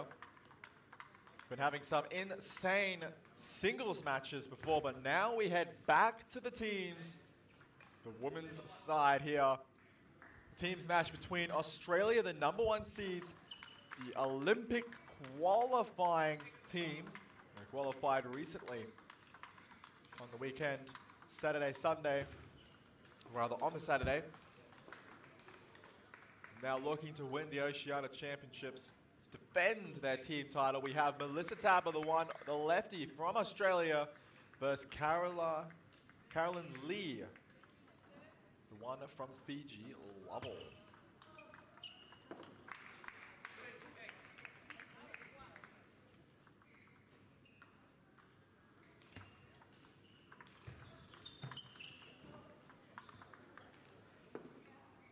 Carolyn, the #5 in Oceania, has the long pimps on the backhand. You can see the green rubber.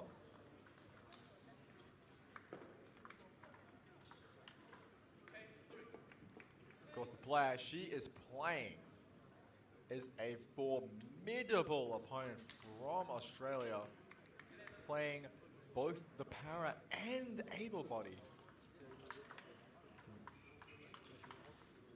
And that is how good she is.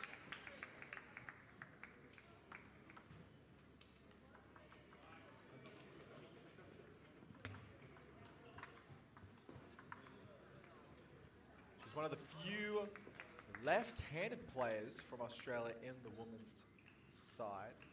There's not that many.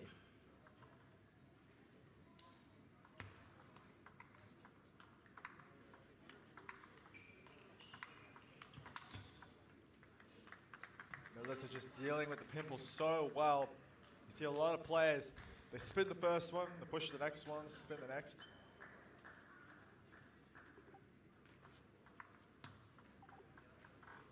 But Melissa just spinning every single one of them. She knows she can get over the top of it. A very strong start, leading by 6. Showing why she is one of the best in Oceania.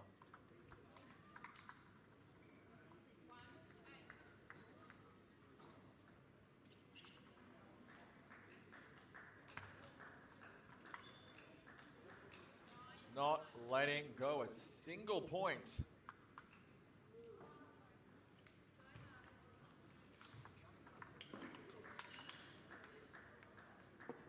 the #7 in Oceania, Melissa Tapper. Ranked 138 in the world.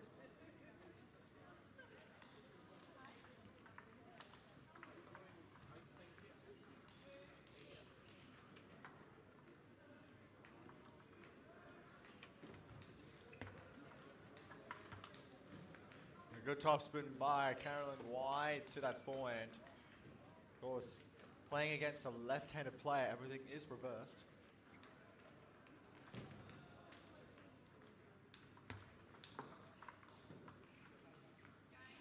Second one does it 11-3, a dismissive first game from the Australian, the one in the green and gold over the one in blue, Carolyn Lee from Fiji. Carolyn's going to have a tough battle ahead against one of the best players in Oceania. However, Melissa is ranked lower. Of course, rankings don't mean everything, and that is shown here.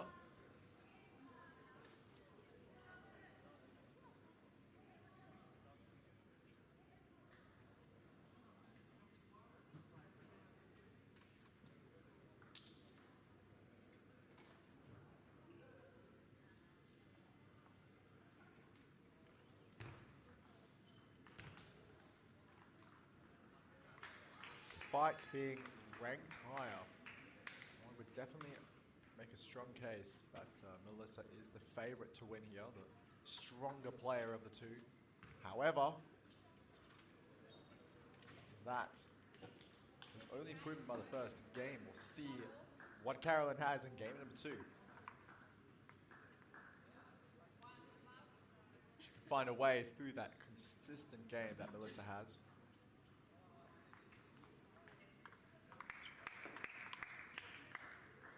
The heavy spin, the rotation with the body, getting down low to the ground and lifting the ball. The heavy backspin that the Pimples is producing. Because the long Pimples reverse the spin that is given to it. So heavy topspin becomes heavy backspin. And heavy backspin becomes heavy topspin. Of course, no spin, well, still stays at no spin. There's no real opposite of no spin except spin. Of course, Melissa playing smart here. Not even want to think about the Pimples, going to that forehand side.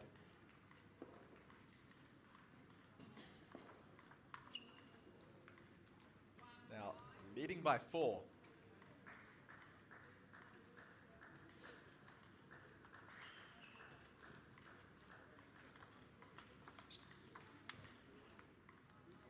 And there's that heavy backspin I was saying about before. The first one, and Melissa spinned up, the ball just coming loaded from that Pimple.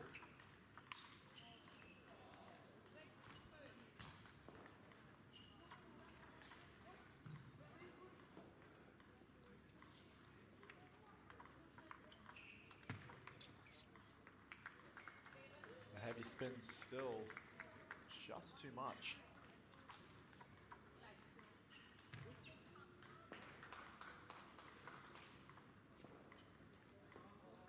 Bit of fortune on the edge. Although one could argue the best place to serve possible.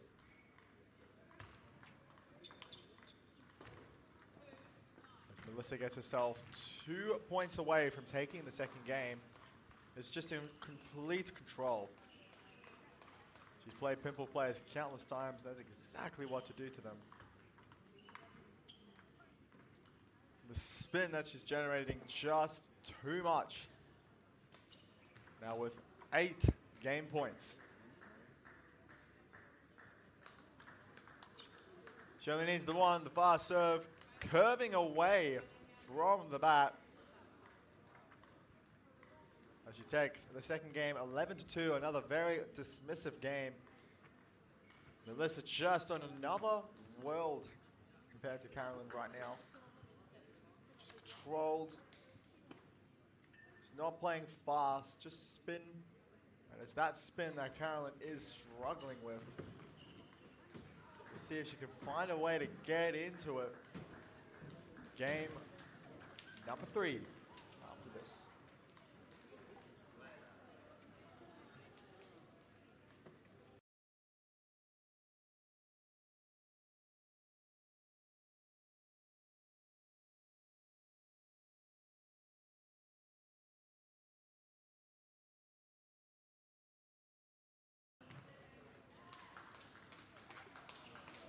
As the players come back for the third game.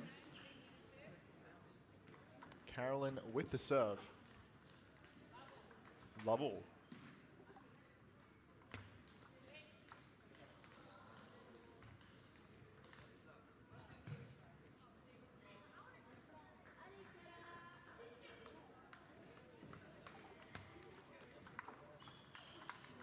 There's a slightly faster ball into the middle.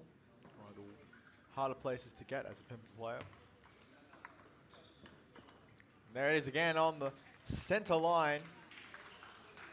The slight hesitation, not being able to deal with the spin, the ball hitting the finger, floating off the table.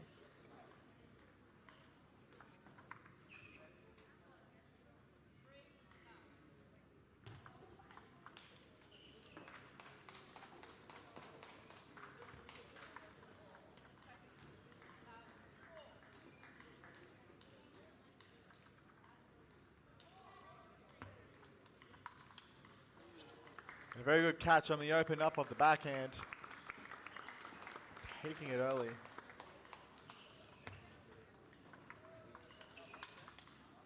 Speaking about early, there it is again, catching it from the middle. She was already there, predicting where Melissa would hit. Straight down the line.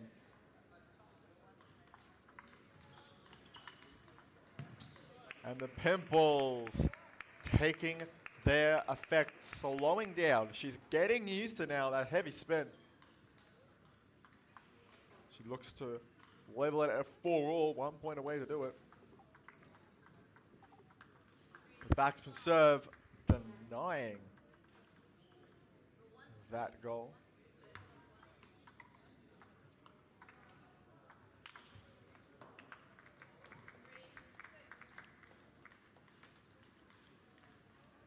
Despite the backspin, the height just ending the point quickly.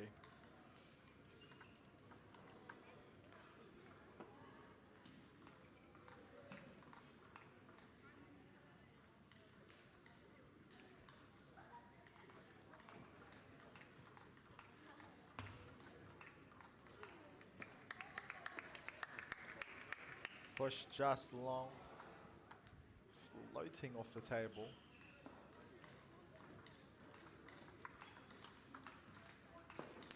You can hear from the hit of the ball, the twiddle. Using the pimples on the forehand side, but again, Melissa just calm, knows how to deal with it. Not phased at all. I mean, pimples can be a big advantage. However, when a player knows how to deal with it, it can be almost a disadvantage sometimes.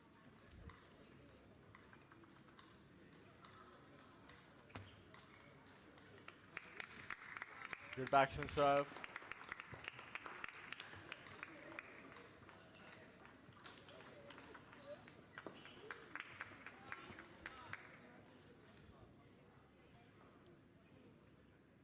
As Melissa is now 2 points away from taking the match and getting the first match score on for Australia.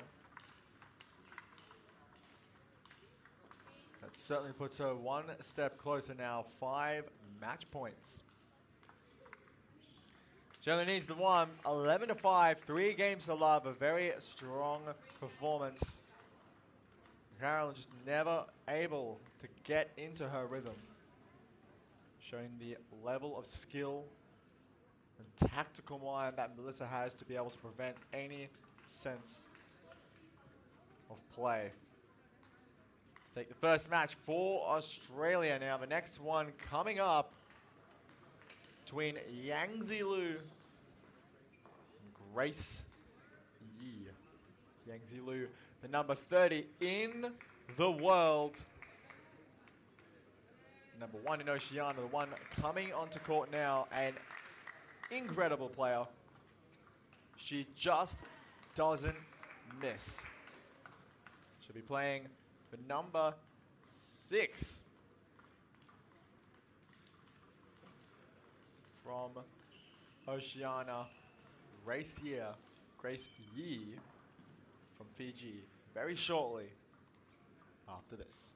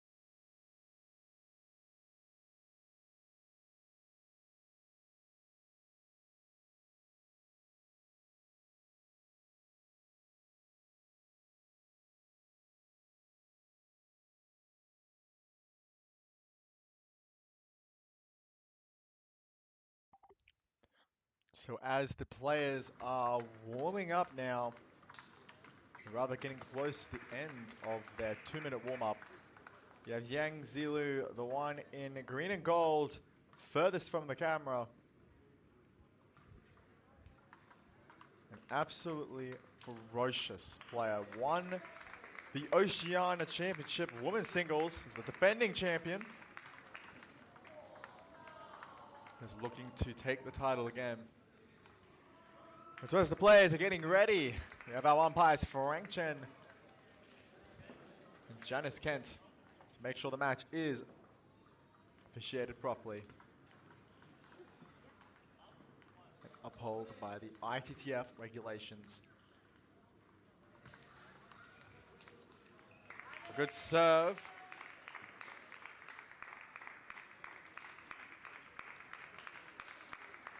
Backspin, the ball touching the net, dribbling off. Speech king about touching the net, a let there. Because of that. Well played. Backhand to the forehand exchange. Grace getting them back on very, very well. Staying focused here. Of course, Yang Zi just so strong. Grace is going to have to work really hard if she's to hit past her. Because of shots like that, the power with the addition of the short pimples on the backhand side, the red rubber, it's also a flatter shot.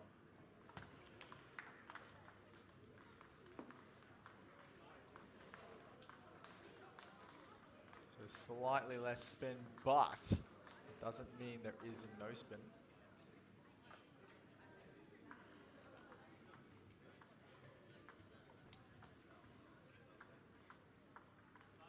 A bit of fortune. But Grace still 3 points behind though. Yang Zin are still a very comfortable position here with the serve. The serve down the line, the heavy backspin. Grace just not adjusting, the quick reflex is not there. Yang Zi, the aggression, taking that initiative, getting in early. Now leading by 5 points in the opening game of the second match of this team's match.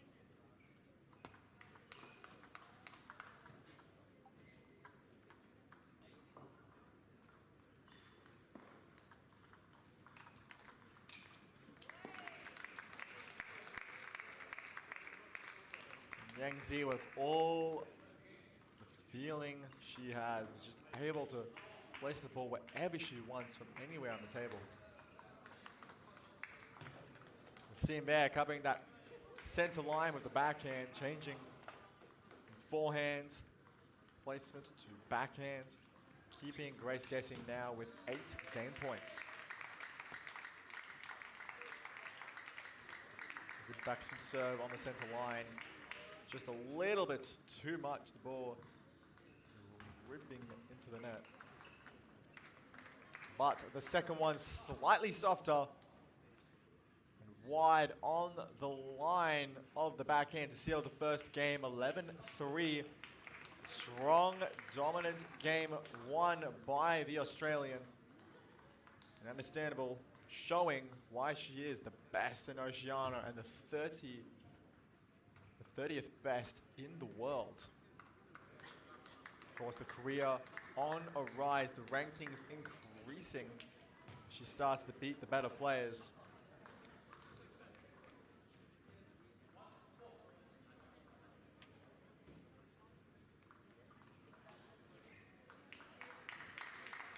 Of course, most notably,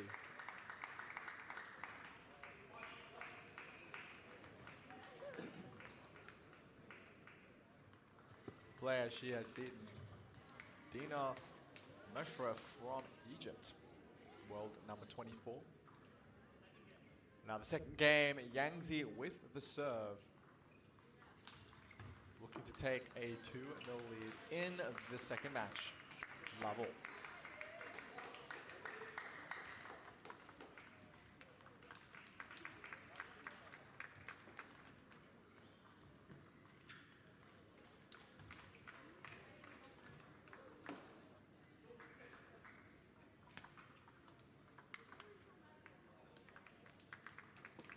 forced the racket angle of the bat slightly more open to get the ball up and over to counteract the batsman.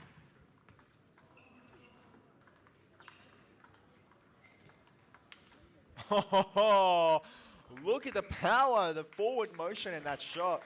And I guess also the pimples make it really good getting that net back on, just slicing it.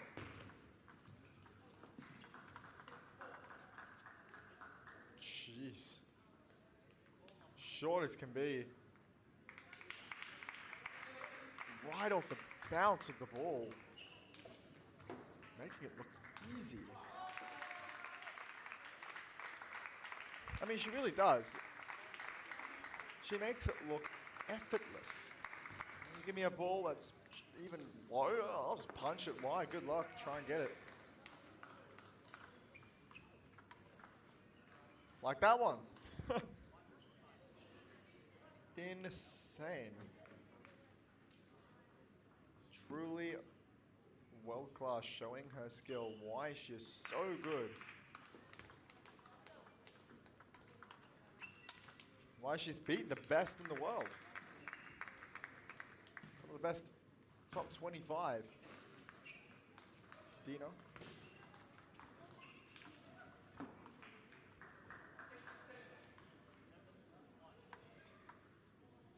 Now leading by 6 points.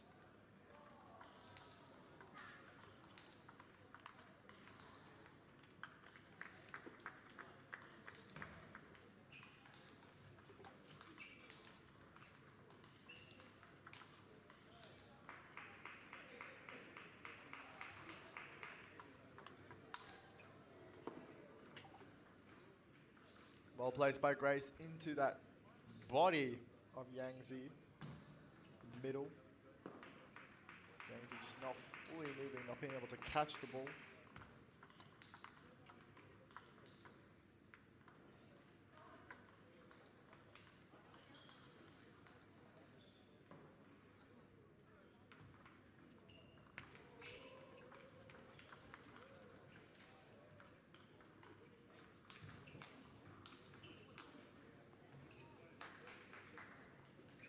Testing the net.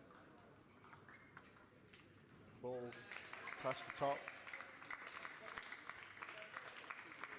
Oh, well placed. Catching the middle. Grace placed it so well, but Yangzi with a little movement, finding that white line, almost short forehand. Followed by a long batsman serve. You could see how the batsman was on the ball, floating in the air before landing back on the table. Now sets herself up 6 game points to take a 2-game lead in this match. She does it the first time asking now, 11-4, still a strong game. Now leading 2-0 against Grace from Fiji. Yangzi once again just showing her strength here. We'll see what the players have for game number 3 after this.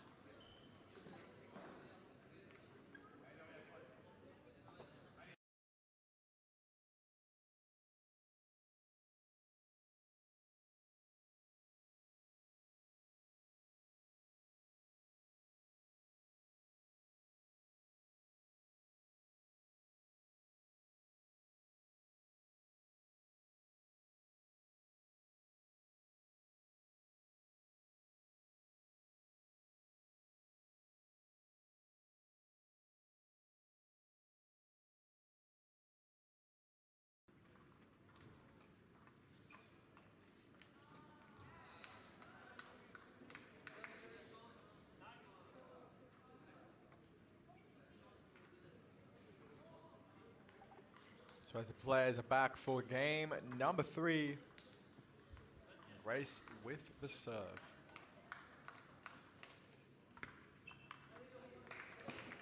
Bar serve and the smiles from Yangzi to the bench. A well-caught shot to the forehand. Again, getting in early. no room for error. And no mercy.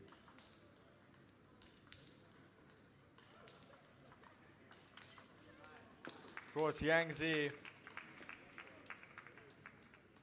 she doesn't feel if they open up, she can just counter the game, but still would way prefer to be the one to get in, seen by these first 3 points. And on the run, still a good quality shot, the pancake flick. Now 4 points ahead.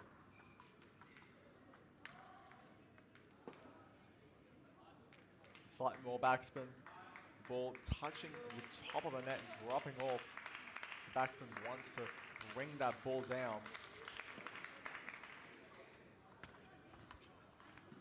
There it is again. Short to the forehand.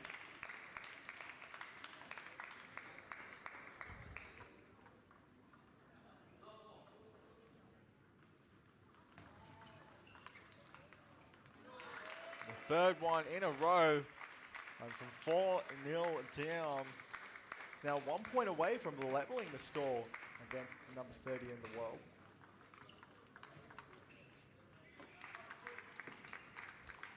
Lead maintained. 2 points ahead. Looking to finish it here and now for the team.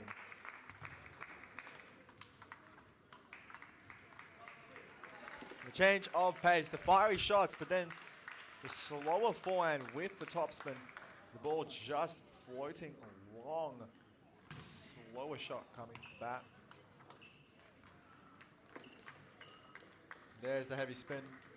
Of course, the better player is able to put on more and more spin. Yangzi, of course, qualifying into that. Into that category.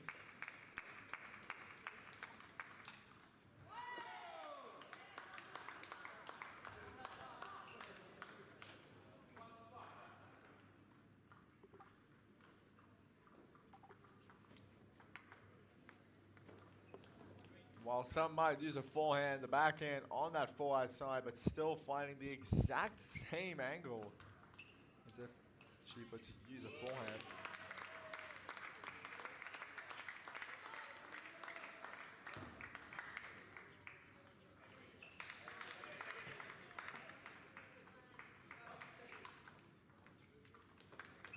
The backhands are now set up. 6 match points for the one in green and gold, and with the serve to do it. First one asking, 11-4.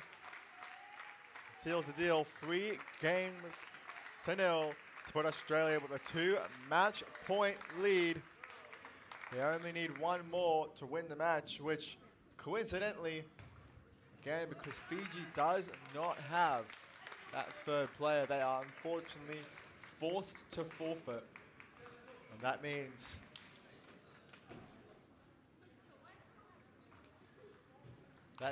that Australia wins the teams match. 3 games to 0.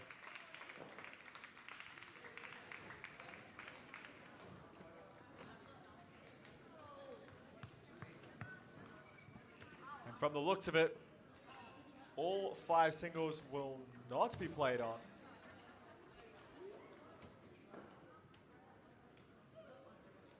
Thus, by the signing of the sheets,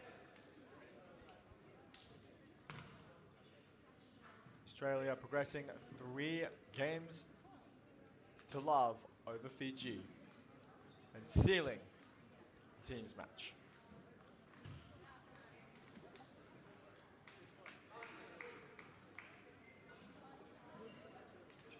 So stay tuned, there will be more excitement to come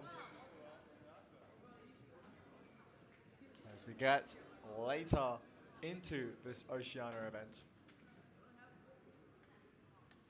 Coming up, table 1.